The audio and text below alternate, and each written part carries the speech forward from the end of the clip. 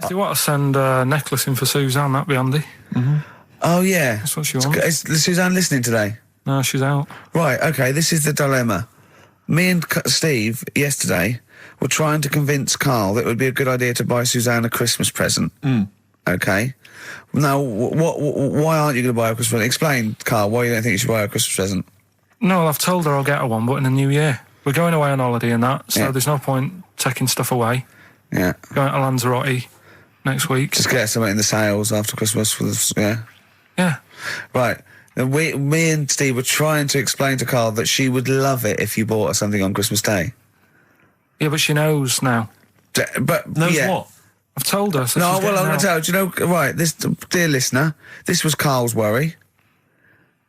I said, I bet she's got you something. And Karl was worried in case he got her something and she hadn't got him something. Yeah, he'd be livid. He didn't want to be down. He didn't want to be a present down. Yeah. Look at his face. So buy her a nice necklace. Don't spend, just spend £100, you know, just a little token. We're going away. We're going taking her away on holiday. No, you're not taking her away, are you? What, you're paying for it, are you?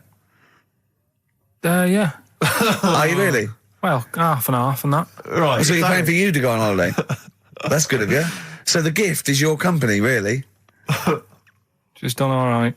She's done all right. Why do you talk like you're 60 years old? And you've been working down the mines? I don't know, she's done all right. Do you go home to her and say, Suzanne, you're bloody lucky? I mean... You've fallen on your feet. To Look be who fair, you've Rick, got. What? I'm not sure she has done all right. I don't want to be critical, but... Oh, dear. So what are you going to get in the sales? What are you going to get her? Yeah, it depends. I'm thinking... I mean, I'll give her the choice. You can have Kingsley and old Bob Marley. Right, I'll let her decide there. Oh, dear. I can't wait to see you. Where are you going, Lanzarote? Yeah. Where's that?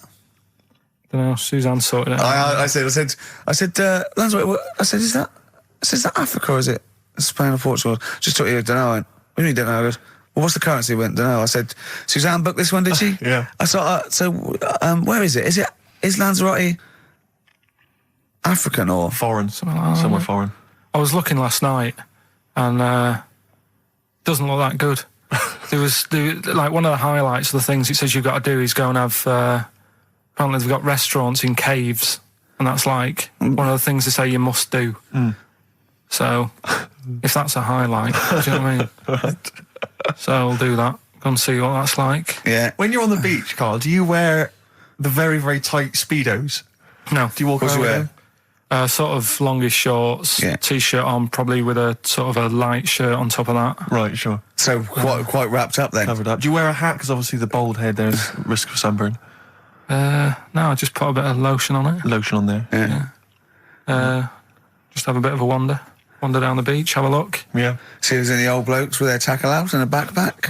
I'll have to look forward to, so Yeah. well, there you go. Yeah. Well, we're looking forward to finding out how you get on. Yeah, I'll let you And know. interested to know what she gives you on Christmas Day. Won't be getting More anything. scintillating chat after this next song. All right, bit of placebo. Yeah, love it. Special needs. Placebo, special needs on XFM 104.9. Email in where Lanzarote is. I don't know if it's Italy or Spain or Europe or maybe Africa. You know, these are the sort of things, these are the reasons I come into it, to at least learn something, innit, Karl? We've stopped educating Ricky, so I've stopped learning, you know. Apparently Lanzarote is one of the Canary Islands. Oh, is it? Although we've also been told it's part of Spain. Right, I don't know yeah. who to believe. I don't know who to believe either. That puts me back, because I knew it was either one of them. Yeah. Yeah, I just, What about it? Pilot knows, doesn't he? Pilot knows where he's going. I thought so, yeah. Doesn't matter then. Right, we're playing Jayhawks. Let's play it. Yeah. Love it. Got bored with that conversation, did you? Long and winding road. I love that, but I don't like the way McCartney sings here. There's just one, he goes, you leave me waiting here. Well, he's always got that slightly affected... But it sounds style, like doesn't it? Richard Burton or something, here. Yeah. But it's only one that does it, but I don't know why. I just think he likes it or wants to go back and change it. Maybe it's like... But having said that, you know, I'm not taking away from the Beatles, one of the best bands ever. Well, yeah, good luck to Brilliant songwriters. Oh, really well. Yeah. We've had a lot of emails, Karl. I don't want to sort of put a dampener on your Christmas, but a lot of people have been slagging off Lanzarote. One of them just said, well, one of them, I don't know if I can find It is Canaria, isn't it? It's Gran. It is one of the Canaries, isn't it? It's a volcanic island covered in volcanic dust. It's very windy, so you have to dig a hole to sit in on the beach, and there's hardly anything to do. That's from Mike Godham, and he says, unless you like quad biking, well, you know, you've seen what happened to No, Ozzy don't Osbourne go this week, quad so don't do biking. that. Not with your little head. There's no protection at all, is there? I don't know what you're thinking. I don't know. At least Rick Mann and Ozzy had lots of hair. Yours would you'd be like Humpty Dumpty. It would crack like a little egg. And then we'd seen, there's no kings or kings horses. So, Yeah, well, they couldn't do the job anyway. No, if you remember. shouldn't really send them. They're not really qualified. Horses not equipped to put back Send an a egg medical man. man like Neil Fox in Yes. to mend But not eggs. some kind of military horse. I bet he's had the egg on his face a few times, hasn't he? What, Foxy? Yeah. Well, most of the series are Pop Idol. Right, Carl. Lanzarote, good or bad? Well, you got to give it a go, haven't you? Yeah, well done. Give everywhere a go. Exactly. That's what I was saying. You know, don't just take the word for it. I mean, if it had said Nananova, Lanzarote shit, he'd have believed it. Sure. You know, if he'd have overheard it in a pub, Yeah. Lanzarote a crap, he'd have believed it. He'd have seen it on a website that was mainly concerned with monkeys and witches, he'd have believed it. Yeah. As it is. Everybody raves about New York, and when I went there, I thought it was rubbish. Well, you're an idiot then, because that is possibly though, the isn't it? greatest city in the world, Subjective. along with London. Subjective, though. That's why they have holiday programmes and that, innit? So you see it and you decide for yourself and that. Yeah, but you saw Venice on a holiday programme, as you put it. You went there and you went, it was rubbish, full of black bin liners. Well, it is. Right. Didn't they show them? It stunk. Didn't Judith Chalmers say that? It stinks here and there's loads of rubbish everywhere. No, she didn't. Did she mention that? Oh, that's what I mean. So it depends what you want from holiday, doesn't it? Well, yeah. But So, you're an idiot if you don't like New York, so next. Anyway, come on, break up, guys. Kiss and make up.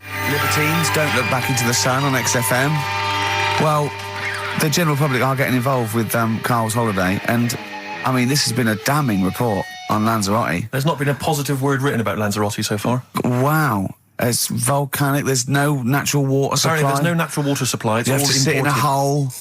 What do you think of this, Carl? What do you think of the people that want you to know that you're going to a rubbish place when you can't change it? What do you think of that? rubbish though, will it? What do you mean? Be all right. What do you mean it'll be right? Because I'm going to go there thinking, oh, there's no water and that, and there will be water. No, they didn't say there's no water. What did they say then? There's no natural water supply. Whatever. I'm not bothered. Doesn't bother me. All right. I'm going to have a good time and that. What are you going to do? What's your plan to do? Got a book. What book you got? Rich Hall book. I'm just going to read that. So, Brilliant. and the weather's better than here, isn't it? Yeah. So, No Blue Sky, The Thorns. That's beautiful, isn't it? On XFM 104.9. Carl, you're losing your rag a little bit. What's the matter? nothing go on. See? What's the matter? No, what's the Well, matter with I've Carl? got something to cheer him up. Someone's emailed in, Emma's emailed in, she said that for those that know, those in the know, they referred to Lanzarote as Lanzagrotte. Brilliant. He's a bit fed up. He's got 2 CDs for Christmas from a company that's he's been with for 6 years. He's a little bit grumpy about having to answer the phones. He wouldn't go and make Steve another cup of tea immediately. Selfish. Yeah. Carl, what are you thinking? Nothing. Go on, what were you doing? Come on, Carl, you're getting paid for this. Project. Out. We'll take one of those CDs away. All right. What were we talking about? Letter to Hermione. David Bowie. Well, we've had the most convincing answer that it's about 290,000 actual words, but possibly 3 million in our vocabulary, using all jargon and scientific stuff and all that. Sure. 290,000. Still a lot, isn't it? It is a lot. We know so little, don't we? Apparently the average person has about 20,000 words in their is it? vocabulary Right. and uses maybe 2,000 a week. Really? Yeah. Carl, obviously, slightly bringing that average down. Carl, what do you think of that? Single figures. Doesn't matter, get by. Why have you got to use longer words messing about and that? Told you. That word about old, anti-dipuian or something. Just say old. That's a bit old, isn't it? That's a bit anti-dipuian and that. What's the point? Yeah. Get to the point. Sure. Busy.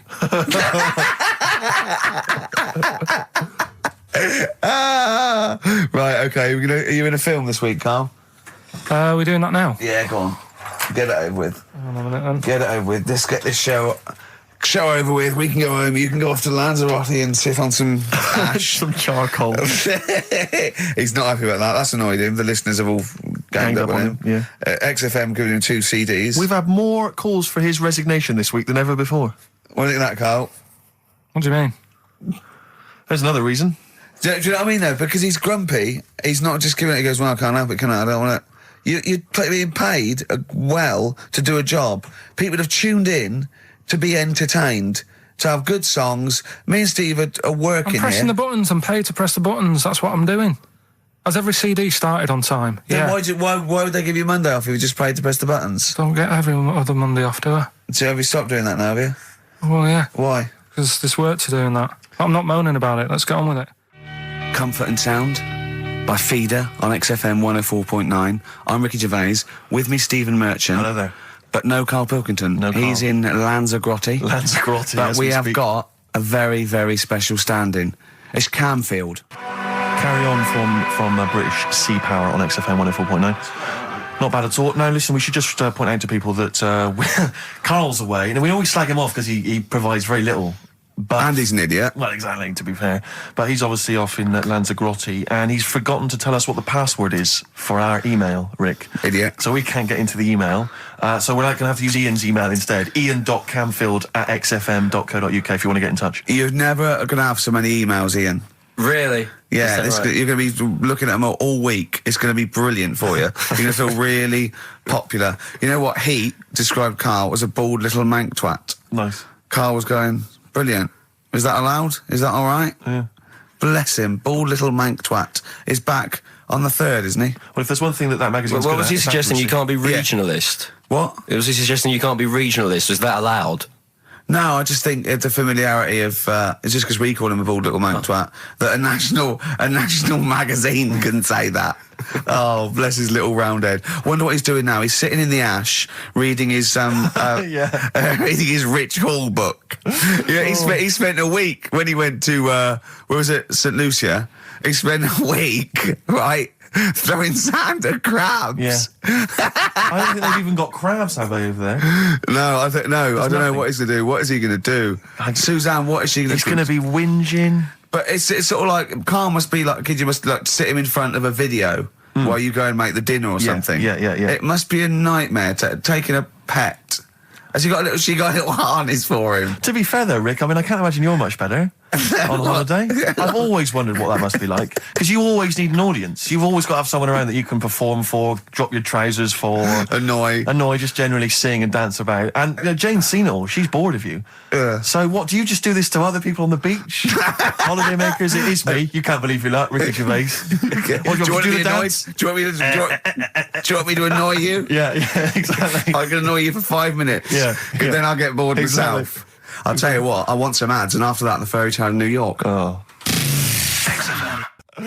Well, have a lovely Christmas. Have a bloody great Christmas, Have a mate. bloody great Christmas. It's the best of next week. Yep. The best of the last few weeks Yeah. with some tat, you know. Carl's put together. We're Look back in forward to that. January. We're playing some of our favourite songs of the year. I'm next looking week. forward to seeing Pilker's tan and Pilker's pictures back, from his holiday. covered in ash from the beach. Yeah. And we're back on the 3rd, I believe. But Ian, do you want to introduce one? This is Ian's choice for the day. Yeah. We'll see you next week in spirit, and then we're back on the 3rd with Pilkers. Over to you, Kampf. Enough of Jonah Louis. This is Paul Di'Anno, ex of Iron Maiden, doing Santa Claus is Coming to Town. Kings of Leon, California Waiting. Steve, the public have been waiting for us to return. That's true enough. All right? Yeah. They had the best of Oh, I bet last that week. was a joy. They had Camfield and us without Carl the week before.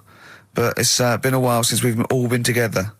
I'm Ricky Gervais. With me is Steve Merchant. And over there, with his little sunburnedy, baldy head, little Karl Pilkington. Hey. All right? Yeah. That wasn't Steve slapping me head then, by the way. No, that was just him clapping, like Steve Wright in the afternoon. It's a great show. Because he's so... It is a good show. Yeah. He's so pleased that we're a posse. Yeah. And we're all back together. 3 holidays Carl's had this year. Last year. Yeah. I'd love to have 3 holidays.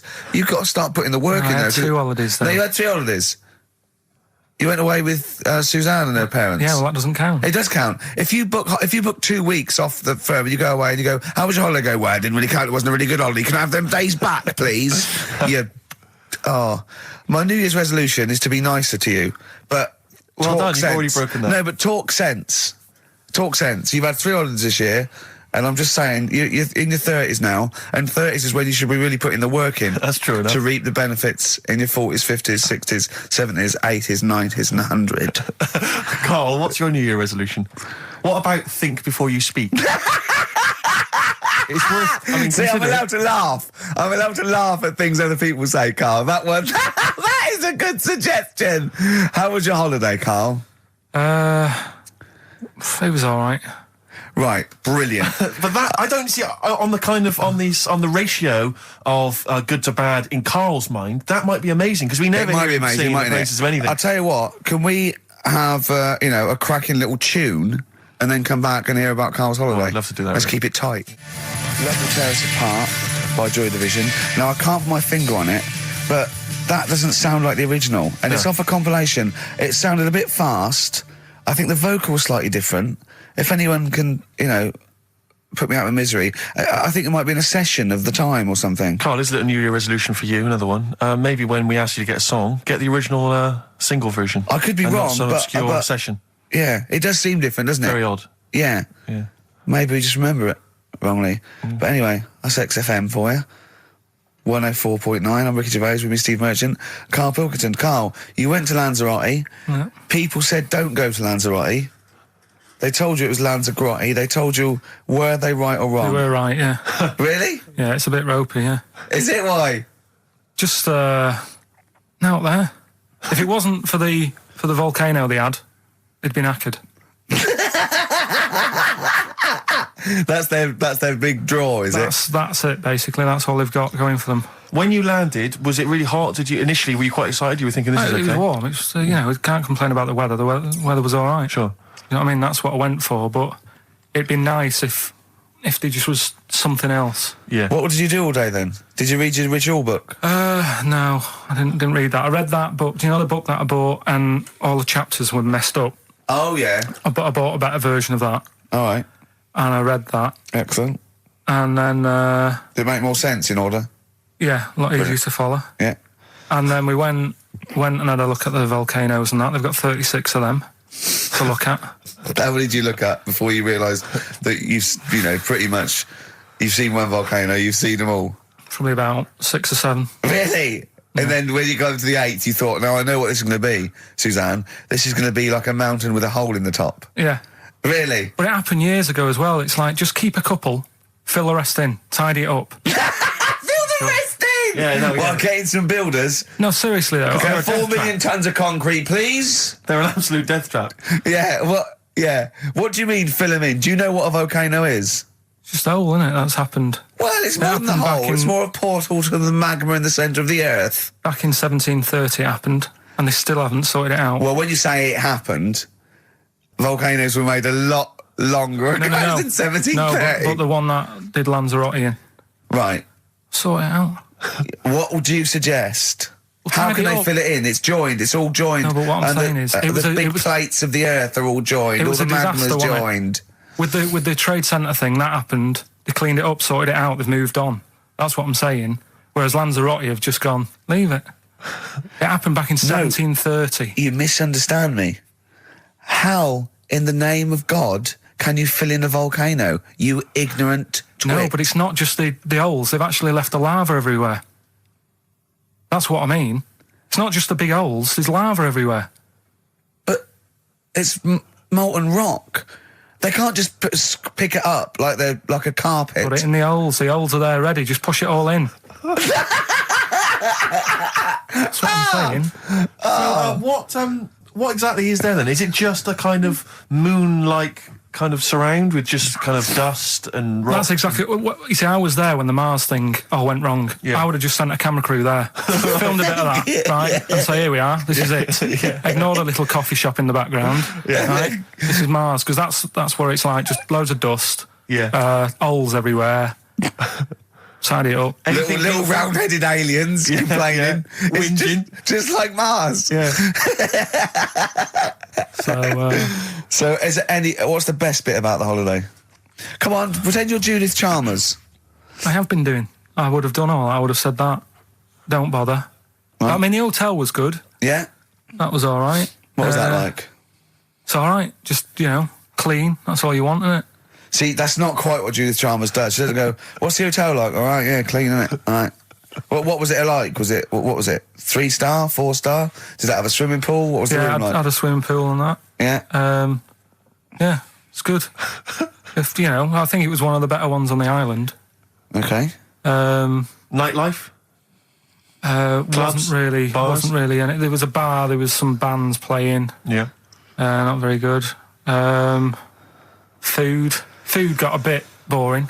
Yeah.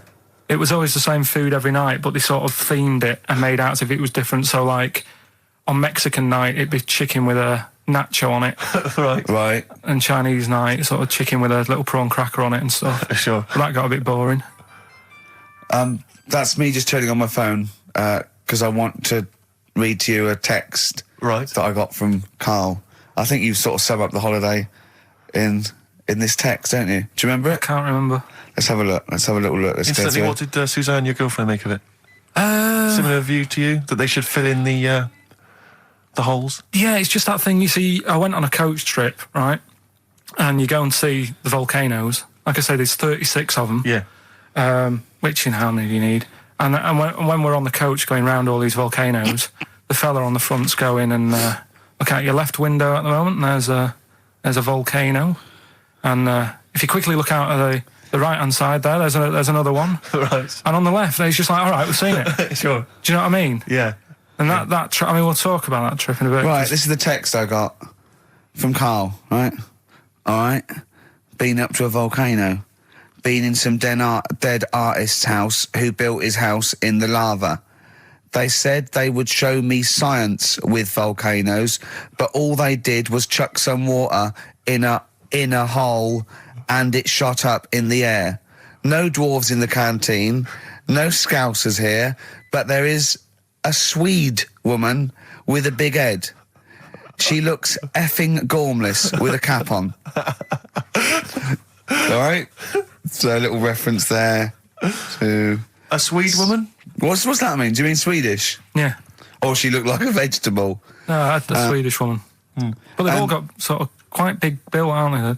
And I sent him a text. Oh, well, it's just good to be on holiday because, you know, I'm working. He sent back, so am I. Just been watching Sky News. There is a school for monkeys who want to get a band together. Is that monkey news for later?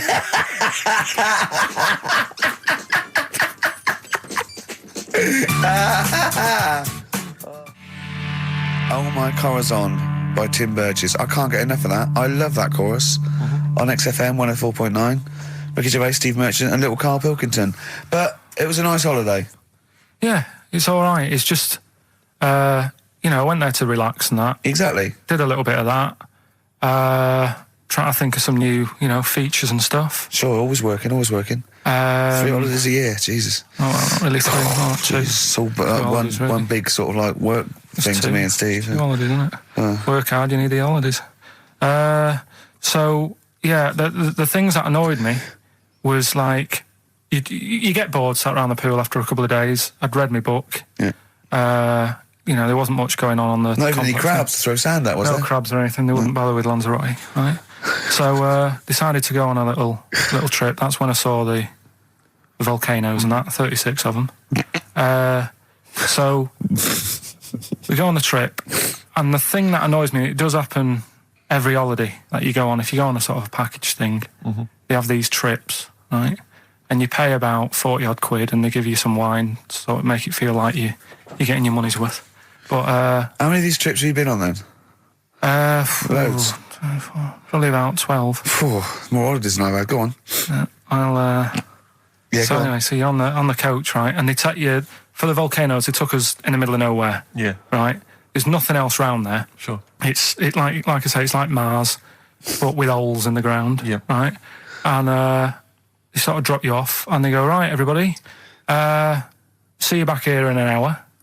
There's loads of volcanoes for you to look at, and a coffee shop over there. And you know for a fact, right, you don't need an hour there. You could just say, well, just keep the engine running because I'll have a look in this hole, we'll get back on, give us 5 minutes. Don't need an hour. Absolutely. But you know that they've got something going It's a with backhander, definitely. What, with the coffee shop? Definitely, yeah. They go there And they get everyone to have an ice cream and a coffee, and they sit down, have a fag, talking to the bloke. Yeah, and it's like, cousin. Yeah. How much was the coffee? Was it probably about €3 each euro, so I think it was £3.50. Sure. Yeah. Which is, I don't know what, that's about £2.50. Yeah, they've stitched you up. There's a museum in Italy when we went there a couple of years back. Suzanne had like one of those little guide things. Museum there just for spaghetti. Yeah. I mean, we opened a restaurant. Yeah. You know what I Was it mean? interesting spaghetti? Spaghetti in different shapes? Don't know, didn't go. I went to see a big hole in the ground. Sure. Can't get enough of them. Well, but out of 10 then, what would you give it out of 10? All in all, food, location, Right. relaxation, enjoyment. Yeah, that's 6. Okay, brilliant. 6, yeah. Next week, where are you going next week? You're not on holiday next week. Going Cool. away with Suzanne's mum and dad again. 5 holidays. Been roped Play a into record. that. You've got to put some work in. You're in your 30s now. You've got to knuckle down. It's that thing, though, innit, of looking at her mum. There's a lot of truth in that, isn't there, that you shouldn't really meet up with your girlfriend's sort of parents and that. Sure. Because you just sort of get a little taster of what's to come and what have you. Then what's to come with yours? It's a good job I didn't meet her early on. No. You're going to be in such trouble! No, they don't listen. It's all right. Really? Well, Suzanne does, doesn't she? She'll probably be out. Really? But she knows. She's got some sense. When you get back. Yeah. You went on holiday with them, didn't you? Yeah, we've been on since then, haven't we? I don't think so. Yeah, I went on holiday last week, been away, but that was just me and Suzanne. Talk about that later. Yeah, okay. Oh. That's coming up. We noticed today how much he's simian, isn't he? It's very strange, actually. We maybe should try and get a picture on the website because Karl's arms are particularly chimp-like. It's very, very strange. Because he's got that he's got long downy hair. It's And not the like long extended knuckles. Yeah, and his totally round face that sort of the chin goes back and the dome of his cranium. I think, quite seriously, I know we sort of share about 98.5% of our genetic material with bonobos and chimpanzees, but I think he's got a little bit more. Yeah. I honestly think he's a little bit of a throwback. Just his line, they just kept to this sort of really the ugliest one in the cave and the tree, and he really didn't come out of it. I'm not saying you are, I don't think you are. Yeah, you're chimp-like. No, it does annoy me. My hair annoys me on my body and that. Because I've got like hair on my little toes and that. Have you? And on the legs. Would you see your little toes? Can you pick things up with them? No, tried. Okay. Well, that's the finale of this week's show. We're going to see if he can play a record and put the fader up From a tyre, while swinging in a tyre. Just using his hairy toes. Yeah. I've sort of got hair all the way, but then it just runs out where it should be. On the top of your head. Top of my head. It's just- Is this part of the reason why you're always uncomfortable about, being nude or around naked people? Is that partly the reason, do you think, because you look so grotesque? Well, when I'm on holiday, I don't really like wandering about without a top on unless, like, it's a quiet beach or whatever. Sure. So what would you normally wear? Need. Shirt I just and have tie? like a nice sort of light, summery, sort of linen shirt, maybe, just a few top buttons open. Yeah. But I don't like the naked body. Isn't that nice anyway, is it? You know what I mean? Whatever it is, if you're a cat and you're shaved, you don't look that nice. Do you know what I mean? But with I think you'll find a cat is naked even with its fur on. Cats don't wear clothes. No, but what I mean is a bald cat isn't that good. You know, it does me head in that I'm bald. I'm not. I wish if I could have hair, it would be nice. But that's life. Would you isn't prefer it? animals to wear clothes like Mickey Mouse does? Or Goofy? You know that I don't like nudists and all that. We'd love to. You can ask him all the other questions because Karl, as I said last week, he doesn't feel his own testicles because he doesn't like the feel. Yeah. So I'd like a doctor to explain to him how necessary that is. And this is truthful as well. I've got very slight pain around the genital area at the moment, and I think it might be some kind of groin strain, but I'm a little bit anxious, not entirely sure Yeah, what it is. you've been with me twice when I've gone along to get them checked. Yeah. And I go, oh, what's that? Yeah. It's terrible. I mean, but it's usually I think you're in a pretty low risk, aren't you? I'd hope so. You're coming out of the 20s. I think testicular sort of. I shouldn't be doing this. I'm not qualified. No. They told all they said was to me sort of like it's 20s and 50s. We're in. Mine sort of felt like they dropped a bit the other week when I was on holiday. I don't know if that's like when you're relaxing or I was wearing shorts a lot. How far? If it's 2 foot, it's too far. I was having problems walking. What do you mean? Why? No, it was just a bit, I had shorts on all day, I'm happy, I'm walking about on the beach, what have you. And then, at the night, when I put some long trousers on, I was sort of walking like a rickets. They probably like stretch a little bit. Sometimes, I told you when I was about 18, I was scared. I went to the doctor. I felt a pain, right? And because I was doing biology, I thought I'd show off this doctor. I said, I've got a pain. I think it feels like it starts in the epididymis and goes up through the urethra either. And he went, finger up the arse. He said, your jeans are too tight. They're squashing your balls. So we want a doctor like that. So what's the phone number again? It's 0871 222 1049. A qualified What do you doctor. mean your balls dropped, though? We've got to come back to this. I don't know, they just felt like, it's not too bad at the moment. I was alright on the way in, but it was just... I feel twinges all the time, but you never know whether it's just because they're no, but they felt like they weren't my own. Do you know what I mean? They sort of felt a bit like these are... There wasn't a bloke standing really close to you, was there? You didn't get them mixed up, did you, on the way back? On the flight back? Someone else has got... Well, take a leaf out of nudist books. They just walk around, they've got nothing on it. it. About nudists. Why? Well, let's play this ad break and that. And Have you had another encounter? if we've got time, I'll tell you about it. Have you really? Oh. XFM. Now, Karl, you haven't told us about your holiday yet. You were meant to do it last week and you didn't. You started telling us, but we didn't have time because we had to do monkey news about a monkey who was a director who cared about lighting and stuff. Is there more monkey news this week? Is it as... okay. Is it real monkey news? Did it happen, or is it mostly embellishment in your round little head? It's proper stuff. Yeah. Okay. Good. So holiday. Where did you go on holiday? Sardinia. Good. Yeah, it's all right. Yeah. Nice food and that. It's important, isn't it? Yeah. And nice beaches and what have you. Excellent. Always like a nice long beach to walk down. Yeah. But so we're having a nice walk, right? You know how nudists do me head in. Sure. Right. Not a problem though, is it? It's not like being scared of spiders where they might jump out under the kitchen sink at you. You know what I mean? It's not a big problem having your head done in by nudists. Yeah, but it just annoys me. It sort of ruins the day a little bit because it makes me feel uncomfortable. Right. Take your clothes off if you feel uncomfortable.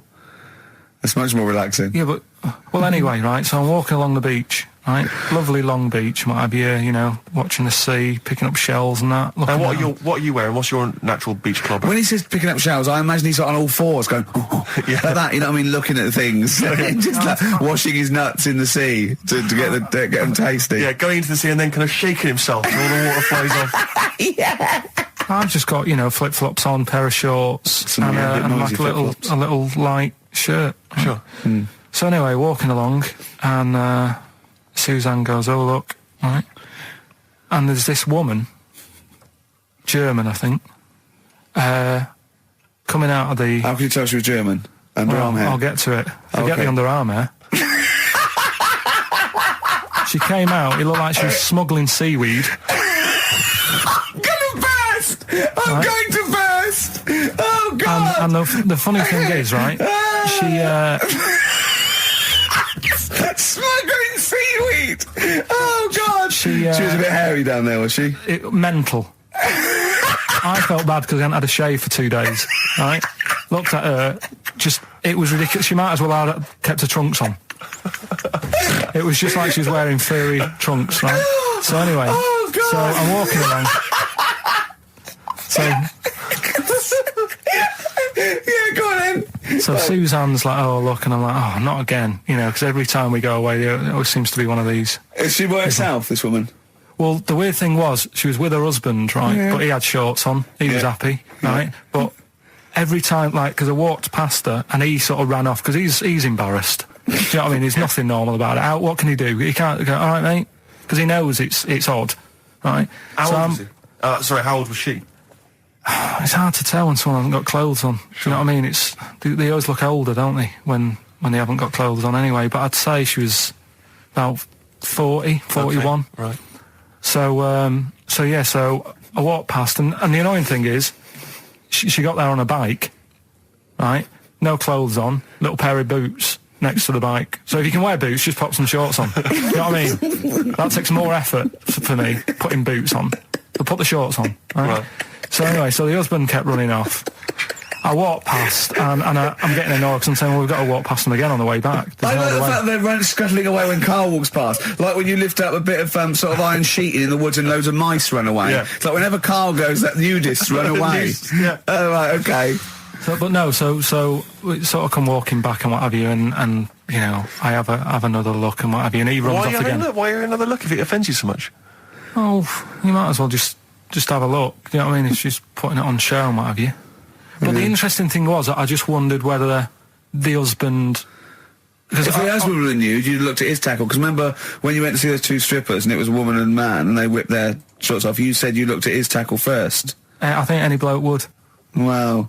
You would. You just check it out. It's natural, isn't it? You just go, oh, right.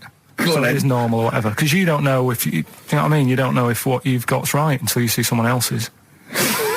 No, do you know what I mean? Yeah.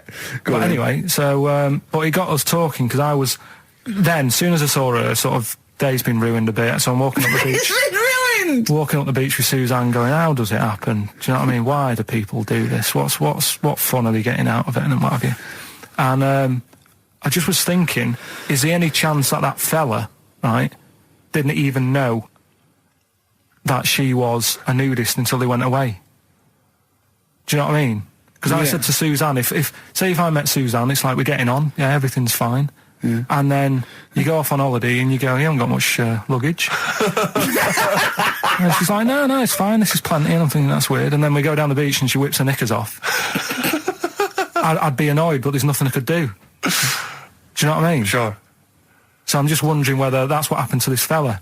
Every time someone came walking up, he was like, oh, God, this is embarrassing. And he Yeah. kept nipping off, Yeah. finding something else to do. Look at some shells.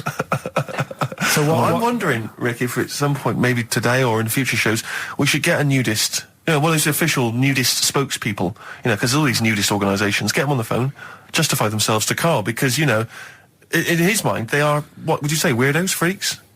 I don't quite get it. I was reading something in one of the supplements last weekend, and some journalist went round to some, whatever you call it, some resort or whatever A nudist for colony, nudes sure. and that.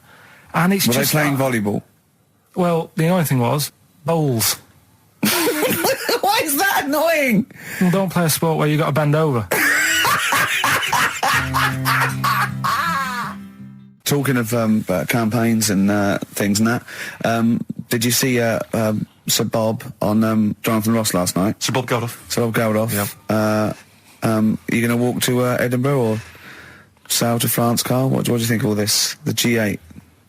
I think it's good that, you know, he's doing some stuff for the world and what have you, but probably won't bother No? having a walk.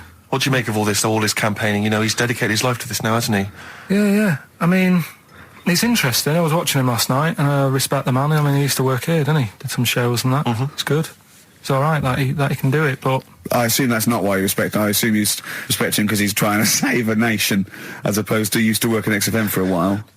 yeah, I know. But I'm just saying is it's good that he's given up a lot of his time to, you know, try and save the world and that. But you know, there's a bit of me that's kind of like, you know, is he wasting his time a bit? You know what I mean? Right? Well, what do you mean wasting his time? Well, he tried it before, and No, wait. What he's trying to say is that the G8 are I think the 7 most rich, wealthy nations in the world, and Russia, and they get together and they can wipe out the third world debt. I.e., they owe us billions and billions of pounds. They can't afford to pay it back. So he's going to say, let's wipe the slate clean and pledge, I think, a lot more aid and stuff to them, isn't it? Mm-hmm. So what do you think of that? but won't they just do it again? Right, what's you thinking?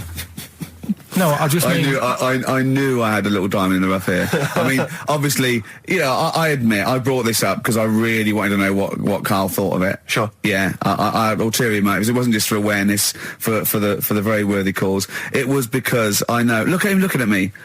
Look at him. He looks at me like a cat. Honestly, it's like there's nothing behind those eyes. Right? What do you mean? They're just going to run up the debt again, you think? Well, what I mean is, right, when I was a kid, right, and I wanted to go to the arcade, I'd borrow £1 off my mum, right, and she'd say, don't come back asking for more and what have you. But I'd have a go on a pinball machine or whatever, game on a fruity, and then go back, and she'd go, can I have some more money? And she goes, I gave you £1 before. And And I go, no, but I'm on holiday. And she goes, there you go then. And then I go off and do the same thing. I didn't go, no, I wasted the last one, I'm going to pop this in the bank.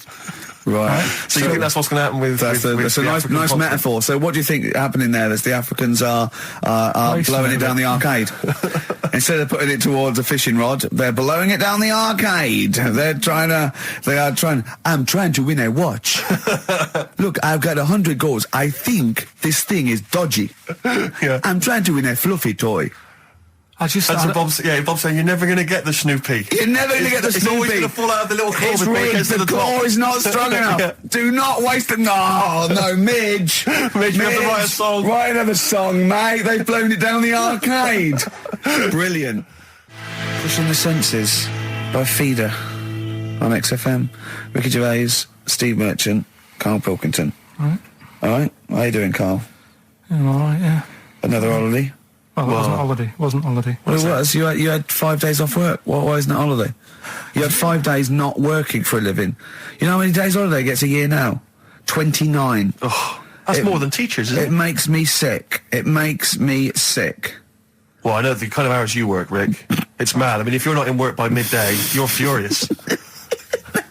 No, but I mean, I'm always... 29's normal for the normal working person. Yeah, but, you know... And anyway, it wasn't a proper holiday. I went to see my mum and dad. It's nice to see them and everything, but it's not holiday, is it? Why? It's not going away. It's not getting on a plane, is it? Going away. Oh, is that definitely a holiday? What happened before 1950? I don't know. People used to go... Yeah, exactly. People used to go to Blackpool or Brighton. That was holiday. Yeah, but I didn't Where did go you to... go? Went to Wales. There you go. Lovely holiday. Lovely holiday. Have a holiday in Wales. That's what they say, innit? Come to Wales and have a holiday. That's what they say, innit? So come to Wales and meet your parents. Come to Wales and have a lovely holiday. Right. Well, anyway, it was good and that. It's always good to see him. Right? Yeah. But Week off work. do you know, like my mum likes gnomes and stuff, Yeah. right? Of course she said, does. She's lived with one for 30 years. She said, get your dad to take us to this park where they've got 6-foot gnomes and stuff, right? Have a walk about. Sounds like a nightmare. Yeah. Sounds like a living nightmare. Keep an eye on Karl. So anyway, He stood still for 2 minutes. Someone bought him. No, you can't buy them and that. It's like a little exhibition thing, Yeah. right? And it's part of a hall, right? This big hall that you have to pay to get in, but we didn't want to see the hall. I just wanted to see the gnomes. Of course you did, yeah. So anyway, my dad says, yeah, well, we can get in there for free. Of course he did. Clever. Right? So we parked up on this little country lane, right? No one about. We walked How much down, was it to go in? Like £2? about £3 each. Yeah. But he said, well, yeah, but if you don't have to pay, do you know what I mean? You enjoy it even more, don't you, when you're walking about and you think, I've got this £3 in my pocket, no one's having it. Yeah. Right? No, looking over shoulder for a bloke with a peak hat saying, can I see your ticket, please? I wouldn't enjoy it more, no. Go on. Yeah, but you don't worry about it, do You you? got a bit of money now then, Rick. You're changed. So anyway, so we had to walk across about 4 fields. For £3? Right, and what happened was we're walking through all these fields and what have you, big grass and muddy bits and all that because it'd been raining, and climbing over fences and stuff. And we're in this field, right? And I look to my right, and there's about 30 cows all staring at us, right? And Suzanne started to panic a bit. She said, we shouldn't be here. Dad says, of course we can. We're allowed to go wherever we want. You know, all this land, it's ramblers' rights and all that stuff. Yeah. And take a cow if you want. so, Unattended. So Serves him right for leaving him in the field unattended. I'm having one. Yeah. And keep us fed for a week. across. Anyway, these cows start surrounding us. Surrounding us. And, Oh, brilliant. Oh, no. Face off. and Suzanne's panicking, going, "This isn't right. We're not going to make it to the fence in time. They're moving faster than us." And he started sort of running a bit. Wow. And It's like Dad some was kind of bovine West Side Story. Don't A gang of cows coming at you. don't worry about it and stuff. But my dad had to sort of stand there and like wave a stick at him. Of course. And we got away, but Suzanne was like having a bit of a sweat You on, got away. saying, we could have got killed. Sure. And my dad saying, no, it never happens. And I just wondered if it does, if there's a risk of... Yeah, it is rare, but there's been a couple of cases of being trampled by cows. They're not aggressive. They sort of run through you. Well, they're aggressive if they've got a calf. They do have kids. What? He had kids with them. Kids, yeah. That's a goat you're thinking of. Yeah. Maybe they were trying to sneak into the gnome thing, and they were worried that, like, if too many people did it, and they thought some cows, we can just sneak in where cows, no one's expecting cows. And the cows were going, walk upright like you're human. Don't walk upright. They thought you'd blow their cover. Yeah. Yeah, people have been killed by cows before. Yeah, that was like the highlight, and then...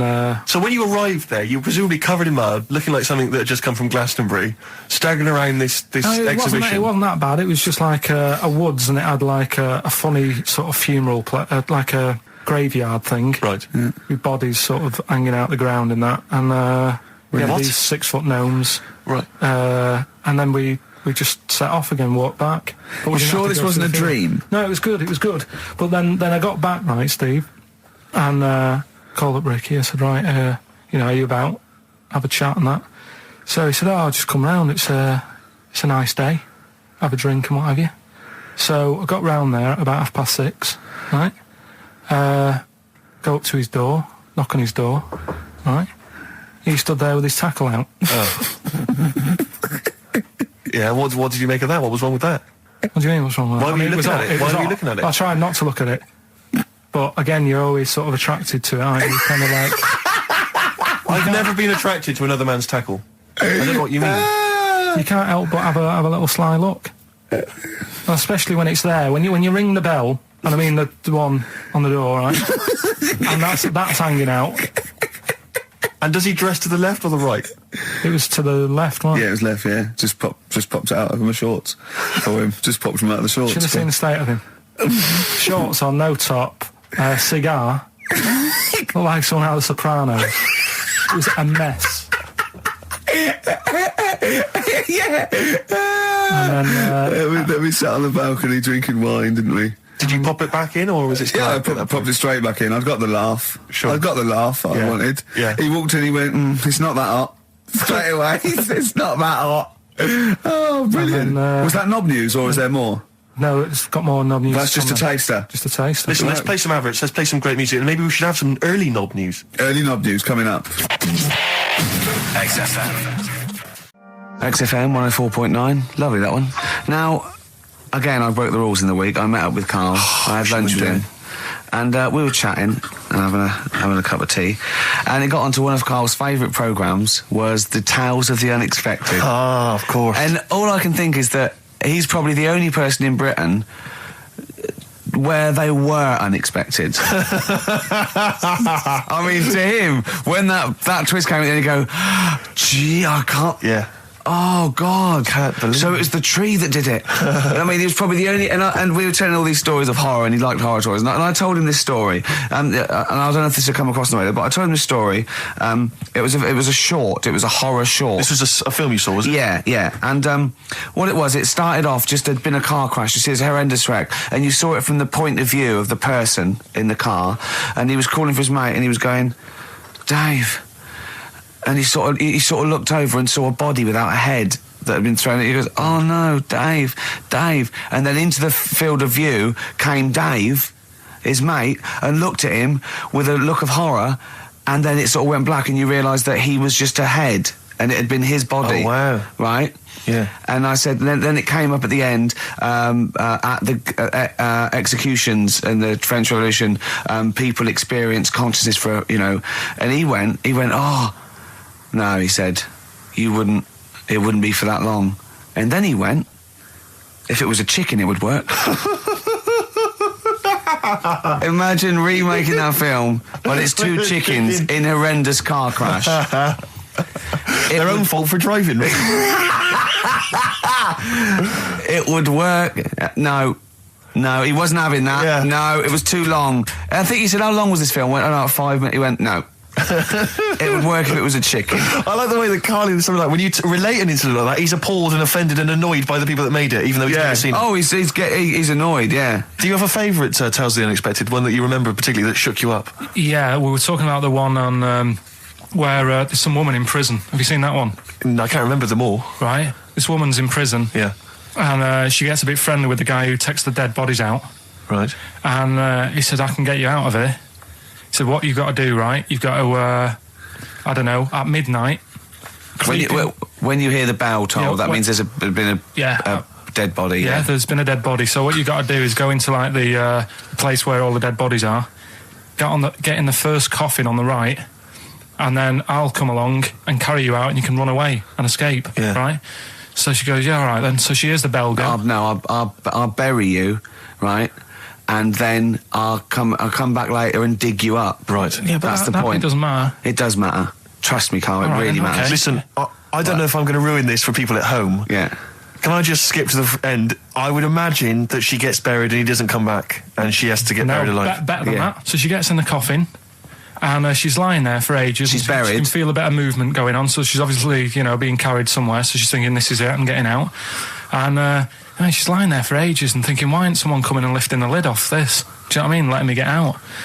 So she's really bored. She gets a lighter out, right? Lights it to have a look at who she's lying on. It's only the fella who said he'd help escape. Oh, How bad is that? that is...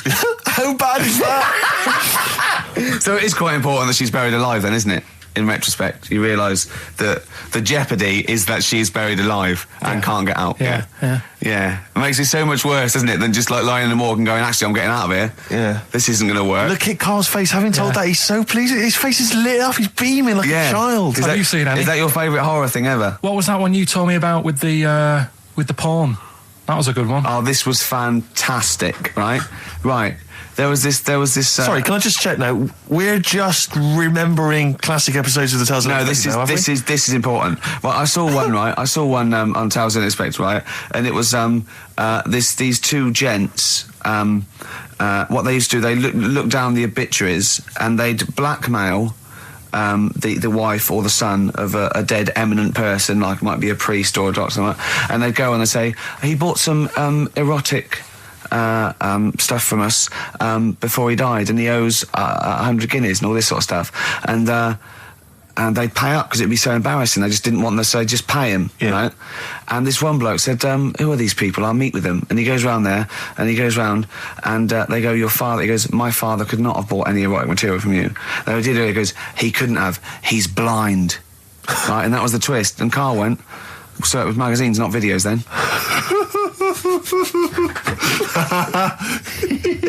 Yeah. Now think about it, Steve. Is that so stupid?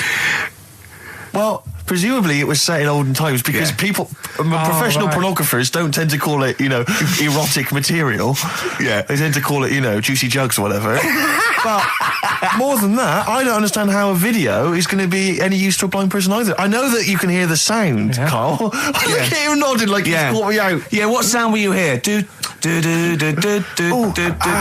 Your meter needs looking at? Yes. Cut. What's then? What's that? Then it's just noises, isn't Occasional it? groans. Yeah. Right. You could listen through the wall at your neighbours. He does. I mean, that's why I save a lot of money. But I thought you were going to point out, Carl, that they could have had a Braille porno. Now, have you thought of that? Look, feel the lumps on that. Exactly. Think about it, Carl. Think about it. You're excited now. Yeah. Your girlfriend's away, Carl. Yeah, the cheese grate is only under the cupboard. No, she's a good-looking lady. What do you make of the first genetically modified baby? Oh. Are you worried about this? Do you know what did they do? What?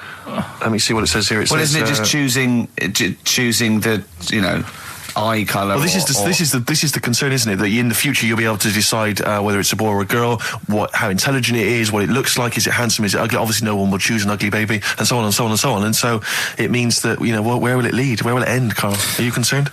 I've thought about this a lot. What will us three look like in the future if they're being, genetically modified beautiful people? What will we be like? How will we be considered in society? True, yeah. But we've talked about this before, haven't we? About the cloning thing. Yeah, that's a bit weird. Yeah. But I don't think it matters because at the end of the day, right, you might look like some other kid, but it's the way you're brought up that will change your features and the way you are, your personality. If you lie, you get a long nose, don't you? Well, no, but listen, right, because I remember when we, I was growing up on this estate. This is going to be good. Go on. No, it's not. It's just an example of how this doesn't work. Go on. So we don't need to worry, sort of thing. Sure. Right? Okay. So I'm growing up on this estate, and there was this woman about 4 houses down, right, who's a bit rough. All right. Didn't fancy her. Oh God, no. right? But she had a Why? baby. Well, tell me about her first. I'm interested in this woman. Why was she? It was a very... like being a man in a I mean, dress? I didn't grow up in a posh house or anything. I'm not saying that if you live in a bit of a rough house, you're a bad person. What did she look like? But anyone can Tattoos? clean up. Looked like Tony Green with a fag on. They didn't clean up much, right? Oh. Which, even if you've not got a lot of money, you can still try and make Get a some place look jiff. nice. Yeah. Right? But she didn't, and a kid used to take a horse into the house. Sorry. Whoa, Yeah. Whoa, Neddy. What do you mean a kid used to take a horse into the house? Where did they believe get it, a right? horse? Must have nicked it from somewhere. Must have done. You seen a horse in it? No. What, is that from outside the saloon round the corner? Yeah, was it just tied up with a bit of leather? Right? And, Oh, that's great. I'd Did been Big out. Jake come looking for it? I'd been out. Oh. Sorry, let me get this. This was before the lynching stopped or after. Where did he get a horse from? What do you mean he must have nicked it? His mum said, where'd you get that from? I bought it. All right then, but keep it out of the kitchen. I don't want you going Catlin rustling. Where did he get a horse from, Carl? And how long did he have it for? Was he leading it or riding it? Mum, open the door, I can't stop. I can't stop it. Open the patio door as well. Looks like we got us a runaway. What do you mean? I don't know, but the thing is, they couldn't afford to buy one because they're not cheap. So I'm just guessing. Maybe that's wrong of me. But I think... He had a horse? Yeah, right. So That's why the family didn't have any money. They'd spend it on the horse. No, I don't Exactly. think, that's what I'm saying. I don't think they would have bought it. So anyway... Yeah, it's wise to whisper, Carl, in case they're listening. Yeah.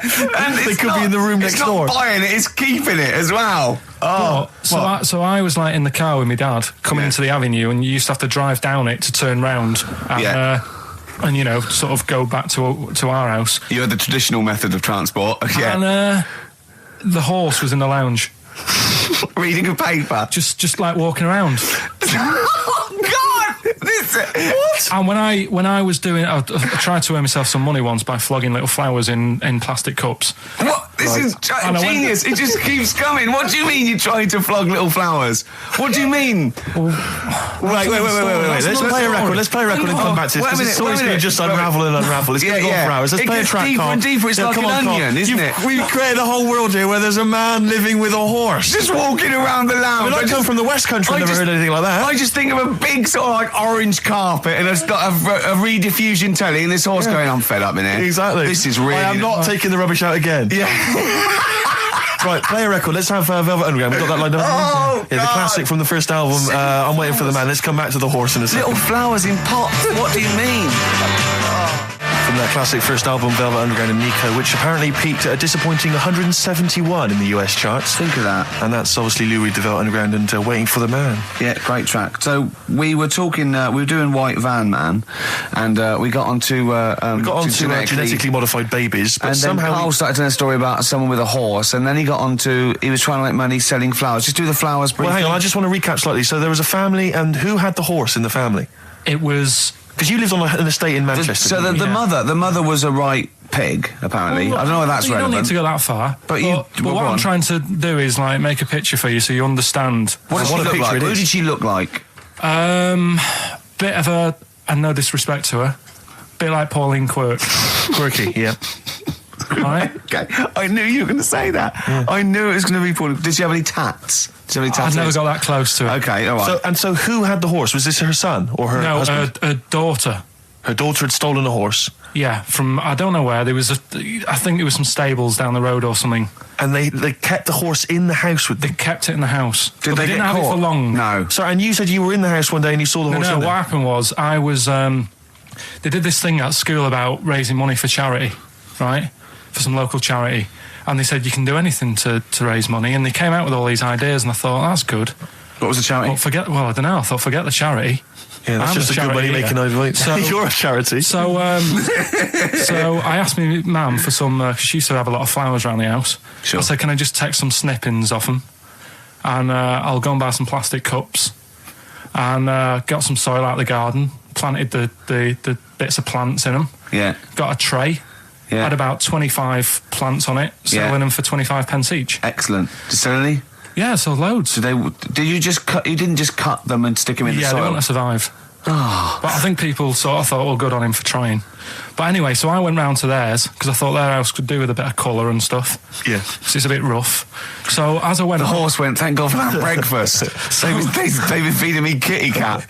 So I got up to the door and they opened the door and it was one of them houses where no carpet. Yeah, a horse in the living room. You know. We've all been there. And the horse was walking around the living room. Oh. I looked quite happy and everything because I always say that about animals. Black Beauty right? was on. Yeah. Well, think about it, right? If you were a horse, where would you rather be? In a little wooden hut with a load of hay, or in like a house with a Central heating. 3-piece suite and a telly and that? Telling you that. No, but I was saying this the other day. And an Atari. Right? I was walking through London. Commodore 64, Yeah. rubbish. Exactly. Walking through London with Suzanne, right? Yeah. And you know, like homeless people always have dogs. And Yeah. she said, "Oh, I hope she looks after it." I said, that dog is happier than most dogs, Right. Because people always walk past and give it a pat on the head. Yeah. It's with its owner all the time. Yeah. It's out in the open. It's not locked up in a house. Yeah. It doesn't You know what I eat, mean? but other than that... No, it does eat though. They're always all right. So that's what I was saying. I think this horse was doing all right for itself. Do you know what I mean? Well, not many horses have got their own house. Exactly. For a start, yeah. But anyway, that's That's by we were the talking by. about. Yeah. So anyway, this family, who's a bit. What we were talking about, it was about cloning. Genetically modified kids and all that stuff, yeah. Right. Now, what I'm saying is, you could say, you know, right, Steve, you could have a baby, right? And Ricky could see it and say, God, I want one that looks like that. Yeah. Right? It could happen, Rick. So Come on, work with him. So you take it to the doctors, and I don't know what they do. They inject it with something or whatever. Yep, that's how it's done. Yeah. And get a little baby, and there it is. It looks the same. Now the thing is, you separate. You both go off and do your own things. Yep. Right. Now, you look at Stephen. You look after your baby. Yeah. You treat it well. You give it good food and I'm a that, good dad. all the vitamins and stuff. Yeah. Ricky just gives it cheese. Right. So then it changes its looks. It goes a bit fat. You know, it gets tired easily and that sort of thing. Now, when this family, Why am I just feeding a baby cheese? right? This family who had a horse in their house. Yeah. They had a little baby, and my mum went round and said, "You're not going to believe this, but it's a beautiful looking baby," right? Yeah. And I was like, well, you know. And the weird thing is, it was a good-looking kid. But as time went on, they didn't really look after it. And I'm not saying, like, abusing it, but it used to run around. It used to play out till, like, 10 at night. Yeah. It used to chase cars. Right. It was a bit... Did it have hooves? Yeah, no. Chase cars. Right. What sort of kid chases cars? Oh God! No. Was it called Rover? The weird Did it catch sticks? It's Liam, it was called, right? Right. Now, the weird thing is, it was a good-looking kid, but as time went on, and all that, like, not eating properly, and its hair was all patchy. It's not Liam Gallagher, is it? And chasing cars and that, and it became an ugly kid. It's definitely Liam Gallagher. And that's what I'm saying, right? You can clone all you like, but at the end of the day, it's Yeah. how you brought up. Brilliant. Wow. Life. Wow. That was a hell of a point. Oh God. But am I right? Oh, you're always right, Carl. Finally, White Van Man, what do you make of the fact that Sainsbury's are bringing in square tins? Is that a concern true? for you? Is that true? Apparently so. Why? Don't It's know. like it's easy to stack. This is what the guy in the Sun has said. That should be interesting. That should be his comment on Sainsbury's are bringing in square tins. Is that should be interesting for meatballs.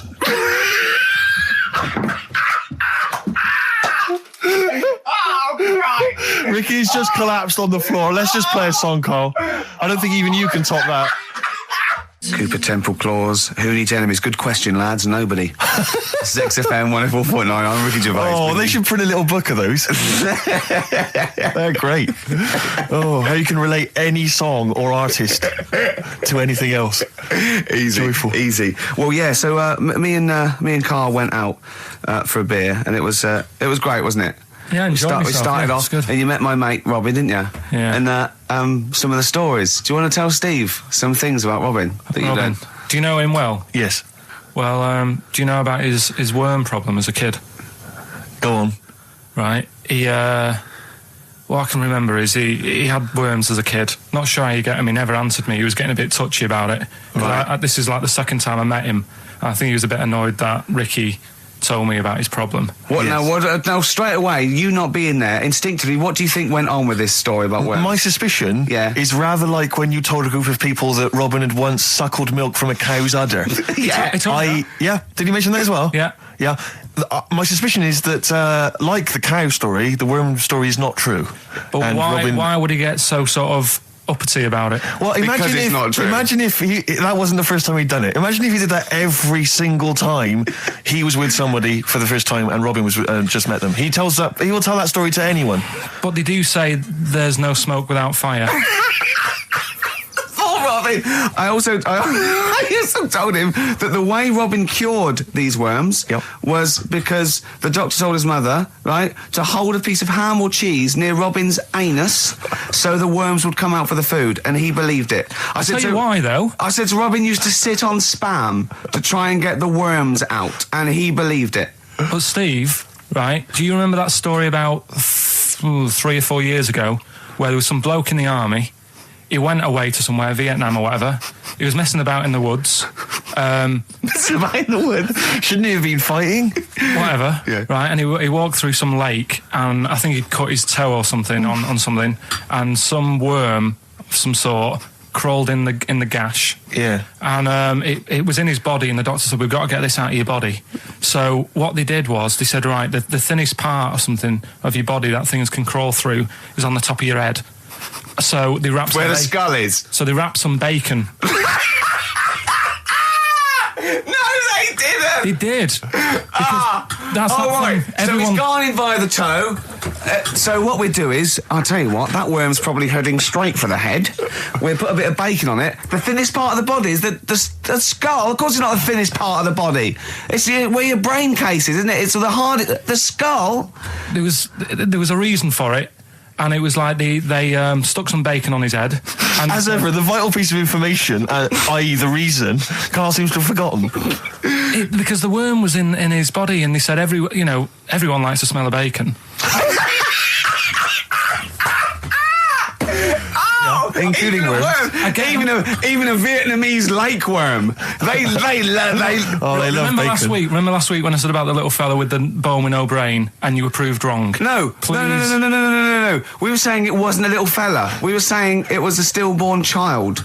It wasn't a little fella. You're changing it now. You weren't having any of it last week. Right, hang on a minute. I'm getting confused. There was a Vietnamese snake that went inside of a soldier. A little, like, maggot or some sort that you have to get out of your body because it causes problems. Yes, and so in order to get it out of the body, they strapped bacon to his head. Yeah.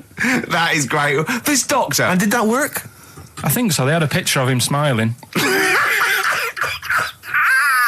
Oh, God, what, the worm or the bloke? The bloke. Oh, dear. Honestly, I hope someone knows the story. Right. It was about 3 years ago, I reckon. Okay. And, it did work. G.I. Bacon. So this is why the worm burrowed out of his head to get the bacon? Get to the bacon. Right. That's great. So this is why when Robin was telling his story, I was a little bit disappointed if it wasn't true. Right. Because in a way, Robin's never been to Vietnam. No, but what do you really think that Robin? Well, as Robin said at the time, Karl, why would I sit on ham then tell Ricky Gervais? It's a very good point. Because if you was a kid, you do daft things like that as a kid. Right. He is telling Ricky Gervais though. Yeah. And then, bless him. Okay. And then anyway, Robin left, and I tried to chase him, but he got away. He knows. And then we had a few pints, and then Karl embarked on some of the greatest stories ever told. Can you tell the story about your dad? Let me run it by. I haven't spoke to him all week, so let me run it by him. Okay, play records. Because what we got? We've got one of Steve's tunes. Yeah, well, bizarrely enough, this comes from the Teachers 2 soundtrack, the soundtrack to the current TV series. There's a slight whiff of nepotism in the air. Yeah. Rick, would you like to explain why? Well, that's why you're doing it. My girlfriend worked on it. But you were going to play this anyway, weren't you? Well, I was, actually. Bizarrely enough, I was going to play some I Am Clute, and this is from, as I say, the Teachers soundtrack. This is called To You. It's a good track. That's I Am Clute, a track called To You from the Teachers soundtrack. That's also got, I noticed, the Electric Soft Parade, The Hives, Star Sailor, Feeder, Turin Breaks, Mercury Rev on there. It's a good little collection. Lovely. Karl, has just had confirmation. He's looking smug because someone phoned up and went, "It is true. It's a Laogai chi worm, and you wrap bacon around your head." That's all the bloke knew as well. Yeah. And his name was Gary. Yeah. So I'm not having it. No. And he said, see, that's why the Robin thing isn't so weird. He said, but when you said he tried it with cheese, he said I was having none of it. He's got standards. Strokes, hard to explain. Like Karl, really. Yes. Yes. So, Karl, concentrate. Yeah, go on. So, we'll leave the worm with the bacon wrapped around the head, shall we? Well, if you're ever caught in the jungle, Yeah. Always carry some... bit of Danish. Good advice. Lovely. So, would you like to start on your... to Steve, because I've heard all these. Well, we won't do them all. We'll start off with the Mr. Freeze. Tell Steve the story of Mr. Freeze. This is the first time he nearly died. This is the most serious of the lot, really. So, what it was, do you know, like, don't know if your mum and dad did the same thing, but, like, they do the weekly shopping on like, a Friday. Yeah. So when you got to Thursday, there wouldn't be much stuff left in the cupboard. It'd just be like, you know, your Jacob's crackers and stuff like that. So when they'd been to the supermarket and they came back, I was like, you know, what's that saying? Like a pig in... You know, I loved it. It was like loads of food coming in, loads of biscuits. What is that saying? He nearly said pig in shit. Right. Is that the saying? Yeah. Right. So yeah, all this food comes in. Thank God he didn't. Otherwise he'd have been in trouble. That's true enough. Because he's culpable for our actions because Exactly. he's the producer. So technically, that twat's in charge. Go on. Right, so anyway, so there's loads of food, and I'm like, oh yeah, look at this, and chocolate biscuits, and, you know, penguins and stuff. Bacon. And bacon. Just in case, you never know. So anyway, my mum and dad's putting the food away. Me and our kid are like, he's already grabbed something, gone back upstairs. It's like feral children. it's like a quest for fire. And then they ran upstairs. What did he just sit under the bed, gnawing at some sort of pig's trotter? So I saw, do you remember Mr. Freeze Pops? I do, yeah. So they're kind of like popsicles, icicles. Yeah, but really long, like a foot long, right? Yeah. So I thought, I'll have one of them, so I grabbed it. Went for the nutritious stuff first. Absolutely. And like my mum and dad are putting this stuff away and what have you. And I rip it open and knock it back, right? Straight away, just right back like Swallow that. it straight away, yeah. But it went down the wrong way, right? So What, down your shirt? So I was like, oh God, I can't breathe. And my mum and dad didn't even know what I'd ate. Do you know what I mean? I ate it so quick. Yeah. And I'm sort of tapping my mum on the back, going, and she's going, oh God, you know, he's choking again, because I was always choking. If it was one thing, I don't know if I've got like a small throat, but I mean, even Ricky knows I can't drink that much, can I? Yeah. Do you know, or eat pebbles. I'm not a quick drinker. I'd always, I think I'm scared of like swallowing stuff. Yeah. And it was like bottle tops and mint imperials and stuff. I was always choking on stuff. Oh, jeez. So anyway, she's going, oh God, what's he picked up on it now? Drop it. So- hit his nose with a stick. So I was going, I'm choking. At this point, my dad had I think he'd put his share away, you know, his food away, and he'd gone. His share. I love it. Yeah. He'd gone to watch like Winner Takes All or whatever in a lounge, and I was in the kitchen, and I was starting to I didn't care anymore. Do you know what I mean? I just got to that point where I wasn't struggling anymore. You just thought, I'm done I just for. was like falling to the ground. And my mum's going, you know, get in here, I think it's serious. And my dad comes in and sort of starts shouting at me, saying that's what you get for being greedy. He didn't even know what I'd eaten. Well, it was the moment to teach you a lesson, certainly. So he's there like that, and my mum's going, oh, look at him. And my lips were going purple, and my eyes were rolling into the back of my head. You look like Marilyn Manson. And so anyway, she grabbed me from behind and did that fireman thing. The Heimlich manoeuvre. Yeah. And, you know, winded me. And it came up, and I was all right. What, the whole popsicle came flying back out? You see, that's what I don't understand. Because there was nothing there. No, just a little bit. No, it swells up, doesn't it? Because it irritated it. So it went down your sort of like your epiglottis. It went down the wrong way, like it went into your air canal instead of your throat, and it sort of spasms, and that's the fear. You just got to calm it down and relax. So in time, I would have been all right. Yeah, anyway. you don't. Well, no, yeah. you might have. So that's so that's hang on. one. No. But the weird thing is, like for 3 days after that, I felt like a sort of special person.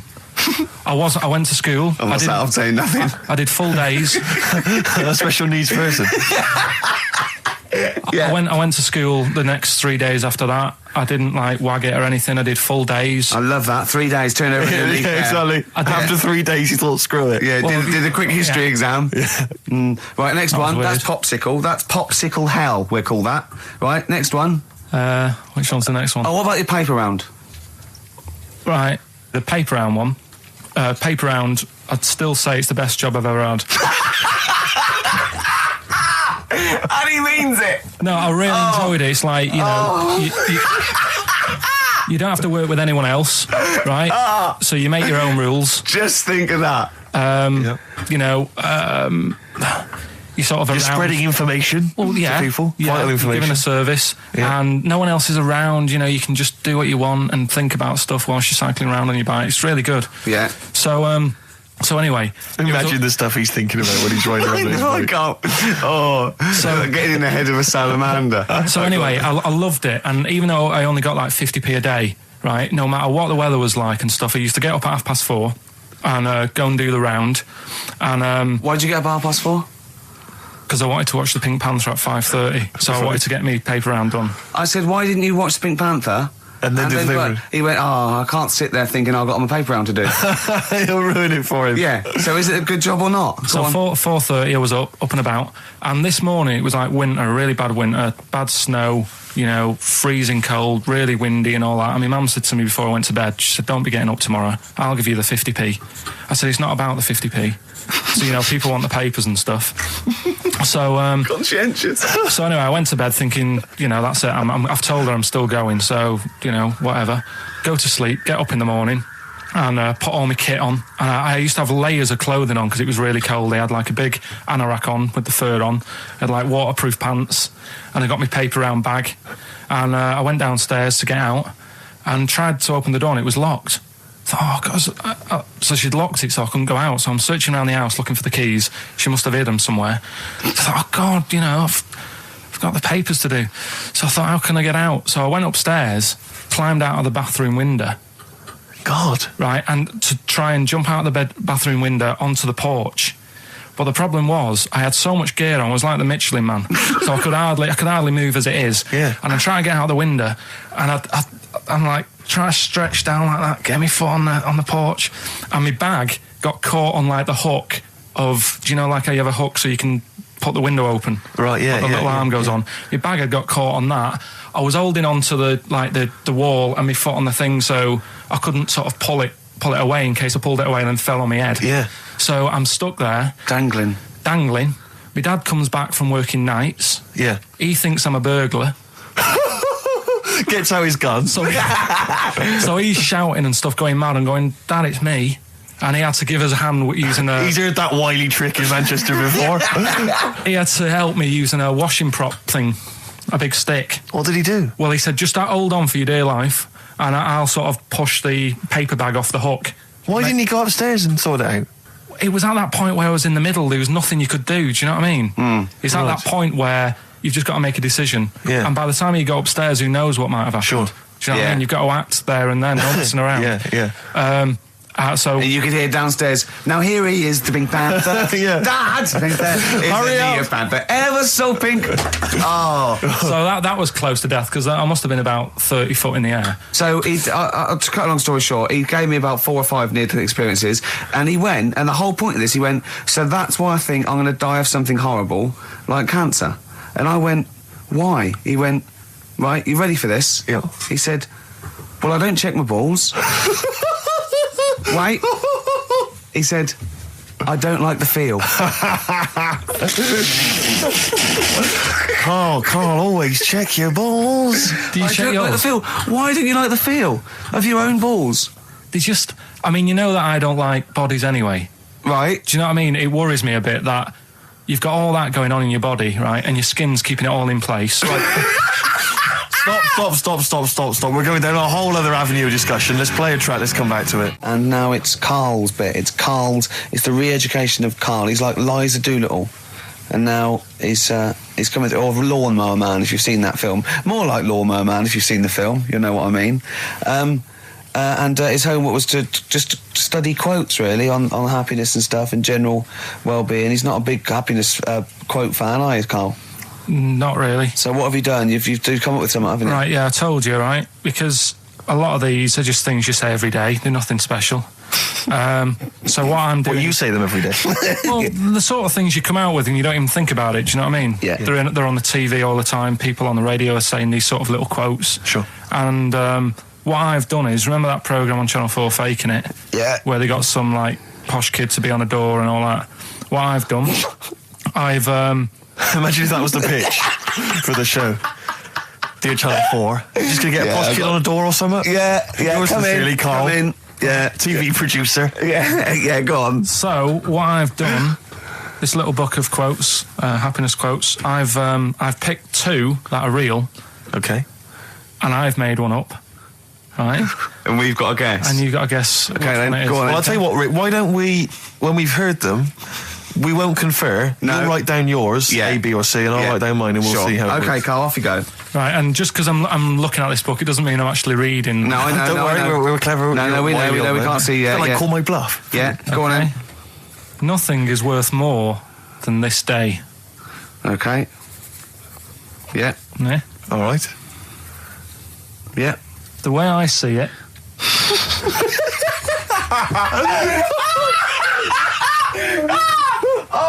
Oh God, my head's gonna burst. now hang on. My head's gonna burst. No, Hang on. this might not be Karl's. Oh, it might not be. How do you know I haven't tweaked them a little bit? Yeah, good Okay, point. fair Good enough. point. No, good point. The way I see it, if you want the rainbow, you got to put up with the rain. Yeah, okay. All right? All right, yeah. Okay, hang on. It's not here. Come on. Cat food, Cat food, come on. it stinks a bit. But if you don't put up with the smell, the little kitten will die. Steve, I don't know what to say. I don't know what to say. Imagine this in faking it. Imagine their faces when he says that, and they're going, "Oh my God." Karl, play a song, mate. We'll have to confer on this one. Right, Blair. Well, that's just amazing, Karl. Just read them again. Two were real, one was fake. Go on in. Right. First one. Nothing is worth more than this day. Excellent. Next one. What does that mean? Well, cherish now, cherish your time. Okay. Because you can't get it back, and Yeah, you know that's the way I saw it. Carpe diem, whatever it is, seize the day and all that. Okay. If you want the rainbow, you've got to put up with the rain. Yeah, of course. Yeah, rough with the smooth. You know, it's not all plain sailing, but you know, rainbow's beautiful, but it comes because of the rain, which you might not like. So Yeah. make the most of everything, and yeah. Good. Cat food doesn't smell good, but if you don't put up with it, then the little kitten will die. Right, now, Karl, that is a good effort. Now, that one's yours. I mean, obviously, right? Right. Right, no, but it's a good effort, right? I mean, it slipped seamlessly into the others. Yeah. Don't think it didn't. No, but it's good. I mean, we knew it was that one. But what I will say is, it's good, but what you don't know, maybe subconsciously, is, I mean, it's very similar to the putting up with the rain and the rainbow. But that's good. Why do you think that? Well, What does mine mean? well, even though it smells bad, it's good for something. Right, So see, that's I didn't look at it like that. What did you look at? I kind of thought... Was yours more specifically about cat food, generally? Because, you know, normally it's an analogy. Yeah, or a metaphor for something, you know, much bigger. Well, no, the way I mean, looked at it- Dolly Parton, who I think did the rain thing, she wasn't specifically concerned about weather conditions. No. It was a sort of general idea. It's all about life. Yeah. Well, Existence. that's what I've done. Go on, I've used an everyday thing Yeah. and put it with today's problems, right? Go on. So, like, my girlfriend, yeah, she might like to go shopping for clothes. I hate it, Right. but because I love her, I put up with it. Ah, that's nice. Yeah? Yeah. So, you love that little kitten. You can't stand the smell of the stuff you got to feed it. But because you love it, you go, well, you know, I'll put up with this just for a few minutes and then I can, like, squeeze its head later and give it a little... Sorry. Squeeze its little head. Yeah. Yeah, well, that's just the thing that I do with cats. Put it in a bag and drown it in a lake. I can feed it and then I can throw it against the wall. So you didn't see it like that, did you? No, that's very good. So it's about love, is it? It's about putting up with the bad things for something you love. Yeah. Well, that's nice. But Carl, you seem now to be convinced and rather smug that you've tricked us and that you've fooled us and that we didn't understand it. Well, I say that's your fault, not ours. No, it's not, though. I mean, look, that man in Forrest Gump, he was a bit of a nutter.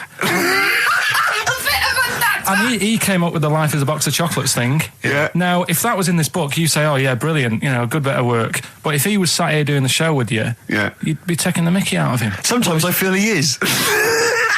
No, but Carl, I could.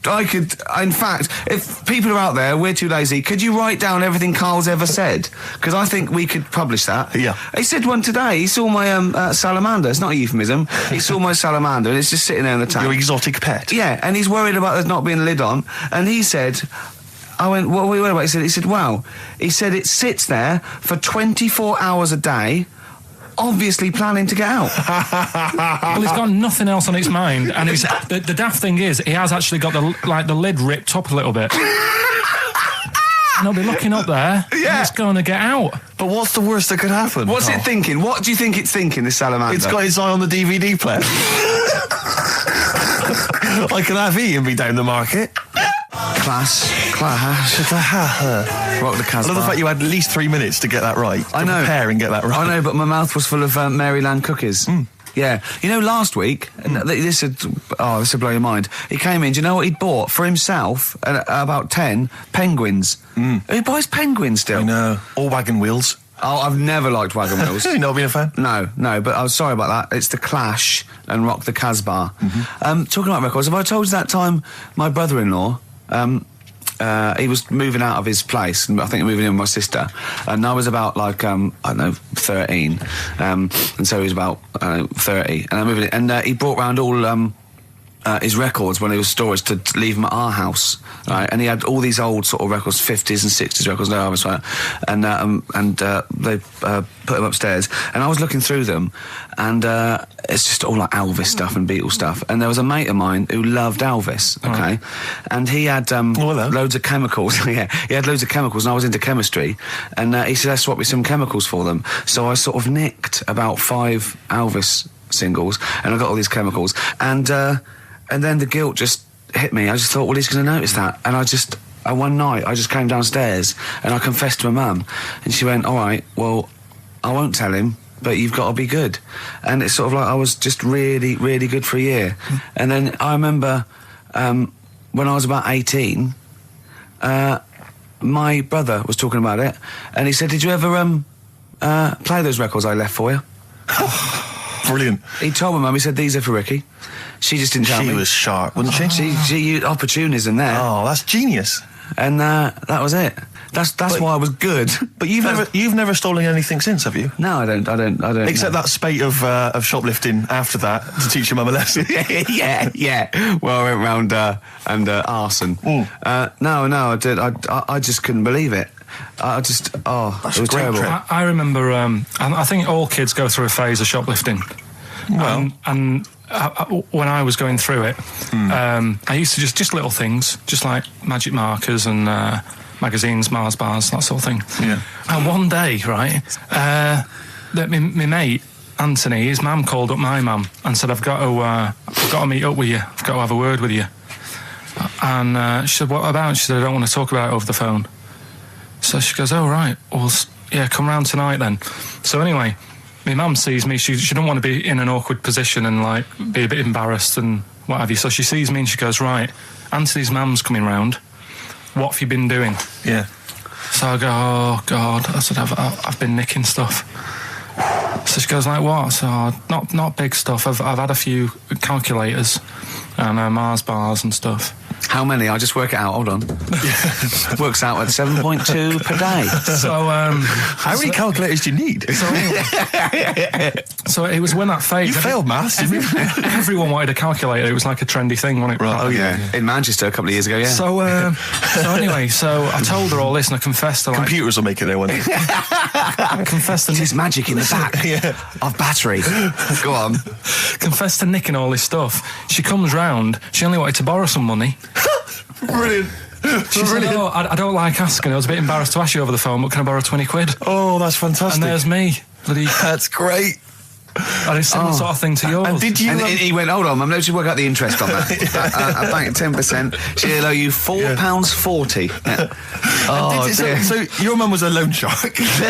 yeah. And did she mention She that went, you'd been nicking stuff with that other? Because what I'm saying is, presumably you got your mate in trouble. No. Right, you didn't. That's great. Anyway, should we have some more music? Because we've been waiting for hours. What are you going to play, Carl? We've got the Cooper Temple Clause. Oh, brilliant. His homework was to come up with those stupid lateral thinking problems. We maybe should give an example of the... Romeo and Juliet, right? Romeo's asleep on the bed, Juliet's on the floor, covered in water and broken glass. What happened? And you ask all these stupid questions, and it's... Romeo's a cat and Juliet's a goldfish.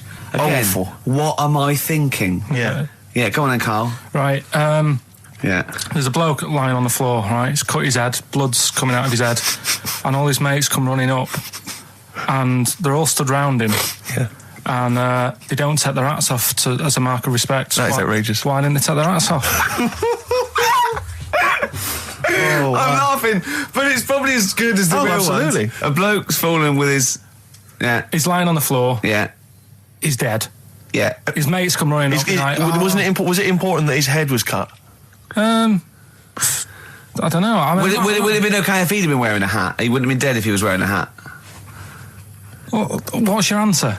No, you're meant to answer a question. You don't just go, what's your answer? You say, where's the turn? So you go, no, and I have to guess. It's obviously like sort of motorcycle stunt team or a parachute. Why didn't they take their hats off? Because they're probably still on the motorbikes or something. Or... Well, yeah, but if you mark a respect to someone, you could take your helmet off. I'm getting angry. What? They're parachutists.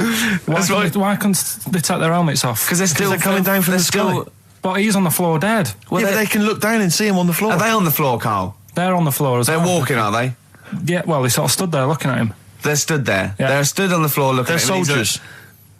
Why? But why? Because it might be in a battle zone. They might have their helmets on, and he's been shot in the head. No. Well, that does work. You see, this is my point. That one works. That one works. Unless you give us a piece of information where that doesn't work. What's the difference? Why is yours different to he's been shot in the head in the trenches, and they're looking at him and they keep their helmets on? I just don't think it matters as much. If they're in the trench, they're already guarded a little bit, so they could take their hats off. It's the best mate, for God's sake. Okay, he's dwelling on this. Are they normal hats? What kind of hats are Give you they? the answer. No, don't get ratty. What kind of hats are they? Baseball hats? If I told you what sort of hats they are, you'd have the answer. Wow. Okay, I've got to guess what sort of a hat it is then, have I? Right. Is it a trilby? No. Is it a bowler? I know what it is. What? They're spacemen. No. Oh, that's a good That one. one works as well. This is my point. I like that one a lot. It works. He's fallen on the moon, and not that the moon happened. It was set up, wasn't it, in the studio? We know that. Yeah. Okay, Carl. What's your answer? Builders on a building site. Why is that different to soldiers? Because bricks don't fall in wars. But bullets fly. Right. Let's play a record and we'll come back to it, Carl, while you think about what you've done. Oh yeah, you've embarrassed Let's play yourself. some classic Suede. Yeah, and this is for David and Kieran. I think you wanted a bit of Butler. This is a bit easier, but I still think it's a good one. So this is, we should explain what this is if you've just tuned in. It's one of those stupid lateral thinking problems That Karl himself has created. Yeah, that was his homework. Right, this one. It's a fella. He has a normal day doing stuff. Nothing wrong with him, right? And It's the twist in the tale. It's just like Tales of the Unexpected. Yeah. Just a normal day, nothing wrong with him. Hold on, though, he's got the legs of a fish. Go on. So that's why he's been hiding his legs. So Go on. He does his The normal, legs of a fish. Sorry, Carl, carry on. He has his working day and that, Yeah. and then he gets a bit tired. Goes to bed. He puts the light on, leaves it on, goes to bed. Oh. That's crazy. That's mental. I can't think what's happened. Anyway, here's Radiohead. Right, okay. What? The question is, why does he put the light on when So he's a going man, to bed? he's had a normal day, he's come home from work. Is that right? He's come home from work, or he's not been working? Yeah, he's just been out? no, it's been working and stuff, I think. You think? You've made it up, Carl. You can decide. So the question is, why has he put the light on when he's asleep? There's a reason that he's put the light on when he's asleep. Has he gone to sleep? No, Carl, don't shrug. You're meant to answer these questions. He put the light on before he went to bed. Yeah, and the question you're asking me is why? What's the scenario? And the light's on and that, but he's gone to sleep. Yeah. He started reading and then he fell asleep. No. Did he intentionally, for some reason, put the light on? Every night. It's mad. Sounds mad. That's Carl, doesn't it? Every night he does it. Yeah. He puts the light on. Carl, is the point of this, he puts the light on for a very good reason. Not for us, but for some people. He's blind and it's always been on and he thinks he's turning it off, but it was on in the day and he thinks he's turning it off, but he's turning it on because he's blind. That'd be stupid. That works. No, that works great, Rick. Yeah. Thank you, Carl. So you've got to come up with... Hang on. If you're blind, why would you put a light on? No, he thinks it's off. Yeah. But why would he turn it on anyway? Just think so he doesn't get burgled, so people know he's in because he can't see him. So he just he puts the light on when he's there, then he turns the light off when he goes to bed, so people think it's fine. But he's got it out of kilter, and actually he's walking around in the dark all day. I don't believe that if you're blind, you turn your light on. I don't think you'd be living on your own, would you? I'm not having that for a second. Do blind people live on their own? I'm not having that for a second. Well, some people do. Lonely blind people live on their own. No, if you got bad eyes. What, any of them women? Are there any blind women who are living on their own, Rick? No, I mean, if you know of some blind women. 08700 800 1234. We've gone through this. If you are a blind woman with no standards and you don't care annoying voices and smell, yeah, then get in touch with you. Yeah, I mean, you've got to be within the ages of, say, 25 to 65. You know, right. Well, call it 75. You fussy, all of a sudden. Yeah, go on. If you were blind, would you live in London? Because someone said yesterday there was one struggling outside in Leicester Square, and I don't understand. If you were, I mean, you know, might have been a tourist. But why come to London if you're blind? It's the worst place in the world to come if you're blind. To hear the sights. To hear the sights. It's a bit mad, isn't it? They do the same job. They have tourist needs like anyone else. Yeah. No, but it sort of stinks, and you'd go away going, "Oh, it's not that good." I just thought I thought it was a bit weird. Well, never mind your concern for the partially sighted or sight impaired people coming to London. Get on with this. Yeah. So there he is. Yeah. It's like, a bit tired. Yeah. Just put the light on and get to bed. Yeah. So he turns the light on and he goes to bed. Yeah. Oh. Should we play a track? He's not sleeping on the job. He's a lighthouse keeper. Well done. Is he a lighthouse That's keeper? not it, Carl. He's a lighthouse keeper. Right. Why wasn't the light on all the time? Because it's light in the day. You idiot. Play a record. What? Play a record. You're a buffoon. No, actually, the light isn't on in the day, is it? No, Rick? it's not. I think you're the buffoon. Oh, yeah. Carl has won! You don't talk to anyone, do you, in the week? You just hide in your little sound booth thing and you really don't talk to anyone, do you? Much? Not really. No. I mean, you might call up. Yeah. But no, I keep myself to myself. Yeah. Then you don't get bogged down in the office politics and stuff. Yeah. Is there a lot of office politics here? I don't know. I don't get involved in it. Oh, yeah.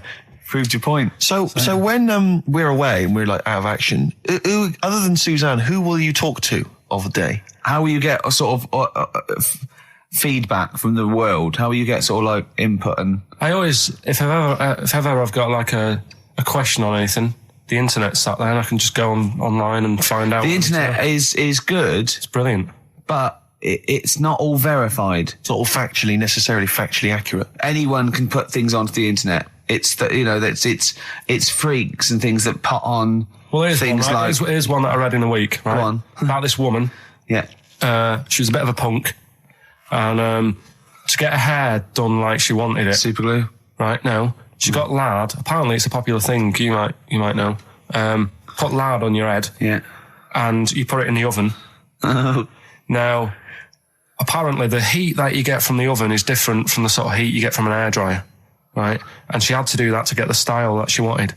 But anyway, she comes into some money or whatever, treats herself to a microwave. Right? It's not true. Opens the door, jams the things, like the little catch. So the microwave works. She jams it with a screwdriver or a knife or something. Yeah. Puts the microwave on, sticks her head in, boils her brain. Don't be ridiculous. Right? Well, why is that ridiculous? Boils her brain. She boiled her brain. She boiled her brain. And this is what's good about the internet. I went straight from that, and there was a subject about brains. And do you know that Russell Crowe, when he dies, he's given his brain to charity or something, some sort of some people who can do stuff with it. She gave hers to Pot Noodle. Vesta. Yeah. Oh, That's the boiling sort of a stuff. skull. Yeah. That's not true. No. It's not true, Carl. Just urban myths. Someone made it up. Yeah. For a laugh. They're just too convenient urban myths. Everyone's you can tell an urban myth's not true because it's always this happened to a mate of mine, and when you say what happened then, they go, don't know, that was it. Was it? Was that it? Was it? Someone boiled a brain and that was it. There was no more story. Well, Were there any dates, locations, times? I think it was in Belgium. There's that one. There's that one that a bloke, right, was going to get a phone call at 4:00 to find out if his business was, okay, right? And if he didn't get the phone call, he knew he was broke, destitute. So dead on 4:00, the phone didn't ring. So he went up to the roof, his office, and he jumped off to commit suicide. And as he was passing his window, the phone was ringing. Oh no. Carl, it didn't happen. Didn't happen. Think it through. Think it through. Who told that story? Who told that story? As he hit the pavement at 120 miles an hour. He's the only person who could have known that series of incidents. Also, why didn't And he he's dead. as his life's at stake, why didn't he wait till 5 past? I said, I'm going to give it 5 minutes just in Just case. in case the lines are busy. Yeah. And what sort of bloke goes out, I'll call you at 4, okay, if your business, well, call me anyway. No. If I don't call exactly 4, then, no, you commit suicide. Commit suicide. I would, because if I don't call at 4, that's the end of it. Well, call me anyway. No, that's not the way I work.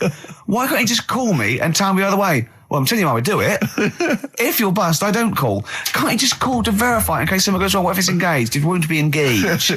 Just commit suicide at 4, please. It didn't happen, Carl. The other one, right? A bloke, right? He's on a train station, and I'll tell you how I heard it. He's waiting for a cruise station, waiting for, and he shits himself. As you do. And so he goes, oh, my train's in 5 minutes. So he runs across to Millets and goes, quick, Levi's 36. The bloke just puts it in a bag. He runs onto the train. He goes into the toilet, takes his trousers and pants off. He's soiled. Yes. Throws them out of the window. I won't be needing those again. Cleans himself off. Open the bags. It's a jacket. Oh. No, it didn't happen, Carl. At what point did he go into it and go, quick, Levi's 36? And the bloke went, sorry, Levi's 36, what, a pair? No. Shall I wrap them? Them? It. Shall I wrap? Just wrap whatever it is. Do you want to look? No. I'm not looking when you're putting it in the bag, please. Right? 36 waist stories. Don't say anything. I've told you 36 Levi's. And put it in a bag and charge me for it. Yeah. I don't want to discuss it further. Yeah. There was one. There we go. There was one about a woman whose husband died, and she had him cremated. Yeah. And made like a little egg timer out of him. Mm. And she said, I did that so it can still help around the kitchen. Well, that might be true. That might be a joke. That's quite sweet. That might be true. It's a true story, again. It was all... No, not again, because the ones I just told weren't. Nor is the boiling the brains in a bag curry microwave. Head story, true. Yeah. That's all. That's nearly it, Carl. Right, what's your last room 101? Oh, God. It was holidays. Holidays. You want to put holidays in room 101? People who are sort of annoying on holiday. Oh, yeah. Do you know when you go away? Oh, yeah. It's sort of touched on this before. Is this going to be the Scouse guy? Yeah. Go on. Oh, it's so long now. I mean, it was a holiday when we went to Tunisia. And the Scouser pissed you off. Surprise, surprise. Yeah. Yeah. But the annoying thing was, when you go on it was a cheap holiday, and like the lesson here is, if you want a good holiday, you got to like spend some money. Yeah. And we didn't on this one. We spent about, I don't know, 400 quid for 2 of us for like a month or something ridiculous. And we got there and, you get to the hotel and you go, we have made a mistake. It's a ropey hotel. you know, you can tell like the blinds and stuff as you're walking, they're all dirty and stuff. And you think, well, let's make the most of it. You know, let's not get down about it. It's a holiday. It's short a rest. And you try and make the most of it. And we had to meet. You know, like you have one of those things where you get to your destination and the rep says, right, you know, go and unpack your bags and that. Go and sort yourself out in the room. And tomorrow morning we'll meet up at 10 o'clock. And I'll go through, you know, the best sort of place to go for camel rides and, you know, the best deals I can get you. That sort of thing. Can anyone here walk like an Egyptian? So she says, right, tomorrow morning, meet 10 o'clock in the discotheque. So we get up and we have breakfast, and it wasn't a good breakfast. The kitchen was, like, bit horrible. The food wasn't good, and it was run by sort of midgets. What do you mean it was run? There's anything wrong with that. There was little fellas running around, and the annoying thing was one of them sort of started to fancy my girlfriend. How did he manifest his affection for No, you're not saying there's anything wrong with midgets, though, are you? Just saying it was strange. That there was Yeah, but even midgets shouldn't be cutting in on Karl Pilkington's territory. I know. But it's also that thing of, you know, they've got little fingers, and it's sort of ruined. I'm so sorry. No, I'm not. It is a bit of a phobia of mine. Okay. Do you know what I mean? They are nice people and that. Sure. Oh, God. But the annoying thing is... So what was he doing then? How did he... I don't understand how he was chatting up your girlfriend. Was he crawling under the table so you couldn't see? Just kept... Whispering to her from underneath there. Stop it. Just sort of, you know... Wait, I don't want to get a complaint on our last show. There's not many midgets. What's going to happen? Can we just finish this and start up again in a couple of months?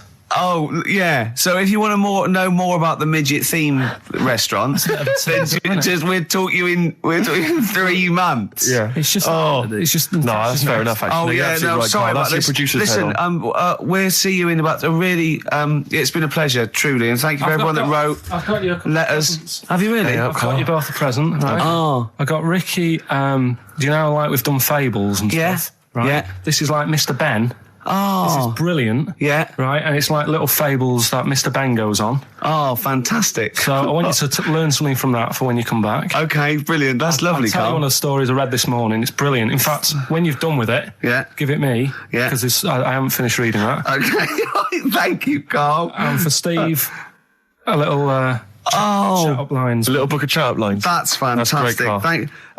Well, we'll see you in 3 months. But carry on emailing Karl. Cherish Karl Pilkington.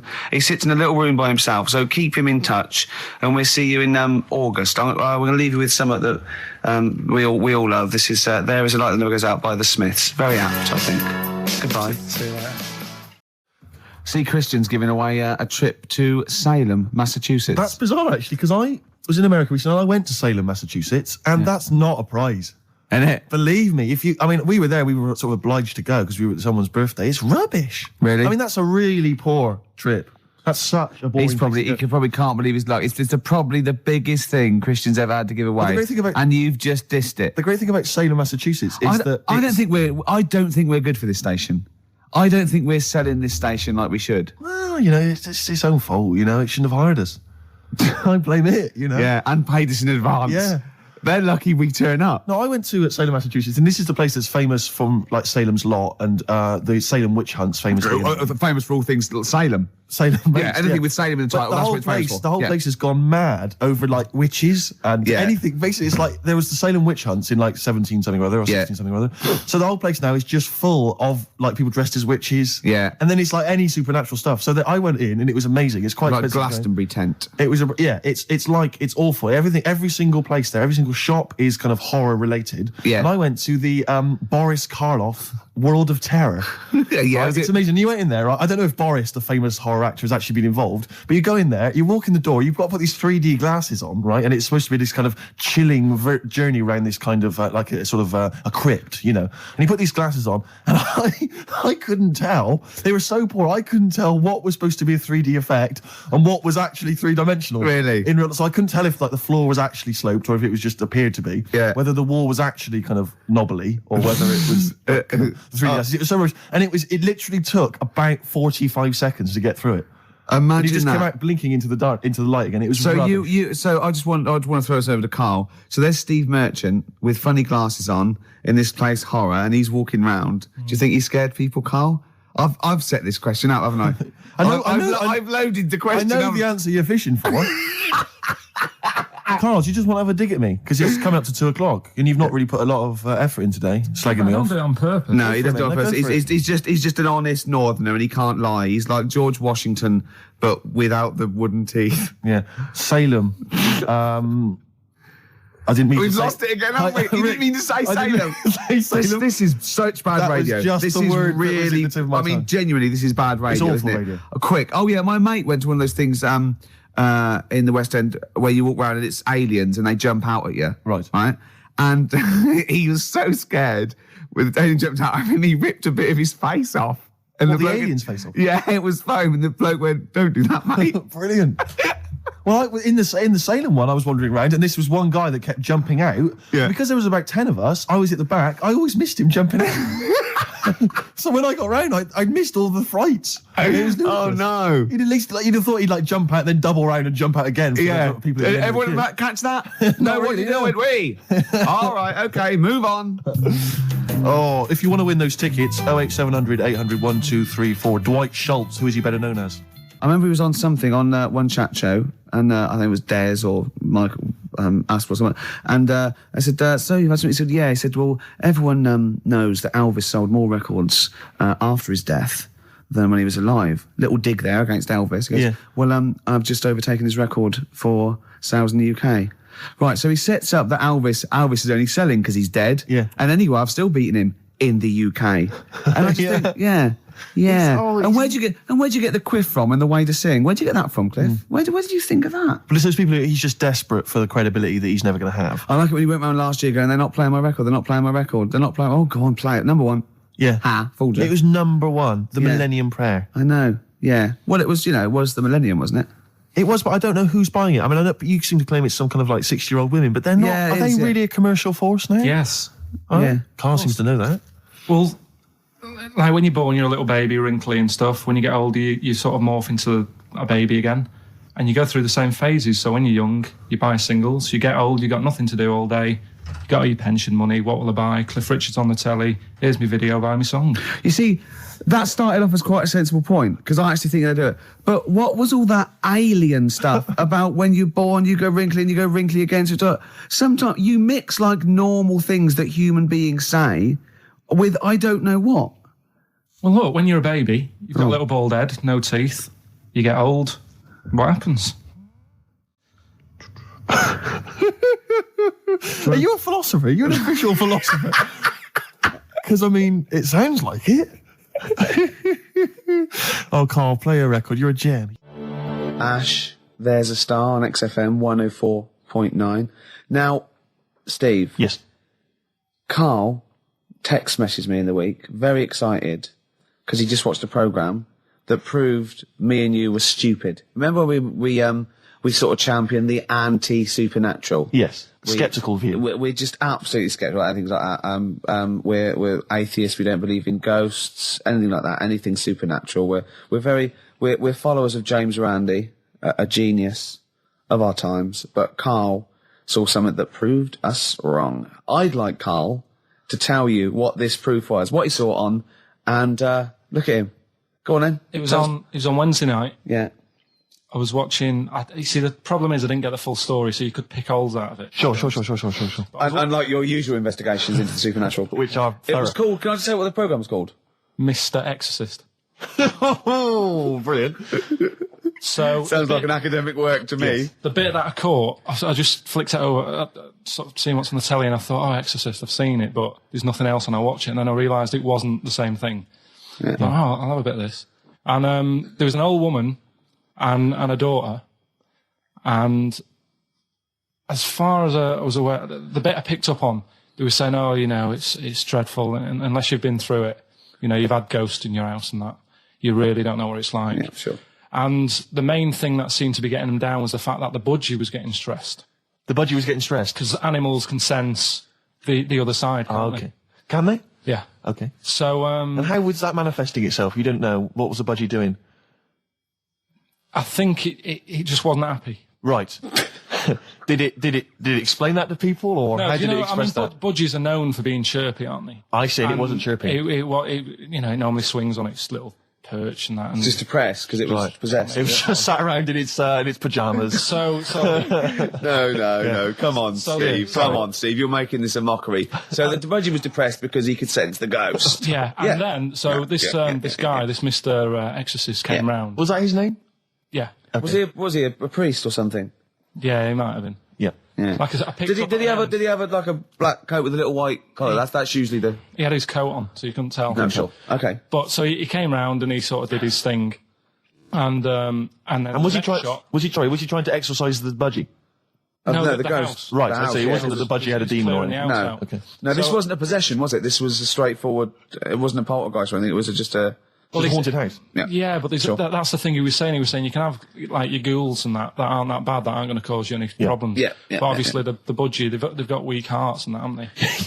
and Sure. so anyway, basically he sorted it out, did whatever he did, and the next shot you see is like the budgie making a noise and swinging It's the happy eyes again. over the moon again, and the old woman was like happy because she couldn't believe stressed. it. Yeah. And that's The priest didn't come in and go, well, you should feed that bird. Give it a bit of millet. It was happy. He goes, right. No, See you it's- later. No.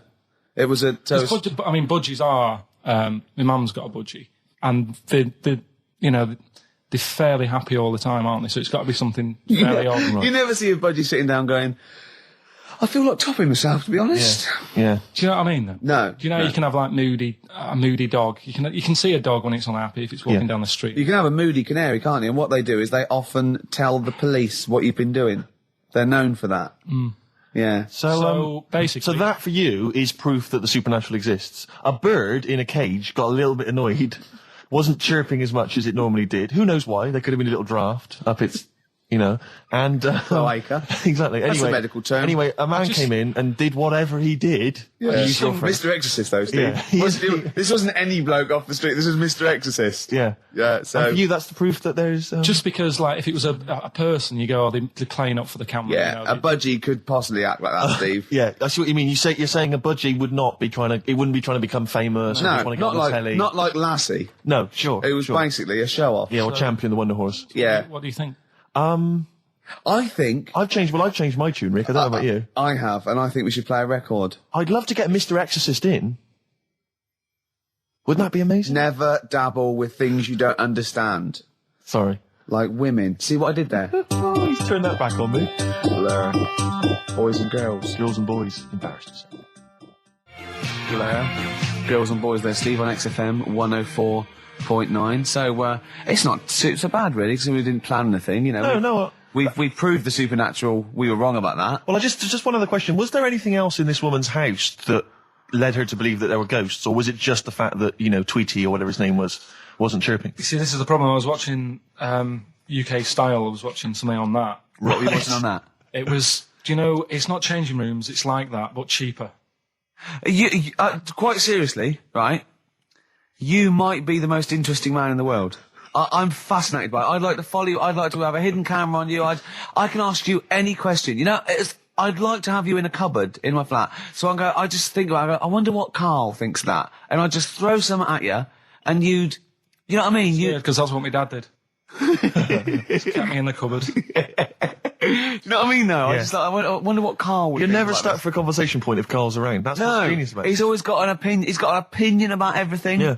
It's But I love the fact he was watching UK Style without a shadow of irony. Yeah. Nothing. No, It's that's just what like- that's what I like about him. Exactly, that's what's I wouldn't brilliant. like it if he was trying to be No, he's not. kitsch Yeah. and stuff. I like it because he's down the line, straightforward, no nonsense. Yeah. This is what I like. You know what I mean? He's going to be sort of like Jeffrey Boycott, Dickie Bird when he's about like 60 or 70. He's going to get on a bus and go to the driver somewhere. You need an haircut. You look like a scruffy get. You know what I mean? He's going to be a great old bloke that Genius. he doesn't get chinned in the pub. Yeah. Right? People protect him, because he's like 70 or something. But it's great. You're looking forward. You're actually in that nod. That nod went. I can't wait to be 70. Yeah. Wasn't it? Yeah. Can I make a suggestion that we just get people, they can email in just questions or comments they'd like to hear from Karl. Maybe they just want to know his opinion on the Afghanistan situation. Yeah, like, or like last night's Coronation Street, whatever. Yeah, like they do it, in the NME or imagine that coming up to the election, they go, Billy says Labour. Oh, Yeah. Karl. The Sun has White Van Man. Each day they interview a guy who drives a white van, see his opinions on various topics.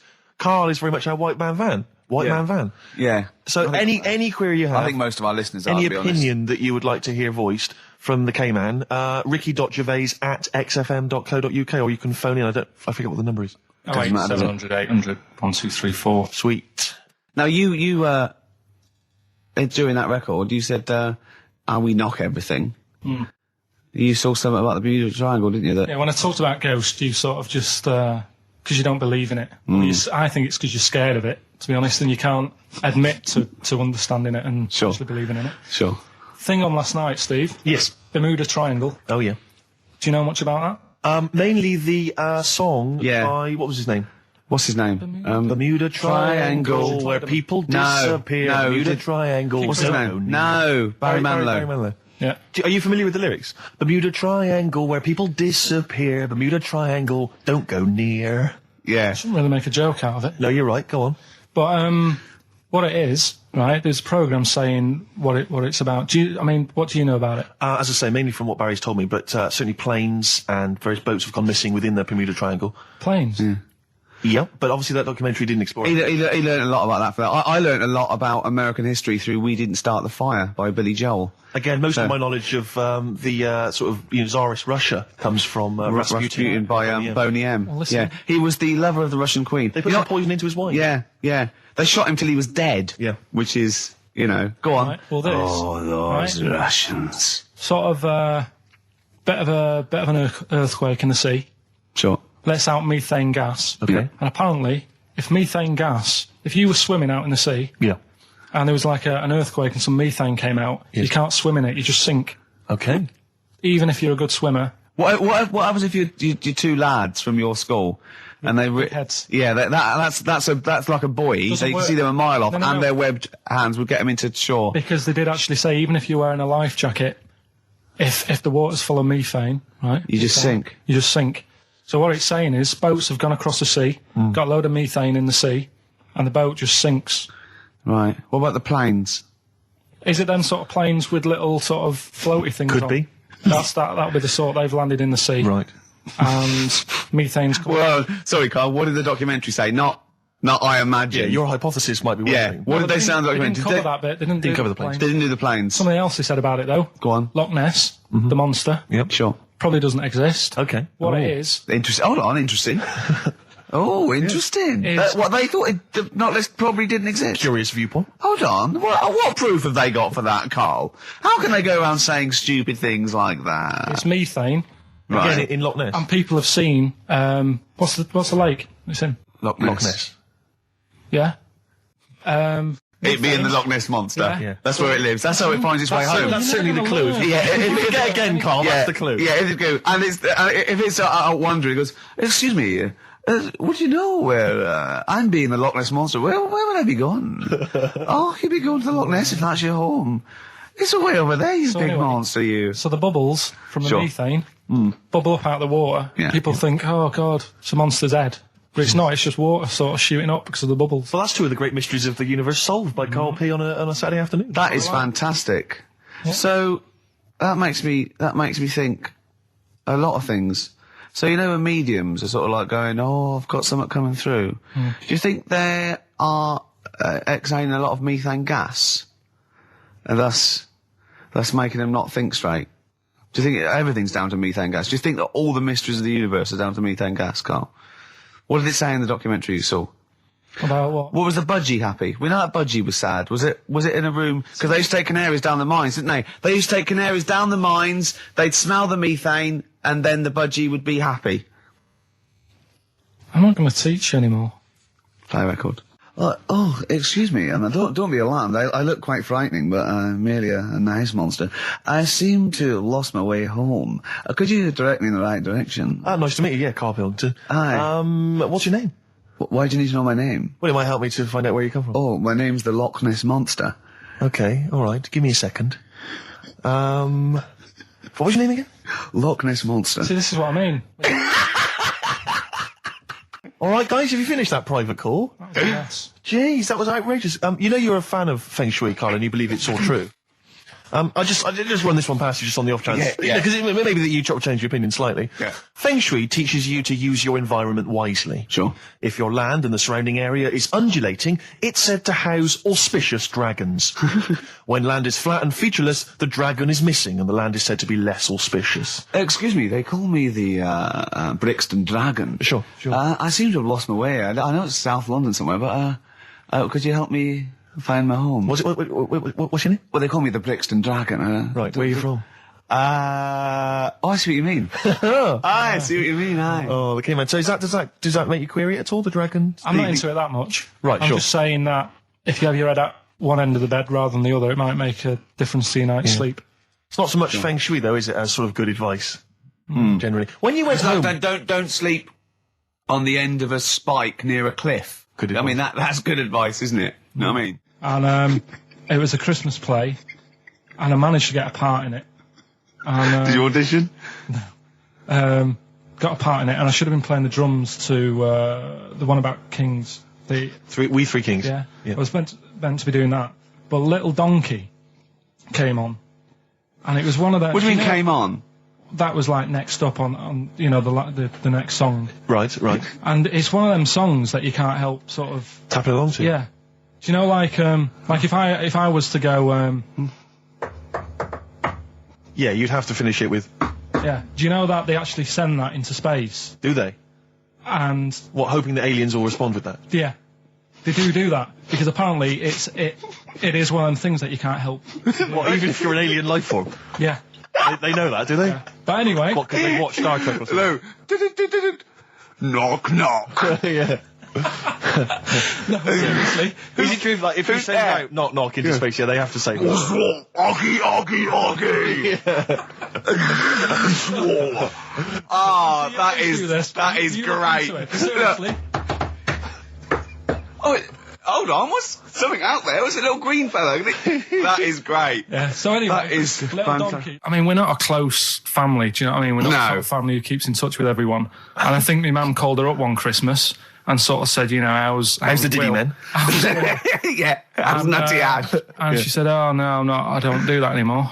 I'm knocking about with Sandra or whatever. Right. And it was like, oh, right. Not big butch Sandra with the big earrings and the skinhead.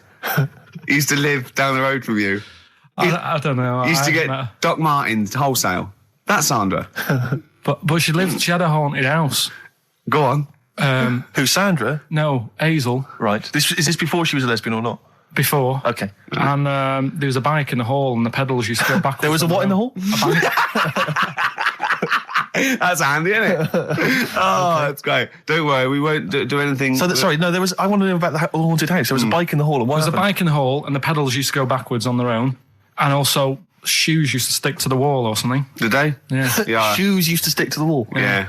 Okay. That sounds like That's a haunted house. a household. Yeah. Oh, yeah. dear. Brilliant.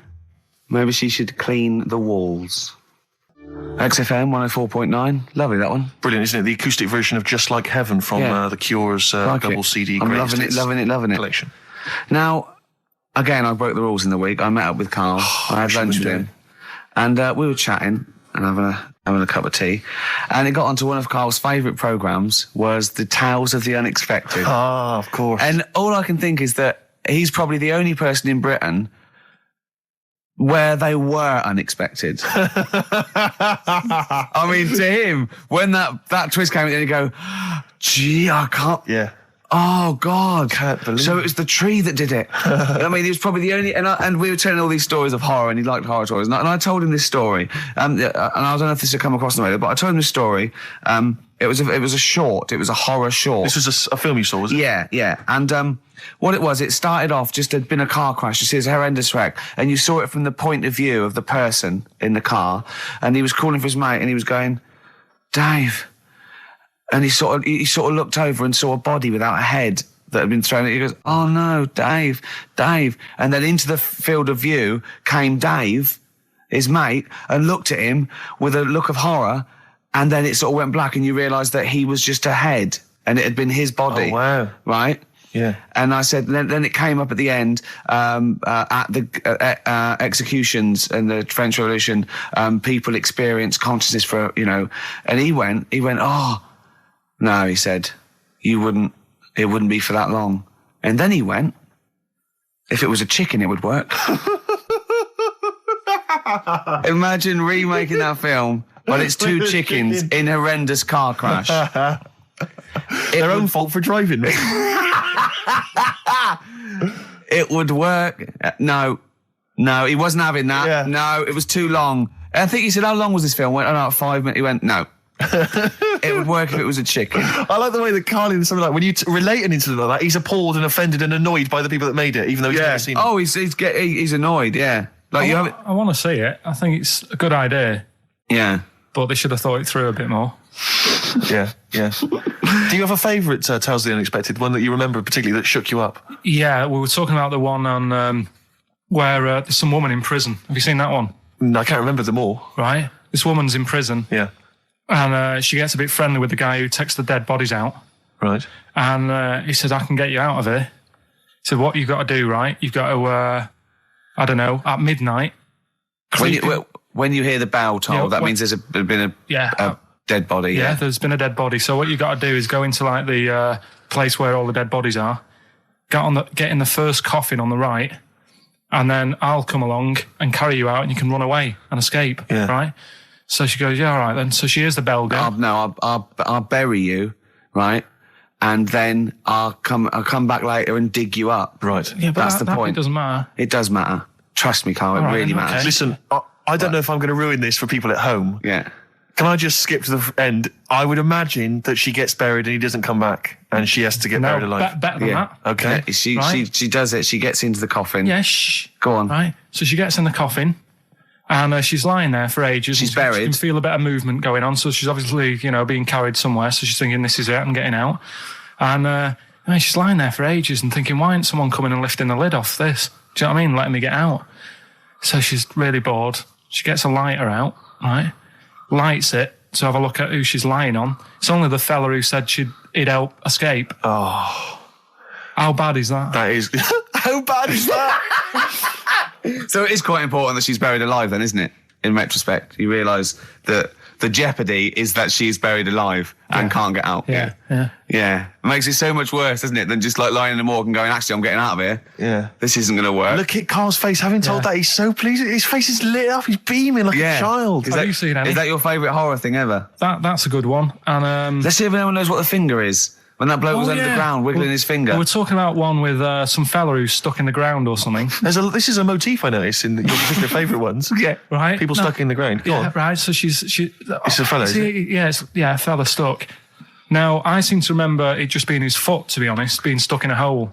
No, he was under the ground and he got a little thing out of the pavement and he put his finger up and wiggled it to try and attract attention. Then you see a woman come along and her stiletto heel just knocks his finger off. You see, I'm wondering whether it's the same one as I saw. Yeah, it could be two like that, couldn't there? They were running out of ideas by the last series. It's a big theme in Hollywood. Or what was that one you told me about with the porn? That was a good one. Oh, this was fantastic, right? Right. There was this.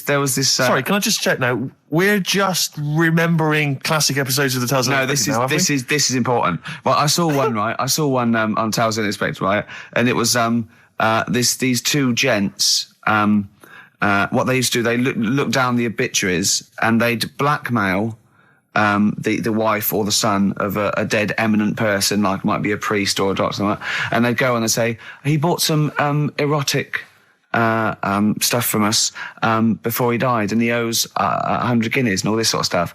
And they'd pay up because it'd be so embarrassing. They just didn't want them to say, just pay him, right? And this one bloke said, who are these people? I'll meet with them. And he goes round there, and he goes round, and they go, your father. He goes, my father could not have bought any erotic material from you. They did it. He goes, he couldn't have. He's blind. Right? And that was the twist. And Carl went, so it was magazines, not videos then.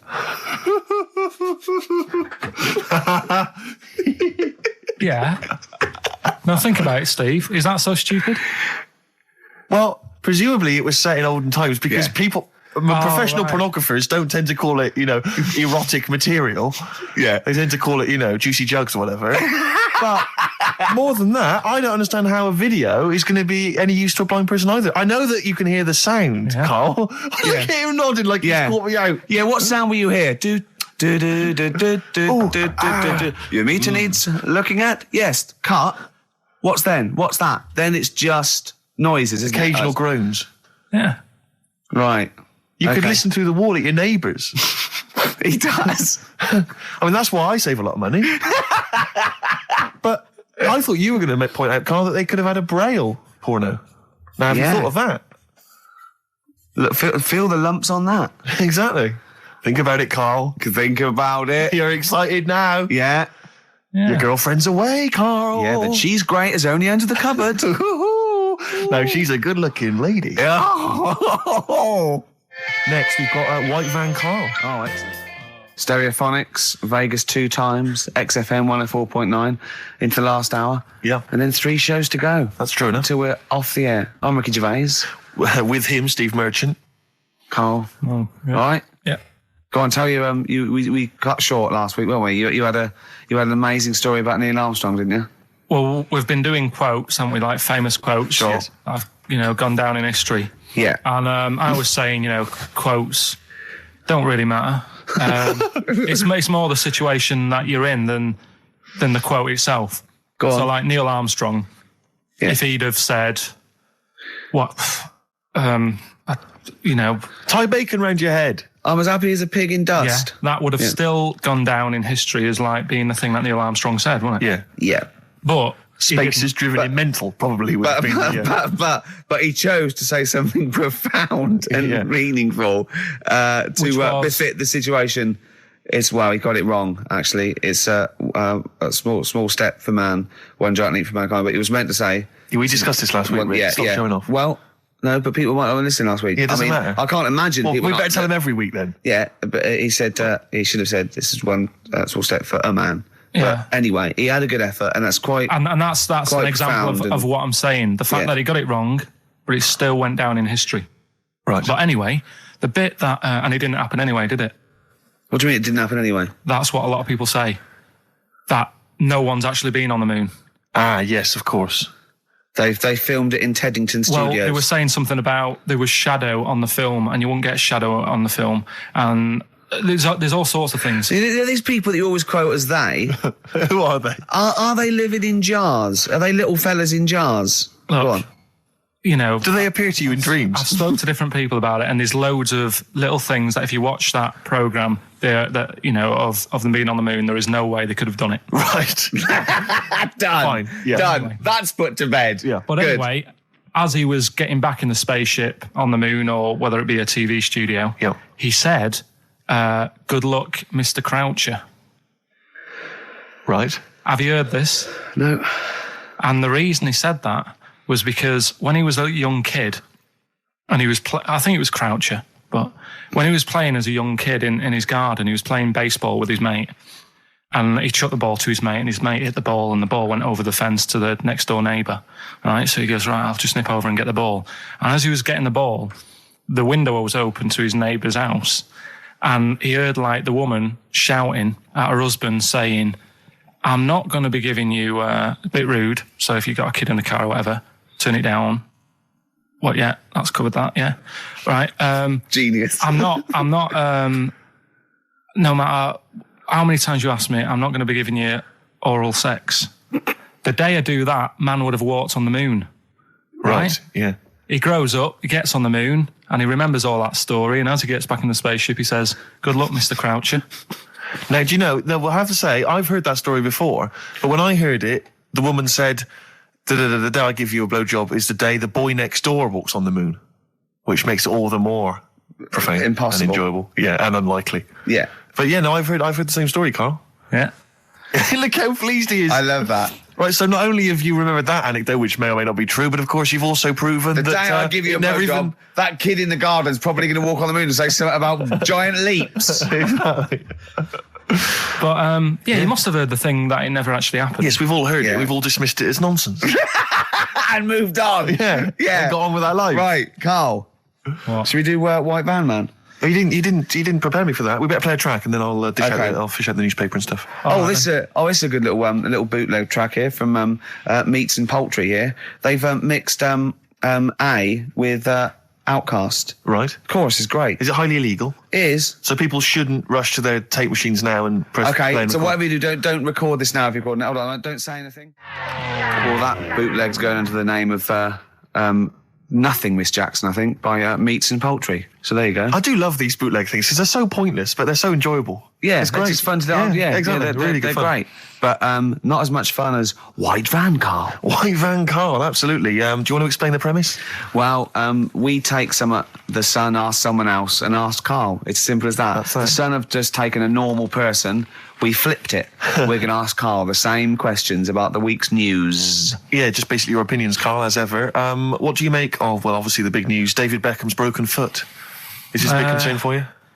No, I mean, he's sad. You know, it's sadder for him more than anyone because, you know, to like be in the World Cup is like the main thing for him, isn't it? Yeah. But he's still a young lad, and I don't think he'll give up. I reckon he'll still turn up. He'll be all right. And, yeah, good luck to the lad. You know I like David. I'm not going to slag him off. Voice words. Yeah. He says that like he knows him, like he's popping round for drinks later. Yeah, like we tried to stitch you up. Go on. But obviously yesterday, was it yesterday? I think maybe Thursday. The Sun printed a big picture of David's foot and encouraged everyone to touch it at midday, because hoping that this would somehow, if we all thought and prayed together, somehow that would help his foot heal. Do you believe in that? No. Any belief in that? No, you're going down the old like Yora Geller route, aren't you? Sure.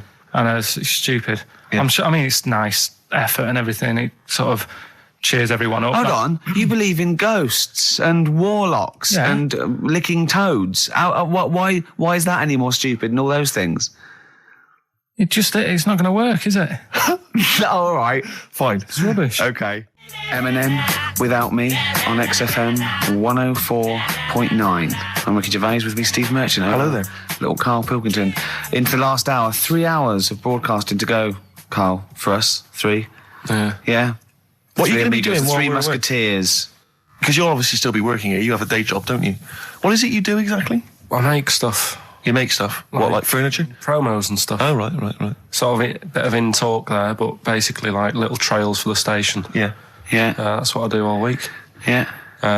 So you'll be back to doing that when we're off? You don't talk to anyone, do you, in the week? You just hide in your little sound booth thing, and you really don't talk to anyone, do you? Much? Not really.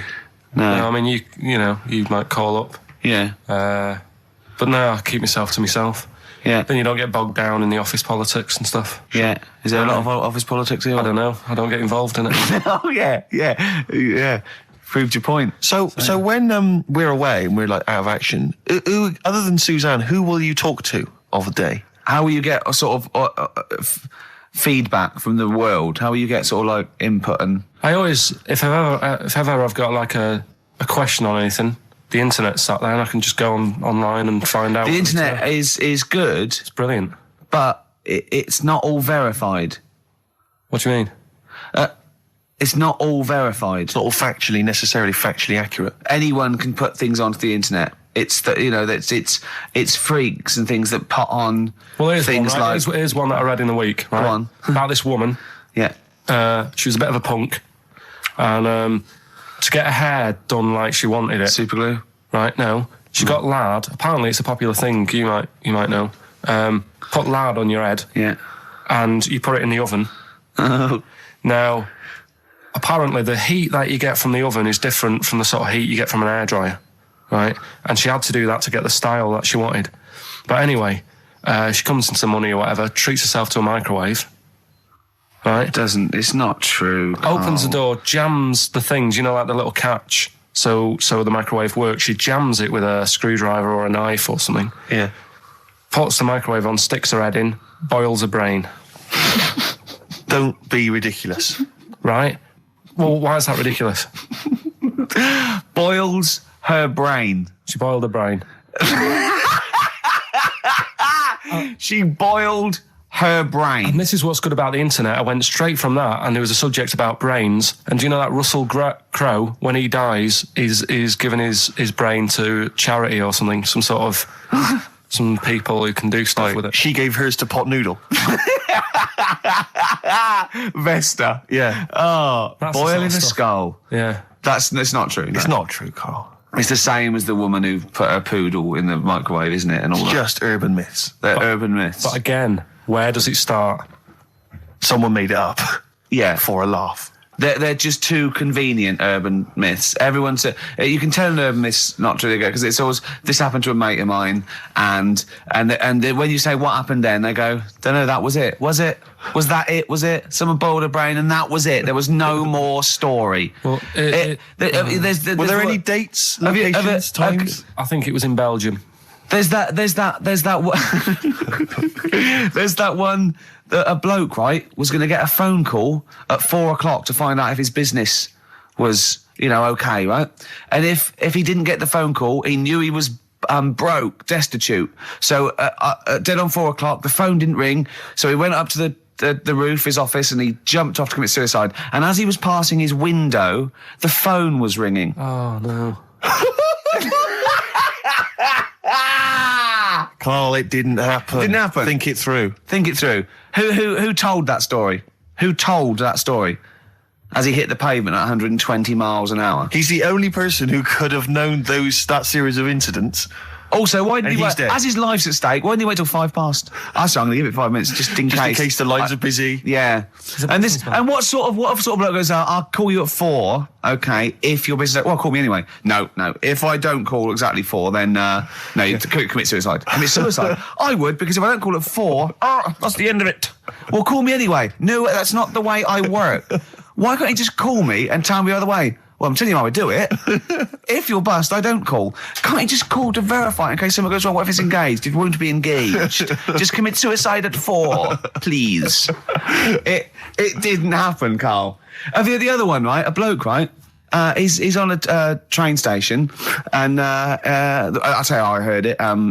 He's waiting for a cruise station, whatever, and he shits himself. As you do. And so he goes, my train's in 5 minutes, So he runs across to Millets and goes, quick, Levi's 36. The bloke just puts it in a bag. He runs onto the train. He goes into the toilet, takes his trousers and pants off. He's soiled. trousers Yes, and pants. throws them out of the window. I won't be needing those again. Cleans himself off, open the bags. It's a jacket. Oh. No, it didn't happen, Carl. Carl! At what point did he go into it and go, quick, Levi's 36? And the bloke went, sorry, Levi's 36, what, a pair? No. Shall I wrap them? Them? It? Shall I wrap? Just wrap whatever it is. Do you want to look? No. I'm not looking when you're putting it in the bag, please. Right? 36 ways to it. Don't say anything. I've told you 36 Levi's. And put it in a bag and charge me for it. Yeah. I don't want to discuss it further. Yeah. There was one. Here we go. There was one about a woman whose husband died, and she had him cremated. Yeah. And made like a little egg timer out of him. Mm. And she said, I did that so it can still help around the kitchen. Well, that might be true. That might be a joke. That's quite sweet. That might be true. It's a true story again. It was all No, not again, because the ones I just told weren't. Nor is the boiling the brains in a bag curry microwave. Head story, true. Yeah. They're too convenient. Will you be buried or cremated? What? Will you be buried or cremated? I don't know. By cremated. I imagine. Like you say. I don't know. It's out of my hands. Yeah, I haven't thought about I've it. not thought it through, and No, to be I don't honest. care either way. Have you heard the one So about... Sorry. I'm just worried that we're getting into a macabre world now of ashes, boiled heads. So I think we should play some music, let people just calm down. Levi's. Just think about some of the urban myths they've maybe heard, assess them. Maybe they are absolute bollocks. Yeah. And they can move on from it. Well, Yeah. it's just that the death thing, right? Yeah. There was an argument on there about, do you know that Twilight Zone or whatever it was, Tales of the Unexpected? Oh, yeah. Where the woman got buried alive. Yeah. They were saying how, like, years ago, they'd bury people thinking they're dead. Yeah. And they've recently, like, dug coffins up. And then the people who were in the coffin weren't dead. They might have just been, like, in some sort of deep sleep or whatever. Catatonic. And they've lifted the lid off. Yeah. And there's scratch marks on the thing. Yeah. And that's pretty scary. And Makes you think. I mean, I hope they check these days. That's all. I'd like to play a beautiful song now by Cat Stevens called Lily White. It's lovely. A song for the lovers room? Yeah. Smiths, Cemetery Gates. Great, wasn't it? Always cracking. Off the Queen is Dead. Voted best album of all time, I think, in an NME poll. I don't think it is their best album. Strangers Here We Come. I agree. By far the best. I agree. Yeah. Cracking. Anyway, Karl, so people are arguing on the flight. How did you enjoy Edinburgh, by the way, anyway? Because I saw you up there briefly with you and Nick Frost, your new mates, Nick Frost and Simon Pegg. You know, he prefers them to us now. I know, apparently, I could tell that from just talking to him, really. It was the way he was sort of looking at them, he was just smiling at Nick Frost. It's his new best chum. You love Nick Frost, don't you? Would you have preferred it, right, if I went to Edinburgh and had to sit with some people that I really didn't like? Would you have been happier for me? No, do you know, but... so I had a great time with Simon and Nick, and they're nice people. But he kept going to, oi, Nick, tell Ricky that story. And Nick and Simon, all it was, right? And their ghost stories. He loves them because they believe in ghosts. Oh. It's not just they're that. great blokes with great sense of humour, just because they believe in ghosts. And you go and tell him that. He goes, how do you explain that? I was going, well, I wasn't there. What was that one you told me and it was completely wrong? About It was, oh yeah, right. It's years ago. Oh, yeah. In olden days. Oh, sure. When ghosts roamed the earth. Once upon a time, you mean? Yeah. Some doctor or something who was into, like, the way bodies work. They got their head cut off. Who did? The doctor? Yeah, he was doing a bit of an experiment. And he cut his own head off? Yeah. Okay. And it was about, he said, when my head's in the basket, I'm going to blink my eyes. Right. Okay, sorry, hang on, let him finish. And, so the doctor has chopped his own head off, and he's told everyone, I'm going to blink my eyes to prove that he's in the basket, and he goes like, right, I'm going to blink my eyes about, as many times as I can. So quick, count them. And they count, and he got to like 15 before he Right. died. Now, this is how Karl told me that. Till Nick Frost explained that, Karl told me, he said, right, well, a bloke, right, he had his head cut off, and when his head was in the basket, he went, count how many times I can blink. And I went, well, that's rubbish. He went, no. And Nick went, well, no, he actually said, when my head's in the basket. He went, and Karl went, all right. I said, Karl, do you know the subtle difference? Do you see the subtle difference? I have to say, though, guys, I still don't really understand what went on there. You've both lost me. The story is that a bloke who'd been found doing, You mean that Karl just explained it and that was a clear version? Because I still don't know what you're talking about, Karl. Well, this bloke had his head cut off at experiments against God. He was a doctor in in olden times. Yeah. And when they cut his head off... Why did they cut his head off? Because it was... he was executed. Crimes against... Exactly, he was executed, yeah. And he said to his assistant, when my head's in the basket, I'm going to blink, count how many times I blink and write it down as an experiment, right? Karl told it to me, like his head was cut off and he went in the basket, and when his head was in the basket, he looked up and said, count how many times I blink. Yeah. I love that. I love the difference in that story. Yeah. Both rubbish, but, one's possible and one isn't. You believe anything that you're told except when we tell you the truth. Right, here's one. Christ. Ghosts and that we got talking about. Sure. And Nick said, right, he said, you'll like this one. He said, my auntie was having loads of problems. Why are you whispering? It's not illegal to talk about ghosts on the radio. No, but He's hearing this. So the auntie's in the house and that, and furniture's moving about all the time. Oh, God. And they were like, no, Steve, he told me this one. This is such rubbish, mate. No, come on, let's listen. I'm going to leave it to you. I'm going to sit back and enjoy it. I'm just going to watch your face, Steve. Right. Sorry, so I missed the beginning there, Karl. There's an auntie in the house. Basically, Nick's auntie. Right. In the house, things moving around all the time. And it was just annoying every time she tidied up. It was like... it was just annoying. Making a mess. It was one part annoying to two parts scary. Yeah. So stuff was moving around all the time, and they said, right, we need an housekeeper. Rather than having the house a mess, until we sort this out. Stop it! I've got the vicar coming round. Stop moving stuff around. Oh, yeah, go on. They said that shouldn't be in the pants drawer. Let's put all the furniture in one room, right? So just have one room that's a mess, and have all the others empty. Because I love the poltergeist can't really... It can move wardrobes around, but it can't open the door to put it in another room. Yeah. Poltergeist going, I'm just making this room messy. I wish someone would open the door so I could... Go on. Yeah, but... So all this stuff's in this room. So they moved all their furniture into one room? They put, like, the drawers in there and everything, and it was really uncomfortable, because they were all, like, on top of each other. They sat in the room with all the stuff? Yeah, they had to, because that's where the three-piece suite was. Okay. Oh, God. Right? Oh, God. So they sat there, like, all crumpled up and that, but nothing can move because it's so tight. I think things were trying to move. Yeah, but everything was so tight. It's They just like, foxed that poltergeist. so anyway, one night they sat there, like, sort of a bit awkward watching the telly and that, and they hear some banging Yeah. in the next room.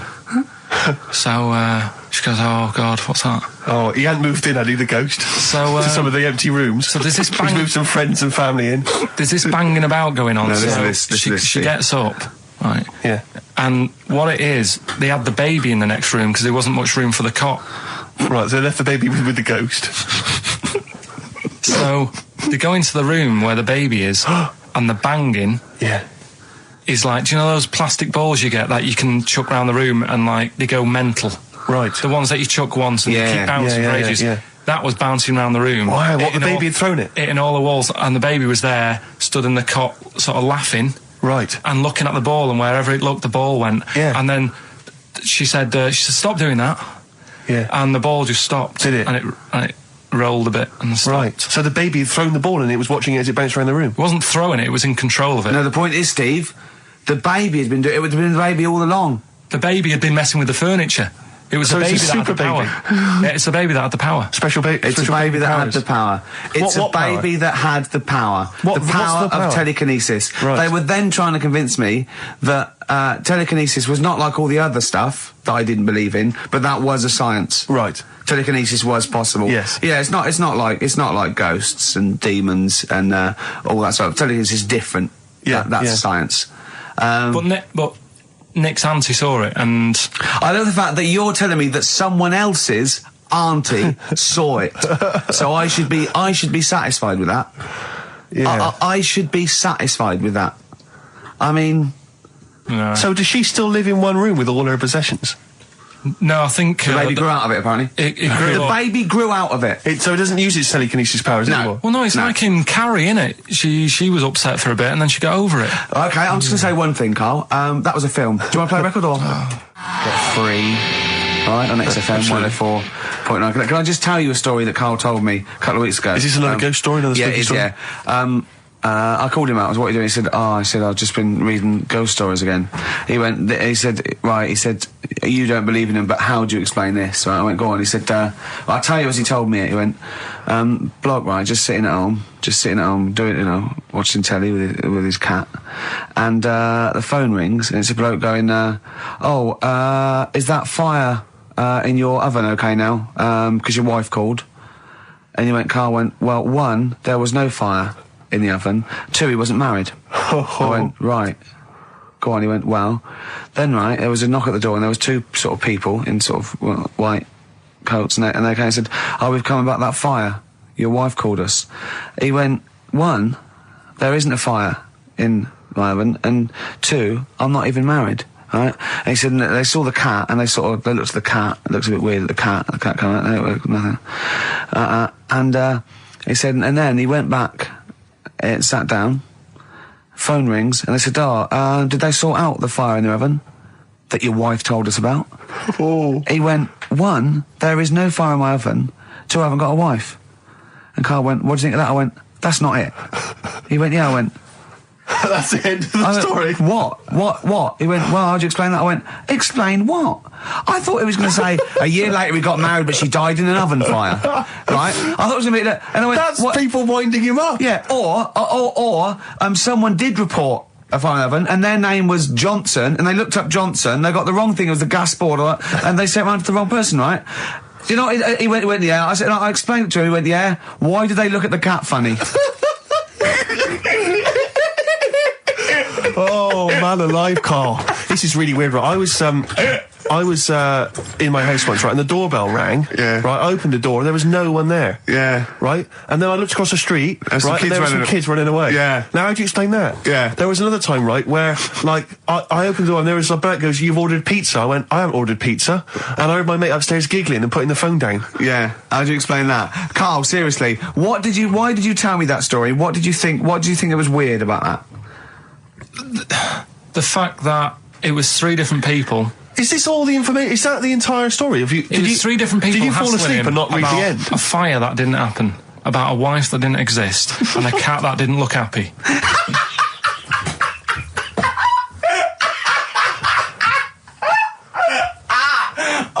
I'm going to have a heart attack, Carl. What? I mean, why did they look at the cat funny? Because cats don't like spirits, do they? What? The other blokes were ghosts? Yeah. Yeah, that's it. So these are kind of beetle about type ghosts. These are ghosts who walk the earth as the undead, just winding people up slightly. That's lovely. That is lovely. Seriously, and a cat that did not look happy. But seriously, why would ghosts wander around just like winding people up? Oh, Maybe something did happen there years ago. Some fire. Some woman might have died in a house of a fire or something. Yeah. And it's sort of all happened again. Bit of a- Yeah, it's certainly a mystery. I mean, if you don't it's a mystery. I mean, I can't. What's this book you were reading? You were reading a book, which is interesting enough. It was the Fortean Times. Oh, Carl. Yeah. Well, I don't know what to say. Well, I'll tell you this, Carl. There is a track that will spook you right out. This is Warren Zevon from what was it, like about 1979, early 80s? Oh, great track. Werewolves of London. Play this, Carl. But don't be scared. From 1978, Carl, Werewolves of London by Warren Zevon. Are you a fan of that? It's alright, that. Great track, isn't it? Fans of Warren Zevon, maybe if you should know he's got a new album out as we speak. Although, if you're a fan, you probably know that already. Yeah. If you aren't a People fan, who hate him would be interested in knowing that he's got a new album out. Yeah. Do you believe in? I think Werewolves. lycanthropy. Is it not called? What's that, sorry? Lycanthropy. What's lycanthropy? Isn't that werewolfism? Really? Isn't it? Do you believe in that, Carl? They've found stuff, haven't they? They've found kids walking about who are all hairy because they've sort of grew up with wolves and that. Yeah. So No. You see, two things there. You cannot take on acquired characteristics genetically. So if you grew up with wolves, it wouldn't suddenly make you hairy. There's been pictures, there's been stories on it, and I reckon most people a lot of people have seen the stories. It's a popular thing. You mean the kids that are born hairy?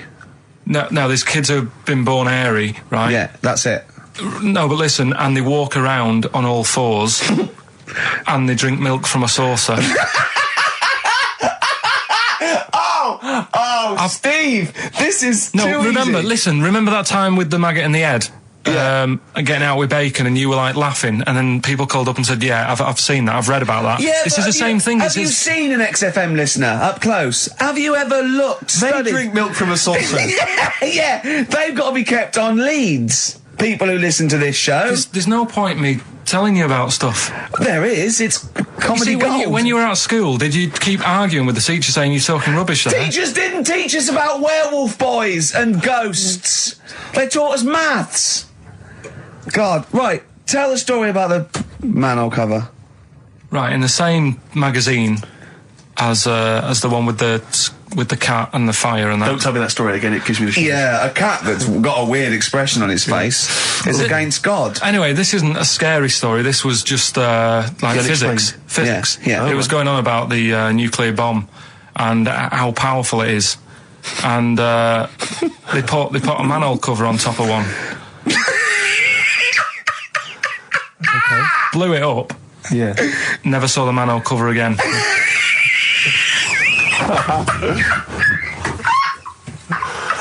Man alive, Carl. Unexplained. What's going on there? Something weird is happening there. Oh. If anyone has ever seen that manhole cover, please get in touch. We'd love to know where it is. Oh, that's fantastic. What sort of experiment is that? I imagine all these scientists on multi-billion-pound research budgets, they're going, we test everything. What would you do to a manhole cover? Don't know. That's like letting a couple of students yeah, exactly. have control of a nuclear Do you reckon it can Let's send a put this traffic cone into orbit? Go on then, put it on there. I love that. Imagine that. What value is that? I might tell you what we could do. We could put the manhole cover on it and aim it, and then blow the bomb up, and the manhole cover would have someone's eye out. Fire it. See if you can fire manhole covers off the nuclear bomb. Try bangers to a bomb. See if it's louder. Oh God. Okay, listen, Carl, play another track, and then afterwards, can we probe your views on the week's news? If you want. We'll do a bit of a white van Carl session. Smashing Pumpkins. Today is the greatest, because we're back. That's true enough. All right. I hope people, Rick, were listening to that loud in this lovely summer's day. I mean, not too loud. Well, don't don't annoy people. Now, this will scare you. Now, Carl, you will be a little bit unnerved about this. Have you seen the film Jurassic Park? Yeah. You know what happened there? Well, according to the Sun here, it says scientists are planning to clone mammoths for a theme park. Look at his face. Look at that. He looks like a dog caught in the headlights of a car. He's terrified. I love Karl. He's sprung to attention Karl. there. Is that the best news you could have? Man moths.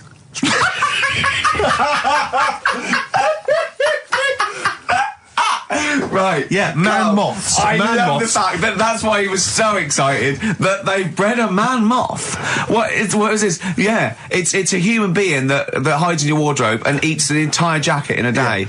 Yeah. What do you mean, man moths? Mammoths. Mammoth, the big hairy Have you heard cow of a from the mammoth? Ice Age. I mean, elephant. You're not so excited about that, then? You can take or leave bringing back mammoths to life, but a man moth... A man moth is a different matter.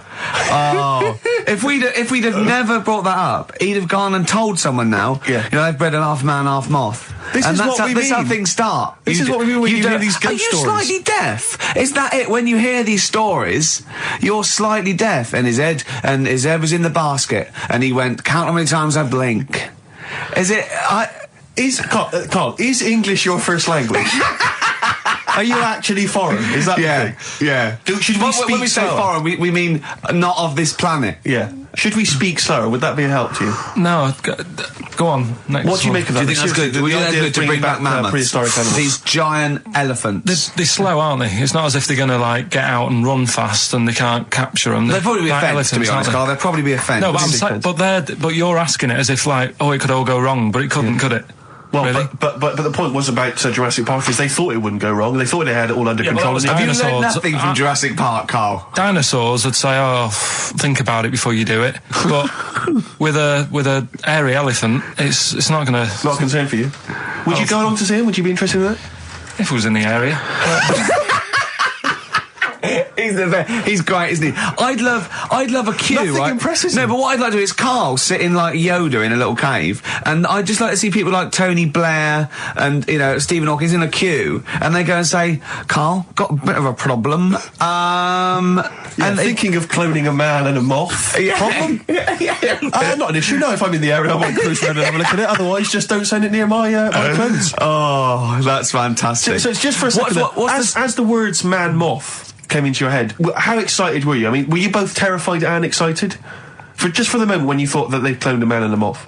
I pictured What kind of face did he have? Did he have the moth's head, or was it a man's head? just a little man head. Right. What was his face? What did it look like? He just was like a bit shocked. Perplexed. Yeah. Yeah. It was like he'd been grafted onto the body of a moth without his consent. And when he was asleep, Yeah, he'd woken up. he just went in to have a goiter removed, Yeah. and they said, "We've He replaced woke your up with goiter with the body of a giant moth." Yeah. Is that all right, Mr. Jenkins? So he had the head of a little. Was it a little boy or a man? Little man, Right. Okay. and he's just bumping into a lamp. He's just running into the lamp. If you went into hospital and they'd done something, what's the worst thing they could do, right? What would you rather have done, right? You wake up and you've got lobster claws for hands. Right. You wake up and you've got duck's feet. Or you wake up and you've got one horn coming out of your head. The worst thing, Yeah. probably the horn coming out of my head. Why? Get in the way. That'd be useful, wouldn't it, in fights and stuff? And for like parties, people would play Well, I suppose quoits. the lobster claws would also be quite handy there. Definitely. Oh no, you should be a weatherman, because once again you've predicted wrongly. It's not a beautiful day at all, is it, Stephen? Why? That was you two, XFM 104.9.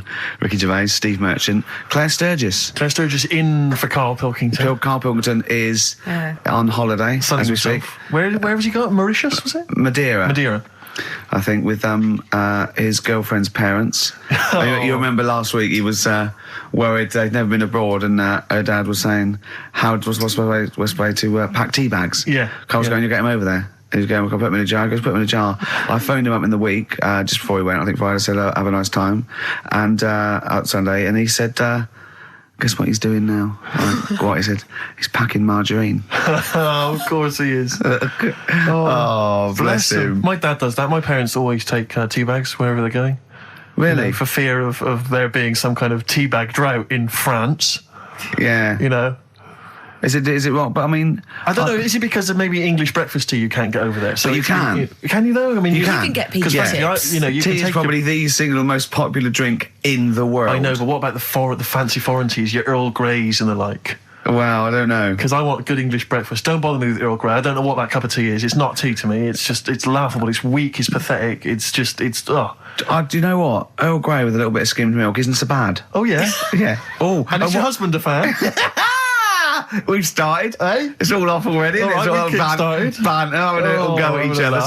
Sometimes sort of pretending, Sometimes pretending we're not close mates. Close and friends, all sometimes that innuendo and that. Oh, smutty. Yeah. And I got freaky goggle-eyed Oh, thing. hey, once again, I go too it's far. I ruined sometimes it, go too ruined it. far. I do ruin it when I go too far. So let's be Fatty. nice. Wow. Let's have a bit of Blur. Ooh, Well, clever come man, on. clever man. The fat man. Blur, Out of Time, on XFM 104.9, Ricky Gervais, with me, Steve Merchant, Karl Pilkington. Yeah. Steve's a bit quiet, he's got a bit of a sore throat. Oh, a bit of a sore throat. Murder. All week. It's been murder, Rick. We couldn't work all this week No, I've been because off, sick. Steve's been in Bristol. Karl, you're not impressed? It's just, I don't understand why having a sore throat sort of... Oh, he's done you. Right, what if the sore throat was so painful it was like you've got broken glass and razor blades in your throat? You can hear now that I'm not even speaking from down in the throat, I'm speaking from the very top of it like that, so it sounds a bit weird. But you're right. What? Your hands are all right, aren't they? Yeah, but we talk when we're writing, don't we? I can barely talk. It was agony. I couldn't sleep because it was so painful. Even when I was just lying there, motionless, it was hurting. I just was surprised because I got back off holiday and called Ricky and said, all right, is Steve all right? And he said, he's had to go back home or something and he's stayed there because he's got a sore throat. Yeah. I didn't understand why you can't, just go home. I mean, how old are you? What? I don't understand why you've got to be 29. at your mum and dad's when you're feeling I a bit ill. happened to be at my mum and dad's. Now I'm talking like you. When this sore throat really kicked in, so I thought I may as well stay and get a bit of the creature comforts of home. Do you know what I pictured though when he told me? See, my parents aren't like yours, Carl. Your father would have popped down to the phone box and maybe looked to see if there were any kind of throat lozenges. Strepsils. Yeah. Whereas my mum phones at the doctor first thing she can. I'm straight down there with my dad. They're snapping into action. They're trying to sort me out. It's a bit like that Ronnie Corbett thing, isn't it? Sorry. That sorry thing.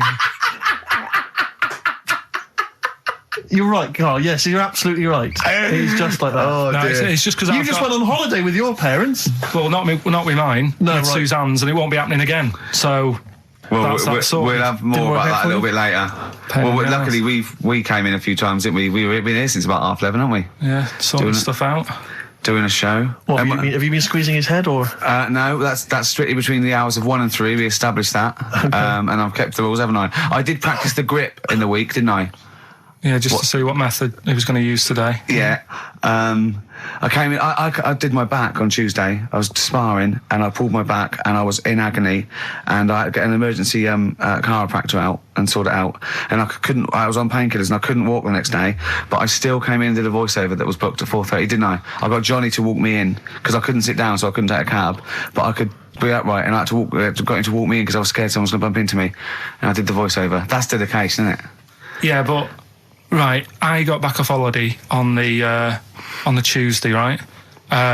First day back was going to be on the Wednesday, right? So I thought, well, I'll take it easy because you do that, don't you, when you've been on holiday? The first day you just want to sort of. I don't. I'm straight back into it. Well, same yeah, thing. but it's nice to. Do you know what I mean? Yeah. Just sort of look at your emails, go through all them, work out what people need and stuff. Sure. Doss around, yeah, sure. So I thought I'll take it easy. As soon as I got in, I was told that Ricky had been booked in to do a voiceover, and I thought, can't handle that. Do you know what I mean? On the first day, him coming in annoying me, probably trying to get a week's worth of head squeezing in. So so I called him up and he said, I might not come in because I've got a bad back. I thought, well, that's all right, right? Then you just turned up, didn't you? He said, I managed to get in a cab. Yeah, Johnny walked me in, and that's what. Yeah. And he did the stuff, which I haven't got it here at the moment, but I'll find it on the system and I'll play you what he did. That he's been paid to do as well. It's all right. Yeah. See, Well, it's not all right. I had to pretend it was all right when I played it to all my bosses to try and persuade. Look, let's play that a little bit later. But now, as we're all back together, Steve, would you say the boys are back in town? Yeah. Brilliant. Buy it in bottles. Richard Ashcroft on XFM 104.9. I'm Ricky Gervais, with me Steve Merchant and Karl Pilkington. Now listen up, right? It's the Sony Awards this Thursday. Now, for those who don't know, the Sony Awards are like the Oscars for radio presenters and producers and everything, right? So, and as you know, me and Steve, we love to win. We want to win this one. This is the last time the panel will be listening, so I want a good, clean, tight show, Okay. right? So no swearing, joking aside, no swearing, nothing controversial and nothing in bad taste, all right? Good luck out there. Aren't we a little bit buggered then? Well, yeah. So, all right, Karl? Yeah, that's all right. It's just when you say things like, make it a good one. Sometimes it sort of puts a bit of pressure on and things slip out that you shouldn't say and stuff like that. Do you know what I mean? Have you ever had that? What, when you can't... It's like, I'll tell you one story, right? I'll tell you a couple, actually. That one's just come to mind right now, right? There was a fella who my dad was going to meet. I don't know if I told you this before, right? But I have told you, when it was a party and everyone was saying, Dave's coming, he looks like Ken Dodd. But don't say anything, have I told you? yeah, go on, what is it again?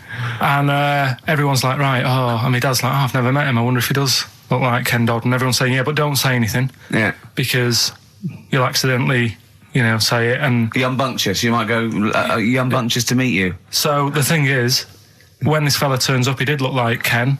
My dad couldn't believe it. First thing he said, nice to meet you, Ken. Oh, no. His name's Dave. And that's the sort of thing. There was another one, right, at a station that I worked at in Manchester, right? There was this girl who worked in the newsroom, right, and she had a plastic arm, right? Right. And this presenter, nice bloke, he didn't, he's not out to hurt anyone, went up to her, sat down, was chatting for a bit, touched the arm, said, what lovely skin you've got. What does she say? I mean, she's probably used to it, so she wasn't bothered. And then, right, this is brilliant. This is a sort of gaff he made on air, right? And like I say, he's a nice bloke, so he meant nothing by it, right? But he does this competition on the air, gets a caller on, right? And he's talking to the woman saying, thanks for calling in and to play, I don't know, what have I got in my pocket or whatever they used to play on the show, right? And talking to the woman, in the background there's this noise, right? Like that, right? So he's talking, and he goes, have you got a pet parrot? She said, no, it's my Down syndrome kid. Oh, dear. Oh. The thing is, awards don't matter. No, I don't think so. Play record? I don't think so. So we're not out to offend or annoy. Badly Drawn Boy on XFM 104.9. I'm Ricky Gervais, with me Steve Merchant and Karl Pilkington. I'll tell you what, the Stonys then. Oh. This Thursday at the Grosvenor House Hotel. Yeah. Everyone in Radio's Anyone has entered their show in different categories, saying, they get it down to, Winners this year included the brilliant Dominic Mohan, former showbiz editor of The Sun. Lots of people won. Lots of people won gold. Lots of people won silver. Lots of people won bronze. We didn't get a sausage. Nothing. This show was deemed not worthy of anything. I mean, not a look in. The panel looked at it and said, well, no, definitely not radio. Didn't get a vote. See, that annoys me on so many levels. Let me tell you one, right? I've never complained about losing an award, okay, ever. Yeah, mainly in TV. I know we've won a lot, but we've been beaten by Peter Kay. Good luck to him. He's brilliant. Beaten by Phoenix Nights, the sitcom. A lot of people like that more than the Oscars, vice versa, right? No qualms. But the shoddy shite that I heard that night beating us, I was furious. I don't understand. There's people regional. It sounds like hospital radio, right? I shouldn't even be on XFM. I thought, it's beneath me. Yeah. And I thought, well, I'll give them a hand, right? Let's show them. And I want to know who the panel was as well. I do not believe it. How can they I was looking back over some of the shows, right, before I go, Karl, and I've just done a little excerpt of, a trailer of what we do, what we're about, and I don't know how the panel could overlook this. Play a bit, Karl, please. shaking her muff, minge and tits around does not make her a hoe, then what does? These kids at school with big heads. Carl, what are you talking about? Shut... Oh, well, my name is Holy Fuck. Right, Yeah. there's this monkey that was on a train station. Right. What if you mean cock to mean penis? It was my Down syndrome son. Oh, chimpanzee, that monkey news. So we've still got monkey news coming up. You're an idiot! You know what I mean? That's, to me, quality broadcasting. I don't know how they can say that isn't worthy. That's what we sent in to the Sony people. They listened to that. How they didn't think that was dynamite stuff. It doesn't make sense. Actually, I've been thinking about this since Thursday because I've been a little bit down in the dumps. Yeah. What I think it is that with the TV show, the TV stuff we've done, Rick, we put a lot of work into that. Yeah. We get the script, we got the script, we Yeah. spend a lot of time on it. What this show is about, it's very much about spontaneity. It's about our personalities, and I don't think we're ever going to win an award for our personalities. I think that's where we're going. Do you know wrong. what I think? I think that when we're together, we're the auteurs of The Office, and you know. And we're strong on it, and we're just two. We write it, we direct it, Yeah. you know, we cast it. We even worry about the font and stuff on the. You know, we do everything. There's a weak link in our midst, I think. On the radio show. Yeah. Right, well, I'm just trying to think what the common factor is, because on the award-winning TV show, it's just you and I. Yeah, I don't know. Well, I'll tell you what. Can we play a record and let me think about this, because there must be something There's got to be a factor. that isn't in The Office that's in this, that means that The Office is award-winning and this is a pile of shite. Blur and Out of Time. They're joking, there's 2 hours to go. On XFM 104.9, I'm Ricky Gervais, with me Steve Merchant and Karl Pilkington. A new leaf, bit of a blow at the Sonys. Not like that. I mean, you know, we were taken aback. Speak for yourself. Yeah. We've got guests. Jonathan Ross won, and he has guests, so we're going to have guests in. One of which is sort of a tie-in. He's going to explain himself. It's Dr. Fox, Dr. Neil Fox, popped in for a chat. It's a pre-record. We've got that. Although live in the second hour, we're going to have a chat to the girls from Tattoo, who are upstairs at the moment in Capitol, and they're going to pop down and have a little chat with us. So we're really trying to, you know, make this more of an interactive show. We don't know yet whether we're going to give up or not. It depends how this show goes. Yeah, look forward to that. But we got some great. We went down to the big library, so we don't have to rely on 4 Non-Blondes and the you know, the 2 jam tracks that are up here. We went down to the big library. And we've got some great tracks, Steve, haven't we? We've got some classics. Should we play one now? Well, before that, I just remember that some of the criticism we received, I think, was that we're perhaps not taking into consideration the listeners. A lot of shows, a lot of radio shows, they cater very much to the community, to the area which they're broadcasting. They interact with the listenership. Where's the fun in that? I agree. I do it for me, really. I'd just like to justify why we don't tend to correspond or interact with the listeners. Here's a typical email from Vicky, age 25. She asks, do you ski? Rick, that's her question. No, I Do you don't. ski, yes or no? No, I don't. No, you don't. Right, there you are. Thanks, Vic. Brilliant. Keep those coming in. See, he's turned him against us, Karl. What do you think, Karl? What do you think of Steve's attitude there? It's alright. More insight like that coming later.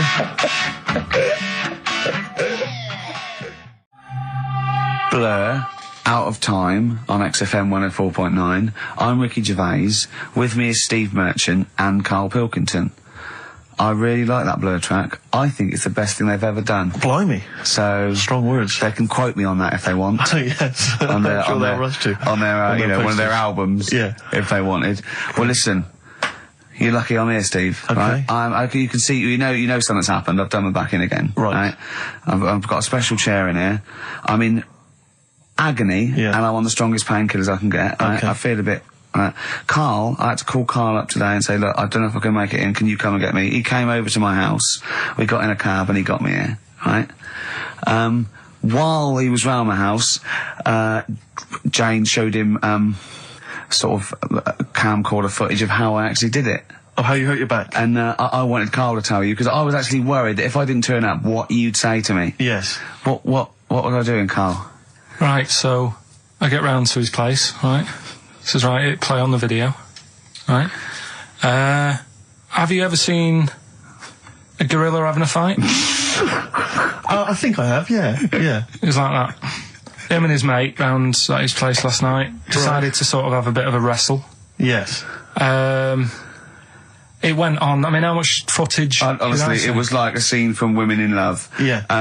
We'd done about 5 fights. We had to stop at one point because his arm was bleeding. You'd had about 5 fights? Yeah, well, we were wrestling. We were doing wrestling, right, in the just behind in the lounge. lounge? Yeah. Well, we were on our knees and then sort of like doing, and I kept winning with an arm lock. Right? Yeah. And then the last time he sort of threw me and I went on my back and my back was done. And I was, it was Ian Morris. Yes. It was, Yeah, isn't he the commissioning editor of comedy at Channel 4? yeah. And the funny thing was that we'd had lots and lots of wine, and we went. You surprised me. Yeah, right. And we went, come on. I'm going to film this. And the time we filmed, I said, film this. And she went, oh, right. And I took my shirt off. So I'm there, and you can just hear slapping. Oh, why? Can I just ask though? I mean, it's a Friday night. You have a couple of drinks, some intellectual conversation. Yeah. How does it get round to? Do you fancy wrestling me? Well, and having it filmed. Well, he was on the couch, but I kept sticking my socks in his face to annoy him. Right. Yeah. And then he hit me on the shin, and I got sharp shins, and it hurt. And I was going, I'm going to smack your face, and he's done kickboxing. And it's that thing like, you're sort of joking, they go, come on then. Yeah. And you start, have you ever seen the thing when Jack Osborne fights that skater dude? No. On the Osborne? I was very much the Jack Osborne figure. Right, yeah, the fat bloated guy just come out of rehab. I'll tell you what it was like, Steve. Have you ever seen, like, the David Attenborough stuff? Where, like, a tiger will be ripping a deer's head off, and you think, why doesn't the camera crew stop it? Yeah. You sort of watch, you're thinking, why was James Why just is letting she not this happen? stepping in and intervening? Yeah. And the thing is, she said, right, you've seen enough, haven't you, and stopped it, so I don't know how much footage you got. It wasn't much. But because your lounge is not huge, and there's not much space between the back of the sofa and the table. It doesn't need enough. It was just a pin or a submission, so it was all over with like one of us throwing the other one on the back, arm And locks. how does it, how do you start with a wrestling match? Are you both stood up, or you all... on your knees, and you sort of like go together like ratting seals. Yeah. Oh dear. Like a giant walrus. It's not gay. Play a record. Could we put that online? Could we get that on the web? That I would love to see. Better Rod Stewart? Yeah. Just because. Jane's Addiction are back then. Yeah, excellent. And so are we. Indeed. Alright, I'm Ricky Gervais, with me Steve Merchant and Karl Pilkington pressing the buttons on XFM 104.9. Well, I'm looking forward to today. Because not only have I got, a bit of Bowie, a bit of Springsteen, Mock the Hoople, Pretenders, R.E.M., an Elton John classic, don't laugh, right? But we've taken Dr. Fox's advice and prepared the show, and I've got a big list here of amusing observations. Coming up after the next record, a funny observation about describing your looks. Brilliant. All right? Before, just to say, Rick, I just had an email. Beach Buggy, your last chance to see them on Thursday, 5th of June, alright? So don't miss that, the Garage, 9:45. It's your last chance, Beach Buggy.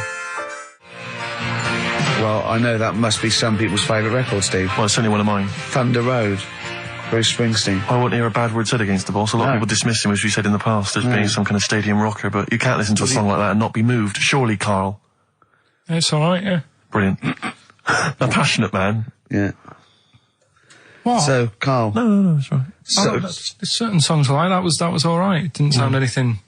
If it wasn't Bruce Springsteen, if someone new came out saying like that, I'd go, yeah, it's alright. Sure. Do you know what I mean? Yeah. You're a regular Simon Cowell, aren't you? I don't know if I like music as much as I used to now. That's what happens when you work in it, isn't it? Because Danny Minogue was on the telly in the week. Is it like when you work in a sweet factory and you don't nick the Mars bars after a couple of months? Yeah. Yeah. Danny Minogue was on the telly in the week, right? Yeah. And she was doing a medley. Yeah. Why do people do them? Well, to try and get all the hits. I know what you mean, yeah. Well, who's that busy that they haven't got time to listen to a full album or... But it was it's like a meal in pill form. Yeah. Well, I like most of Danny Minogue's hits, but I don't like the whole song. Yeah, exactly. So if you want to just like pop the best bits down, 30 seconds, put them all together, yeah. Well, I've got a Stars on 45 record from the 70s. Do you remember those? Yeah. Stars on 45. But it's that, like you say, this one had it would be a snatch of Stevie Wonder, followed by the MASH theme, followed by Layla, just the intro. It was sort of, it's not music. It's just... Well, we do a bit of that, don't we? That's what DJing is, isn't it? It's a bit of everything. But we play the whole song, don't we, often? Mm. Yeah, we're better, aren't we, Carl? Oh. So what do you want to talk about today? Do you want to look at the list? Yeah, well, it's got describe looks. That's our list. So this is a very amusing sort of link about describing your look. I don't know. What's this? I don't remember this. No, I just was thinking, like, everyone's got an idea in their head, right? Of what they look. Careful, Carl. Don't open yourself up to criticism. Go on, yeah. Everyone's got an idea. Do you know what I mean? Everyone's got an idea of what they look like and stuff. If someone wanted to know what I look like, or what Ricky looked like, or what you look like, Steve, if that. Yeah. What would you use to describe yourself? Do you know what I mean? Words. Not really. I don't understand. What do you mean? Well, like, someone who doesn't know us, we've got to describe, and what's the game to hopefully get some sort of interpersonal language going, so you know they've got the same image as you, to a certain extent. I'm just thinking, if I was to meet Steve in a restaurant, yeah, right, nothing untoward going on. We're just hanging out. No, just having a chat, just having a normal night out. Yeah. Who's paying? Because I mean, is it expensive? Go Dutch.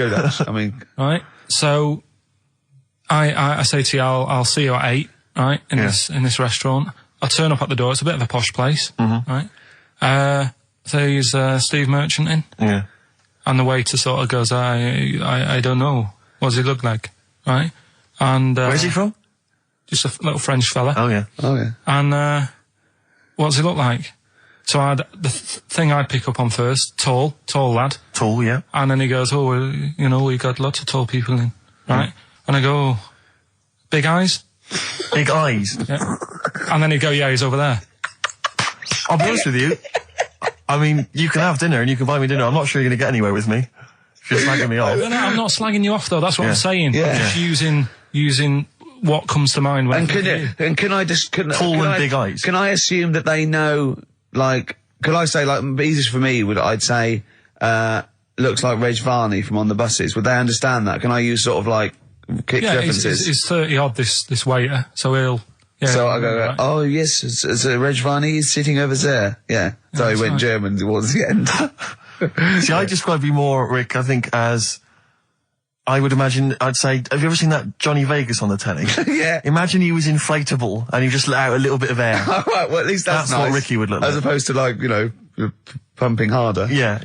Okay, well, describe... Carl I'd describe as... You know those little red monkeys that you see on wildlife programs? They're in the trees and they scream when they see a leopard or something. I think so. Shave that. Just shave one of those little red monkeys and put some sort of, old sort of Manchester gear on it, maybe. Yeah, you know what I mean? Yeah. An anorak and some baggy jeans. I'd like to see how the waiter would react to that. He's got a picture of a monkey, then he's got a picture he's shaved. So he's got no hair, then dressed like some kind of Manx scally. There go, he's over there. Yeah, he's over there, Carl's over there. That's what I'd do. Brilliant. So, now coming up, the verve, after that, an amusing link about gay handkerchiefs. Oh, really? I'm looking forward to this. The darkness growing on me on XFM 104.9. Oh, it's all going well already, isn't it? The microphones fell apart. Carl's shouting because he got headphones on. His music's turned up too loud. Canfield level. God, it got pre-out. Look at him giggling. Look at him laughing. That's so funny because I got a letter here from who was it from? Mike Heel, who sent me a little picture of a little Japanese fella from a film who said looks like me, and he does a little bit. But he says, please can you make Carl laugh? I've never heard him utter as much as a snigger, and I'm worried he may have a genetic disorder. Well, I mean, he has got a genetic disorder, obviously. But, he was giggling then. I hope people heard you then. Look at his little face. It was a joy. I love the things that make him happy. But I love the fact just before the microphone came up and just before the record finished, he had his headphones on, the music was too loud and he was just shouting, Bauhaus is not working! Bauhaus is not working! Play something else! I went and found Ziggy Stardust by Bauhaus and he said, why isn't it working? Look at him giggling! Look, he's lost it! Is he going away? Are you on drugs, Carl? What have you done? He's tickled. Look at his little... He looks like one of those shaved monkeys. Look at his little... Oh my God, I've never seen a forehead glow. I know, it's extraordinary. Oh. And he's got that red shirt on as well, so the whole of him is just a big glowing... Carl, what are you trying? What are you putting in? I'm going to see if I can get this to work. Go on then. Hang on. Brilliant radio. I hope Dr. Fox is listening because I think he's eating his words right now, Steve. Right, I think I've done it. Well done. That's excellent. Right, what Let's we play doing? Bauhaus now and let's try and compose ourselves. This is Ziggy Stardust by Bauhaus. Well, there's the darkness. They believe in a thing called love. Carl, do you? This is XFM 104.9. That is my favourite band at the moment. You love them? I absolutely love them. I think they're funny. I think they're straight down the line with a little bit of tongue-in-cheek. Ah, brilliant. See them on Jules Holland last I didn't, night? sadly, no. Brilliant. Were they good? Yeah, absolutely jump. Oh, I mean, Jules didn't know what to do. was he playing some Boogie Woogie? They wouldn't let him play Boogie Woogie over the Blimey. song. That's what I mean. That's why he stayed back. But I can't imagine it was very good then. he shook the. I'm surprised you say they were good. It was Jules no, wasn't tinkling I mean, the old ivories. I thought, hold on, this is missing something. Yeah. This is missing someone from Squeeze vamping over them. Exactly, But yeah. they did well without him. Extraordinary. Yeah. Well, Here we are good then. luck. We're back. XFM 104.9. Carl had to leave early last week, but you stay to the end this week, mate. Or Yeah. yeah. You don't need another holiday. Oh, he started already. I mean, you Steve's know, made you look like a bit of a twat already, and it's No. only 1:05. But the only reason you don't go on holiday is because you have to spend money. Oh, and he's come straight back. Well. He's gone straight back.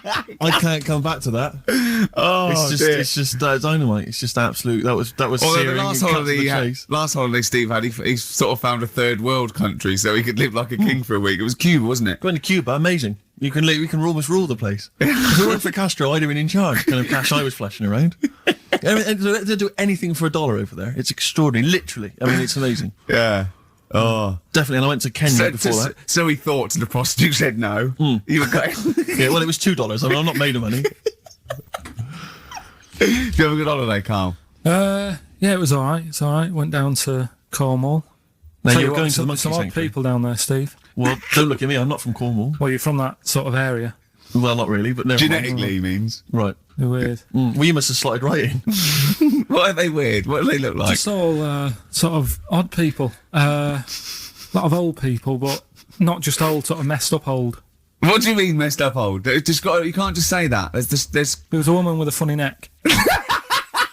Okay, in what way was it funny? What did she have a funny neck? If you were writing an essay, you wouldn't say there was this woman with a funny neck. How would you describe it? She sort of had her head like pointed down all the time. Like, Don't do it. This is radio. no, but just for you, I didn't like that. Walking Yeah. about like Yeah, okay, right. So brilliant. that. I don't know. I was saying to Suzanne, what happened? You know, what do you think? Because Suzanne knows everything. That's the good thing about her being with you. You just ask her what happened to her, and Suzanne goes, "Carl, I don't know. Yeah. I haven't been here before." Suzanne, your girlfriend, or mummy as you call her. Oh, sparks are flying. I got a little bit of chocolate. Can you just lick a tissue and wipe it off? Oh, Well, she said it might have been like because back in the olden days they carried stuff on the. the olden What days. do you mean the olden days? This woman was probably what, 50? No, she looked about 70. Yeah. But like I do on Cheeky Freak of the Week, right? I always turn it round and we get like something good out Something of it. positive, yeah. I said to Suzanne, I bet she finds a lot of money. Always staring at the ground, yeah. Oh, It was dear. always, it was always Oh. good. So, you're Maybe back. she just had new shoes and she was admiring them. Yeah. Did you think of that? Before you point the finger and judge? Or a necklace was too heavy.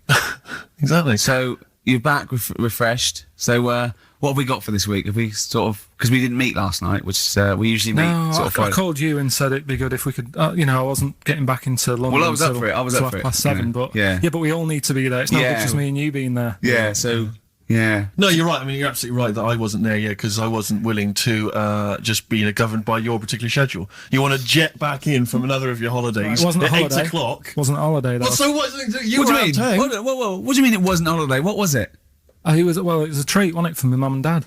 So it wasn't a holiday. I What, took so them you away. didn't enjoy the 5 days off? You'd rather have been here moaning 8 hours a day, 7 hours a day. You see, we said last week that you're always whinging. Here you are whinging now. I'm not And you're moaning. saying it's not even a holiday. You're saying it's not even a holiday. What was it then? Would like a nurse who take sick children to Florida, would they say having a great holiday? Sorry, what particular ailment did your parents have for the week that they had to fly in Karl Pilkington, MD? Yeah. What are you talking about? Well, all right, it was a holiday. Well then, good. Now some honesty, now some truth. So you came back from your holiday, you wanted to start back to work straight away. Steve couldn't be bothered to meet. Is that what you're saying? That's what I'm saying. So we've got nothing prepared for this. Well, you can rely on Rockbusters. Right, that's We've coming got up. nothing. Monkey News. Even though you were away, you were still working. Still doing stuff. Did you go to the Monkey Sanctuary? I'll tell you about that. Tell us about it. Play a record. All right. Do you want Smashing Pumpkins? Smashing Pumpkins. I thought an old classic from them, Cherub Rock. Yeah. Well, there's the best band in Britain, in my opinion. Big words. The Darkness, Growing on Me, on XFM 104.9. I'm Ricky Gervais, with me Steve Merchant and Karl Pilkington. Have you got the album? And already, they've had an argument. Yes. Well, I mean, I don't know whether we need to cheapen the show by discussing it, but I asked for a particular track. Karl is the producer, and he failed to get it for me. He's failed to get it for me. He's failed to bring it up from the record library. Completely failed in his mission. He needed to get 2 records, and he failed to get one of them. A 50% error rate there. Yeah, but like I said, I looked in the system, it told me what album it's on, I brought that album up. I'm busy. But, okay, so fine. Fine, you're absolutely fine then. That's no problem. You know, once again, that's a great excuse, Karl. Brilliant. The show has been ruined. It's been partially ruined, but you've got a bit of an excuse. All right. I didn't make a big deal out of it when you said, oh, and whilst you're down there, get us a new 50 Cent single. I never said, why are you down there, get this new 50 Cent single? I asked you if 50 Cent single was lying around. Yeah. If it hadn't been here, I wouldn't have worried. So I get it, yeah. I did that for you. Right. And then I come up, you say, has it got swearing in it? Well, I don't know. It's 5-1, Steve. I haven't got time. I've been whizzing around. The producer. It's the brand new single. I'd have thought it had been lying around in the XFM office anyway. But I don't have time to sit around listening to music. Sure. Well, yeah. Right? I know that you have. Now you've got an iPod that can hold 7,500 songs. I don't know when you're going to get round to loading all them on, but I haven't got the time. Sure. Busy. Yeah. Fine, okay. No, that's a perfect excuse, Karl. Well done, mate. Right. I just hope that I never have to depend on you in a real emergency. I had a bit of bad luck as well. I wanted to play REM, and maybe the listener can help me here. Can you email in ricky.gervais@xfm.co.uk if you know what song I'm thinking of? It's an REM song. I think it's on the album of the last one before. And he says, Mulholland Drive, and I'm Steve McQueen. That's all I know. I'm sorry, I can't think of the title, so I need the title to look it up, if you know what I mean. I can't put in like that. I can't put in Mulholland Drive. The system goes, what are you talking about? So I need the actual title of the song to look up to find it down in the library. Oh, well, I'd go down yourself if you're going to go down to the library and get that. I wouldn't send Karl, because... Ricky.gervais@xfm.co.uk. But if he wanted to, he did have time, because he came in at 12:20 rather than 5-1. Yeah. So. No, I told you about that record that I wanted it yesterday, didn't I? So you had 24 hours notice. So that's not really an excuse, is it? But I did find one of my favourite songs of all time, which is Bones off the Benz album, and it's Radiohead on XFM 104.9. And there it is, because you gave me lots of time Yeah. to find it. So. Sure. Yeah. Could have brought it in himself. No swearing in it. Oh, proper rock band. Best band since Thin Lizzy. The Darkness. Oh, big words. Growing on Me. XFM 104.9. A bit rash, I think. R. Gervais, S. Merchant, K. Pilkington. With a little bit of I know for a fact that Steve is getting a little bit sick of Karl's attitude. Oh, his attitude's appalling. I quite like it though, because it's straight away friction, and he's sort of like, you know. To be fair, I genuinely don't think I'm the culprit in this. I think I come in and I just ask him a simple request. Yeah. And immediately on my back. Whinging, moaning, whining. I don't know if there's any evidence. Well, it's funny you say that, actually, because in a survey, it came up this week, it's quite extensive. Mancunians take more sick days than anyone else. Mancunians take more sick days than workers in any other city in Britain and Ireland, according to Manchester-based employment firm. Survey by Peninsula found employees in Manchester take 11 sick days per year, whereas closest rivals Edinburgh and Dublin take an average of 9. Liverpool, Newcastle, Birmingham and Cardiff, only 8. Is Reading mentioned there, or no, Bristol? it's not even in there. They don't take days off. London is only 7. So the point is, I mean, I don't know you can take anything from it, but if you're an employer and you had a Mancunian and a Liverpudlian and they were equal on everything else, but you really couldn't afford them to be away, Liverpudlian's going to probably be away for 8 days. Sure. The Manc's going to be away for 11, phoning in sick. And so what can you, I mean, just analysing the data there, what would you extrapolate from that? I really don't know. I mean, call in if you've got any clues, or email us in if you've got any. I don't know why I think maybe, I don't know, Mancunians... I don't really know many people from Manchester. Well, I only know one, but I know he was off sick because he put on wet trousers and he got a cold, I think. Yeah, well, he just said he didn't come in for... Yeah. He left early as well once. Yeah. But I don't know. I mean, that's the survey, I don't know. I mean, it's evidence because it's statistics, so... There you go. It's guaranteed evidence that that's so, proof. Any thoughts on that, Ricky.Gervais? at xfm.co.uk. I mean, oddly enough, you're from Manchester, Carl. I am, What do you think? yeah, What are your funny, thoughts on that? On what, sorry? On the survey. Oh, wasn't really listening. Sure. Well, Mancunians take off more sick days. They call in sick. I mean, presumably spuriously. Yeah. I mean, because they've got the same body. They're biologically the same. So They're obviously making up their life. Yeah, some of the days. Maybe there's just the 3 extra they're making up. Yeah, they're moaning. Probably because we work a lot harder than the others, so we're tired, so you're sick, so you need time off. Probably. Wow. Seems unlikely. I mean, the Scousers, to be honest, yeah, take them on, let them work in your office.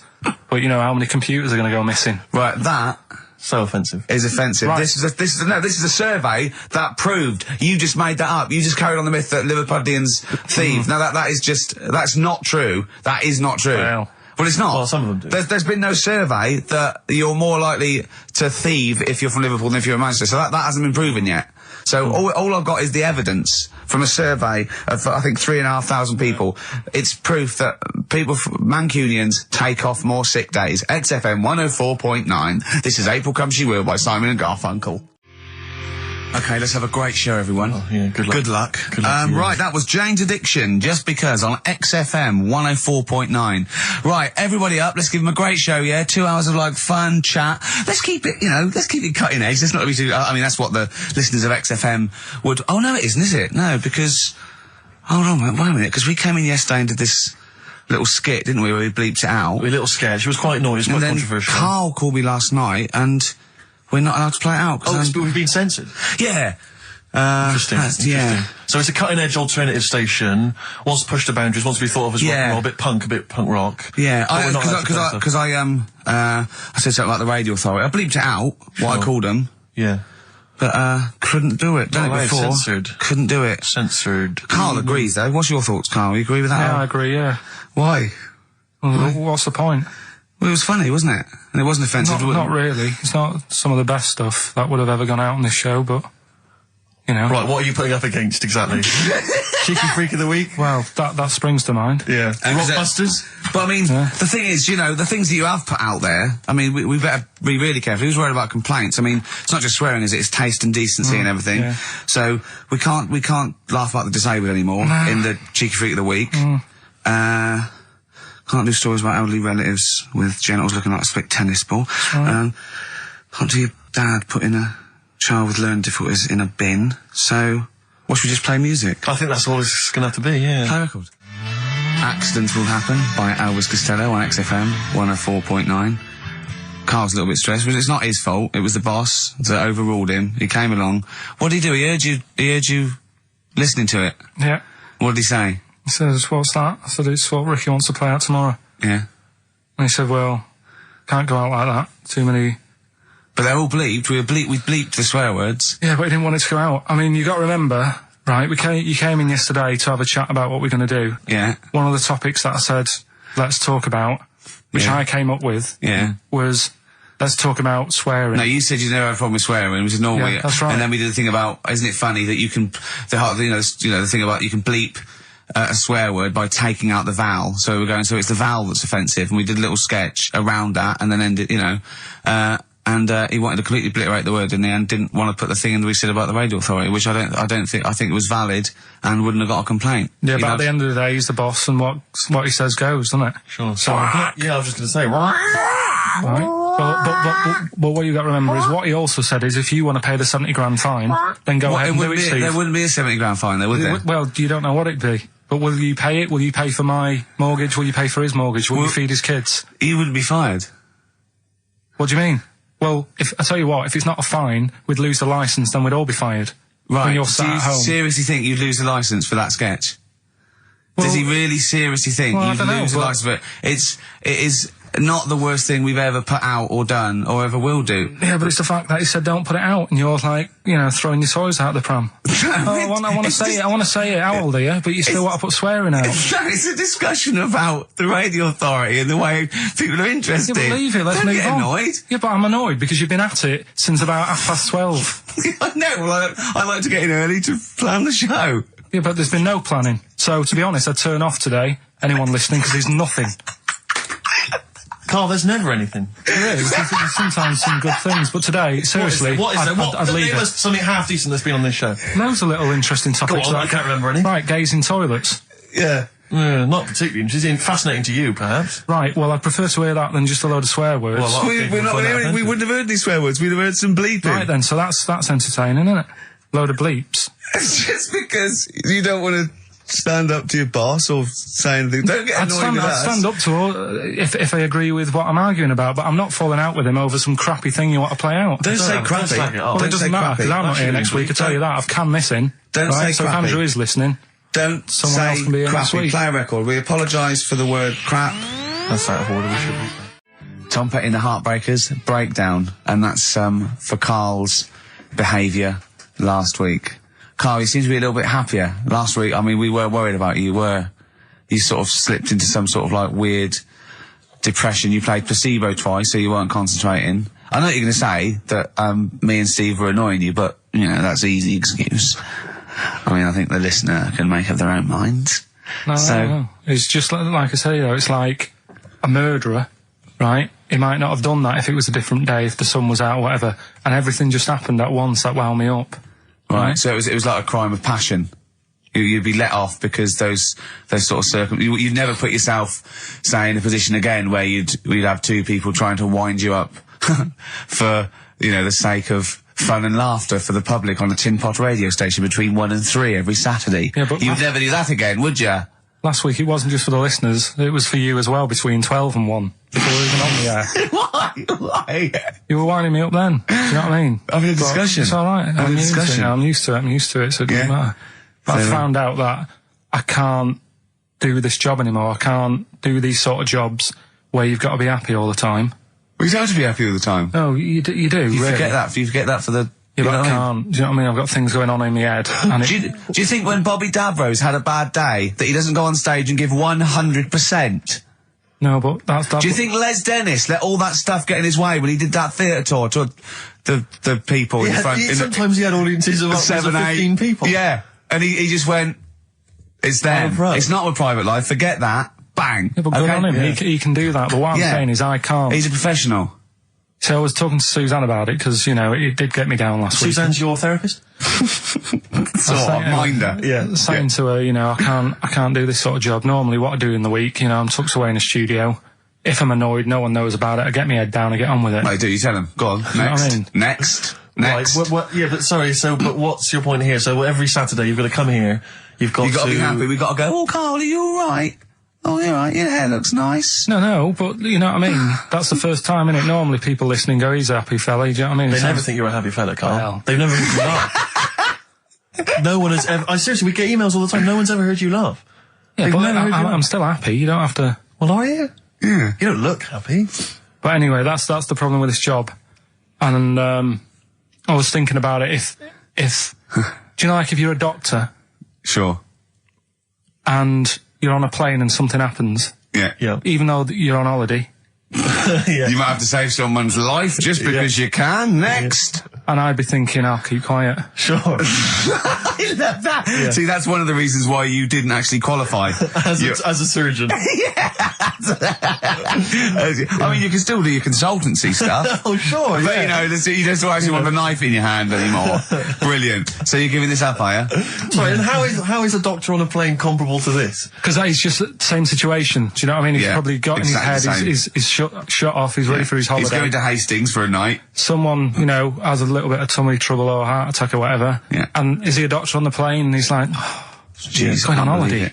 Do you know what I mean? I've got to loosen his tie. Yeah. I can't do But what I that. don't understand, Karl, is you get paid to do this. It's not like we're forced. It's not like it's your holiday. You know that this is your job of work. This is paying for your new kitchen. Exactly. Yeah, but I've got the kitchen now. All It's right. done, isn't it? Right. So job- when you job's done. stopping? When you're quitting. Well, you're finishing, aren't you, in a couple of weeks for a bit? No, so. about 4. Yeah, yeah, We're about finished 4 on the weeks. 16th of August, yeah. But, you know, we're only going away for like 6 or 7 weeks again, aren't we? Oh, you don't know, do you? Well, we'll give up if you give up. Tell your managing directors that. Well, that's a bit annoying, Why? because you've just passed the book, haven't you? I haven't passed the buck. This is 3-way. You know, you get your name in heat. You're in the title now. It's Ricky Gervais, Steve Mason, and Karl Pilkington. And now you want to go, I don't want to do it anymore. Karl, Think about it. Think I don't about know it. whether you've noticed, but we don't provide anything on this show. So if you leave, we have to go. All right, let's put a song on. Now there. just think, don't be so selfish. Don't be so selfish. Yeah. We need you. We've got nothing. Think of the Jane's Addiction, Just Because on XFM 104.9. I'm Ricky Gervais, with me Steve Merchant and Karl Pilkington. We're all here then. Oi, oi. About 1:05. Yeah. Got 2 hours to go. I imagine you've got all kinds of treats lined up, Rick. Well, there's lots of things on the show. Great music, you know, Nirvana, Radiohead, The Darkness, to name but 3. Can I play you something from Led Zeppelin later? Yeah, please do, and maybe some Neil Young. Oh. Now, coming up also on the show, we're continuing a thing we started. We've only got 4 weeks to go before maybe we either give it all together or go away for a couple Is of it 4 months. weeks or 3 weeks now? Is it 3 weeks? Oh, I don't know. I think it's the 16th of August, isn't it? Cannot end soon enough. Wow. Might be that. It'd be a shame to end it forever, but it's all up to Karl. So, again, he's in a grumpy mood. We've told him to try and up his attitude, and it's them. It's the listener that counts, Karl, not us. We may be feeling bad, but you, the listener, counts. You come first, yeah? Okay, up, yeah? Big 'em up. Big up London. Big up you, the listener. Karl, leave yourself at home for a little while, yeah? We're going to continue that thing we started last week. We're doing the list of the most hated people in Britain. It's not us, it's the listener. So keep coming with those suggestions of people you just obviously you don't hate them. We don't want a list of mass murderers, dictators and politicians. You can't have them, but with mass murderers and politicians, what's the difference? good point. Good point. Satire. Yeah. No, we're doing some jokes like that as well, aren't we? Satire like that. We're trying to get onto Radio 4. Trying to get on there, yeah. And if there's any kind of amusing show that perhaps takes a sideways look at the week's news and they need new people. If there are any Radio 4 producers who have been knocking around for about 12 years with the same old hacks and they're desperately trying to get on telly, they want to give us a call. We're not interested. No. No. We've got bigger fish to fry. Yeah. But yeah, so if people that you hate, minor celebrities, people on TV, pop stars you don't like, email in ricky.gervais@xfm.co.uk. And I'll tell you what, then we'll do like the Channel 4 do, then we'll give you the sort of list of the top 10 at the end, and you can vote within that top 10. I'll tell you the ones out in front of. Could we wire up some kind of premium rate phone line so that we make a fortune? We can't afford it, but if when you email in, if you could also maybe send us a lottery ticket, then, you know, we make something out of this. The ones in the lead, I'll do in no particular order, but these are the ones way out in front at the moment. It's Chris Moyles, Robbie Williams, Chris Tarrant, Davina McCall. Interesting. I'm sort of surprised at, but I know that it's probably just I think over she's just familiarity. been on TV too much lately. Yeah, that T-shirt annoys me. Big Mother. Sure. That annoys me. We don't care. We don't care whether you're pregnant or not. Loads of people have children. Yeah. I don't care. Get on with it.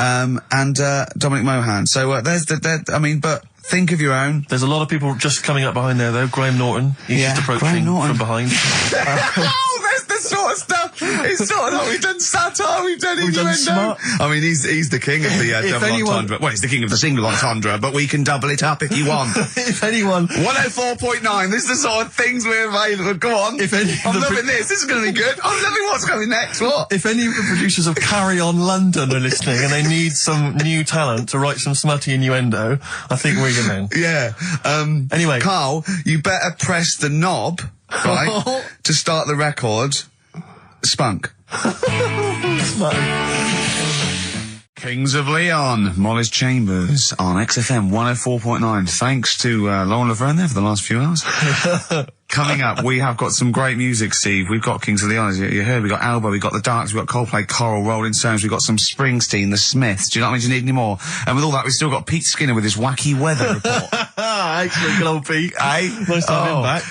Good news, Steve. Got some here brought in. It's just a normal soup. It's Rooster's Pride. What flavour soup is that, Steve? Oh, I know you brought that. And it's all it's a genuine article, and it's cock soup. Can I have a close look at that? Maybe there's some more humour I can draw. What, you want a closer look at my cock soup? Just a cock soup. It says here, delicious, appetising. 3 to 4 servings. You know what I'm thinking of when you're talking about the soup? I'm trying to think of innuendo. I'm just thinking of a man's cock. Penises, yeah. Let me just... It's The Darkness. Use Rooster's Pride cock soup as a snack with crackers or toast. Still thinking of a normal knob. An appetiser, again, or a soup base. That doesn't really work as an innuendo. No, that's disappointing. We'll work on that, though. The Darkness, growing on me on XFM 104.9. Going well, isn't it? I've enjoyed it so far. It's been a bit naughty and everything. Yeah, a bit smart. Nothing wrong with that. No. Karl, All right. having a good day? Not bad. Yeah? What mood are you in this week? What 'Cause we mood always is that? try to assess each week. You know, it's a bit edgy. He's got a red head. What's all that? You've got a red head all around the side and the front. What's that? Sunburn? No, I think I'm allergic to having my head rubbed. Right. Right. Now, who would rub your head? That sounds a bizarre thing. Your girlfriend? Weird, isn't it? Yeah. Who's rubbing your head? Well, yeah, but I was squeezing his head, fair enough, and he was screaming in agony. And then he went and made me a cup of coffee. And as he came over, just spilt boiling hot coffee on my legs. I'm all wearing shorts, and he went, "Sorry," just like that. Just it's like a series of Jackass out there this morning. I mean, my legs are burnt. Your head's a little bit red. But apart from that, having a good day. Not bad. I was on the way in today, right, Steve? Walking in? Walking in, always walking in. I get left early and stuff. I like to get in early, get some bits done, Monkey News, songs of phrase. that sort of thing. And living in London, right, there's a lot of shops that open early and stuff. Do you know what I mean? People say that's a good thing about London. Yeah. It's almost like 24-hour city and stuff, right? I'm walking in and there's like, you know, you've got your news agents open. Obviously. You know, selling newspapers and that. That's good. They've got to be open early. Then you've got your coffee shops, your Starbucks. Your, Love a cup of coffee in the do you know what I morning. mean? Yeah. They're doing well in the morning. Then you see like the odd restaurant and you think, well, maybe they sort of got the doors open but they're preparing for lunch, so you think, fair enough. Yeah. I'll let that pass. Yeah. Carrying on walking down the road. Bondage shop. Open. Sure. About 10:30. Yeah. Busy, was it? There's a couple in. Really? Some good offers. 10:30 for a bondage shop. I'm assuming if you're into bondage, though, you stock up at any time, day or night. I mean, you don't... Yeah. Well, I assume it... I suppose you get up and you go, "Oh, I've got nothing on. I need to be a bit tied down. Yeah. I need some rope. These clothes are too baggy. I need more belts. Oh, God. I need more straps. Yeah. Oh. Get some rubber on my face." Weird, though, isn't it? What were you doing in there? So just having a browse. But, so a bit worried really, because the things that I've noticed this week like that's probably a little bit small. You've brought your soup in. I just found it out there. Sorry, yeah. It is Rooster's Pride, cock soup, noodle soup mix, chicken flavour. But I mean, do they not know that is obviously just going to be used on the Graham Norton show and Chris Tarrant when he's doing his show abroad? Yeah. I mean, do you know what I mean? How could they call it cock soup in this day and I don't age? keep saying it. Well, no, it's fine, because you can say cock as long as it means the male we've done this. Oh, do you mean a chicken? Yeah, look, it's a picture of a chicken. Yeah, sorry. What did you think it meant? No, I don't know. I thought it was in my head. Okay. Sorry. Yeah. But yeah, there's something else that's a bit sort of A bit blue? a little bit blue, but then it's real as well. Do you know what I mean? Well, it's a that problem. excuses it. Go on. There's a program. We in the couldn't week. have said the cock soup if we'd made it up, but because it's real, it's Yeah, fine. yeah. We also couldn't have said the cock soup if we'd have meant a male penis. Thankfully, we don't. So. We mean a little chicken. You go on. Yeah, this program was on. It was Wednesday night, something. About this little lad. Yeah. It was a fella and a woman. At the same time. What do you mean? Like a cartoon with a secret identity. By night? What do you mean? He had both By day a sets? boy, by night a woman. He had it all. What you... Sorry, wait. So he had male and female genitalia. So what do you call someone that's born like that? Weird. Yeah. Now, what's the term for it? Go on. You know it. We've talked about it before. Aphrodite. Really? So close.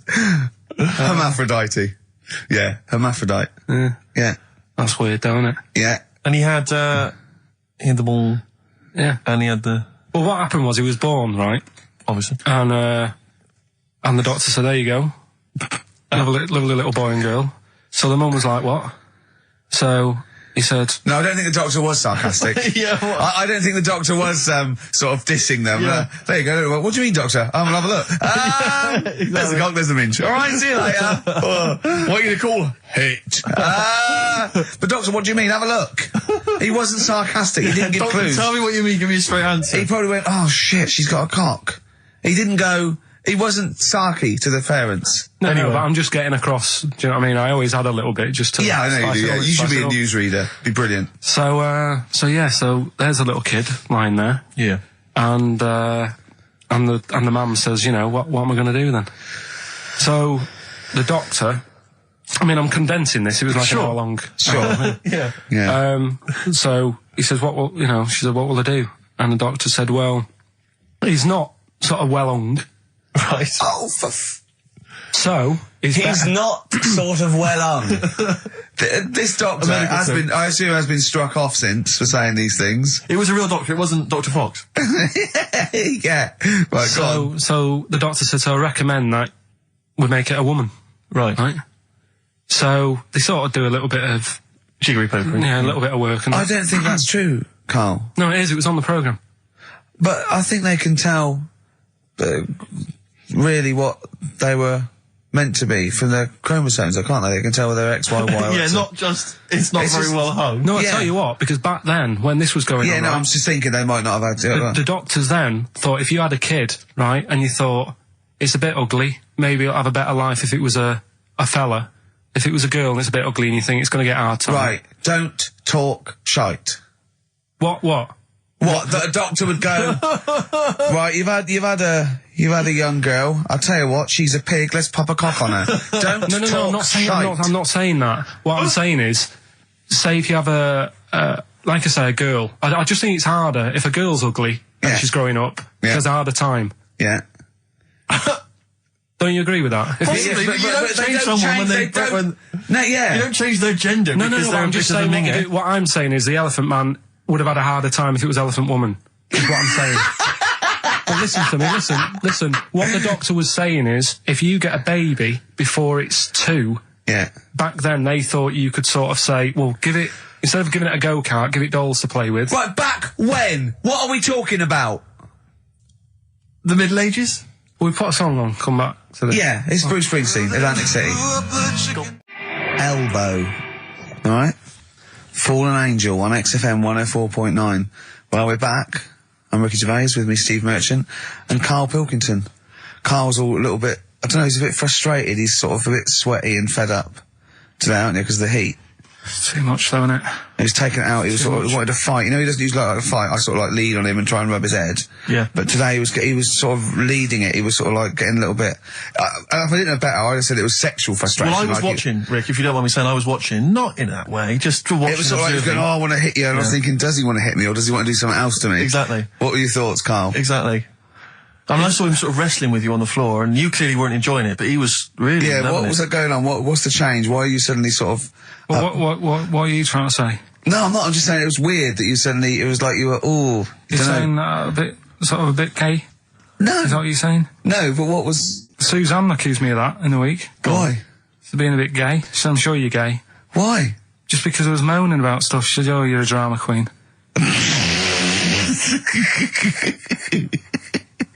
Right, well, that's What were you moaning about? Not having enough gay sex? No. She didn't have a knob. Yeah. It's going, oh, why don't you get yourself a nice little knob? Yeah. I mean, can I call you Frank, please? Could you wear this false beard? Yeah. It was just, well, we'll talk about it later. It was about the 7 Wonders. I just wasn't that impressed. He wasn't impressed by it. He said, well, we'd say that, yeah. Well, we got a top show That's coming the up, haven't we? But if you are a little bit, just a little bit sexually, you know, don't be afraid to let it out. I mean, if you want us to relieve you of it. I'll tell you what. Let's have a little bit of Maggie May by Rod. It's a Can't beautiful we play day. Killing a Georgie? That's your favourite song, isn't it? Oh. That's yeah. weird, isn't it? Strange, isn't it? That's weird. I'd like to hear Rod Stewart singing about a lovely lady, please, Karl. As would I. You can picture whatever you want. 1:05 then, already, of a Saturday, so I'm Ricky Gervais. That was Placebo, yeah, with special needs, which brings me to my next point. With me, Karl Pilkington. Karl Pilkington, there he is. Steve Merchant, 104.9. That's it. We're back then. Well, for one last time. Well, it's certainly the end of the season. We're away for at least, 2 months. We're doing the Office special, and possibly forever, depending on whether Karl decides he wants to carry on with this. Because, I mean, we do this for fun. We don't need to do this. We don't need to do this for, money, obviously not. The kind of money you're earning, Rick, you do not need to do I this. don't need Right. to. It's quite honestly beneath me. Yeah. You know, we don't need to do it to further our career because it's embarrassing being Didn't your on accountant XFM. say, do not even bother cashing those XFM checks? It's not worth your while. No, it's not. It's not. Yeah. The time it took to sign them, Exactly, it wasn't worth it. So we do this basically to ridicule Karl on a large sort of platform. I say large platform. Yeah. XFM. No other radio station will have it's us. roughly the same as standing up in McDonald's. I and imagine ridiculing so. But of a lunchtime though. Yeah, yeah. Or so- when it's just a cleaning staff mopping up. Yeah. So and if Karl doesn't come back, he's breaking up the three-way partnership. He's very much forever. Sting, isn't he? Yeah. Like, what, 1986, 87? Exactly. You know? He's going to go off and sort of make some quite poor, sort of jazz-inflected white man soul. Yeah. And leaving us to go about our business. Play pizza places. Exactly, yeah. Yeah, well, I'm going to go into sort of maybe writing say, Dad, soundtracks. why can't I be in the CIA? Yeah. You don't know anything about it. You're a drummer. Yeah, yeah. So we'll have to see. I mean, do you think anyone cares? I wouldn't have thought so. Because I think if someone was interested in having some good chat and some great laughs, they'd spend more time with their friends. Yeah, or listen to another radio Or station. listen to a decent radio John show. I Ross think or something like that. Yeah. they listen to XFM for some music to have on in the background that's loud enough so they can hear it while they're hoovering. Yeah, I don't think our fans hoover. Well, true. I think true. you've got to have... Or shoot up, whatever. I think you've got to have a house yeah, to hoover. I'll tell you what they do want, though, some great music. They do indeed. They'll be saying, since you've been gone. See that? That's the sort of link I can do quality. if we stay If you together. could cut out all the other drivel you speak, you'd be great on Magic. I know, yeah. You've got a... Come on. I know, you've got a rainbow something, haven't you? Rainbow. You got a rainbow something. Oh, it's Rainbow.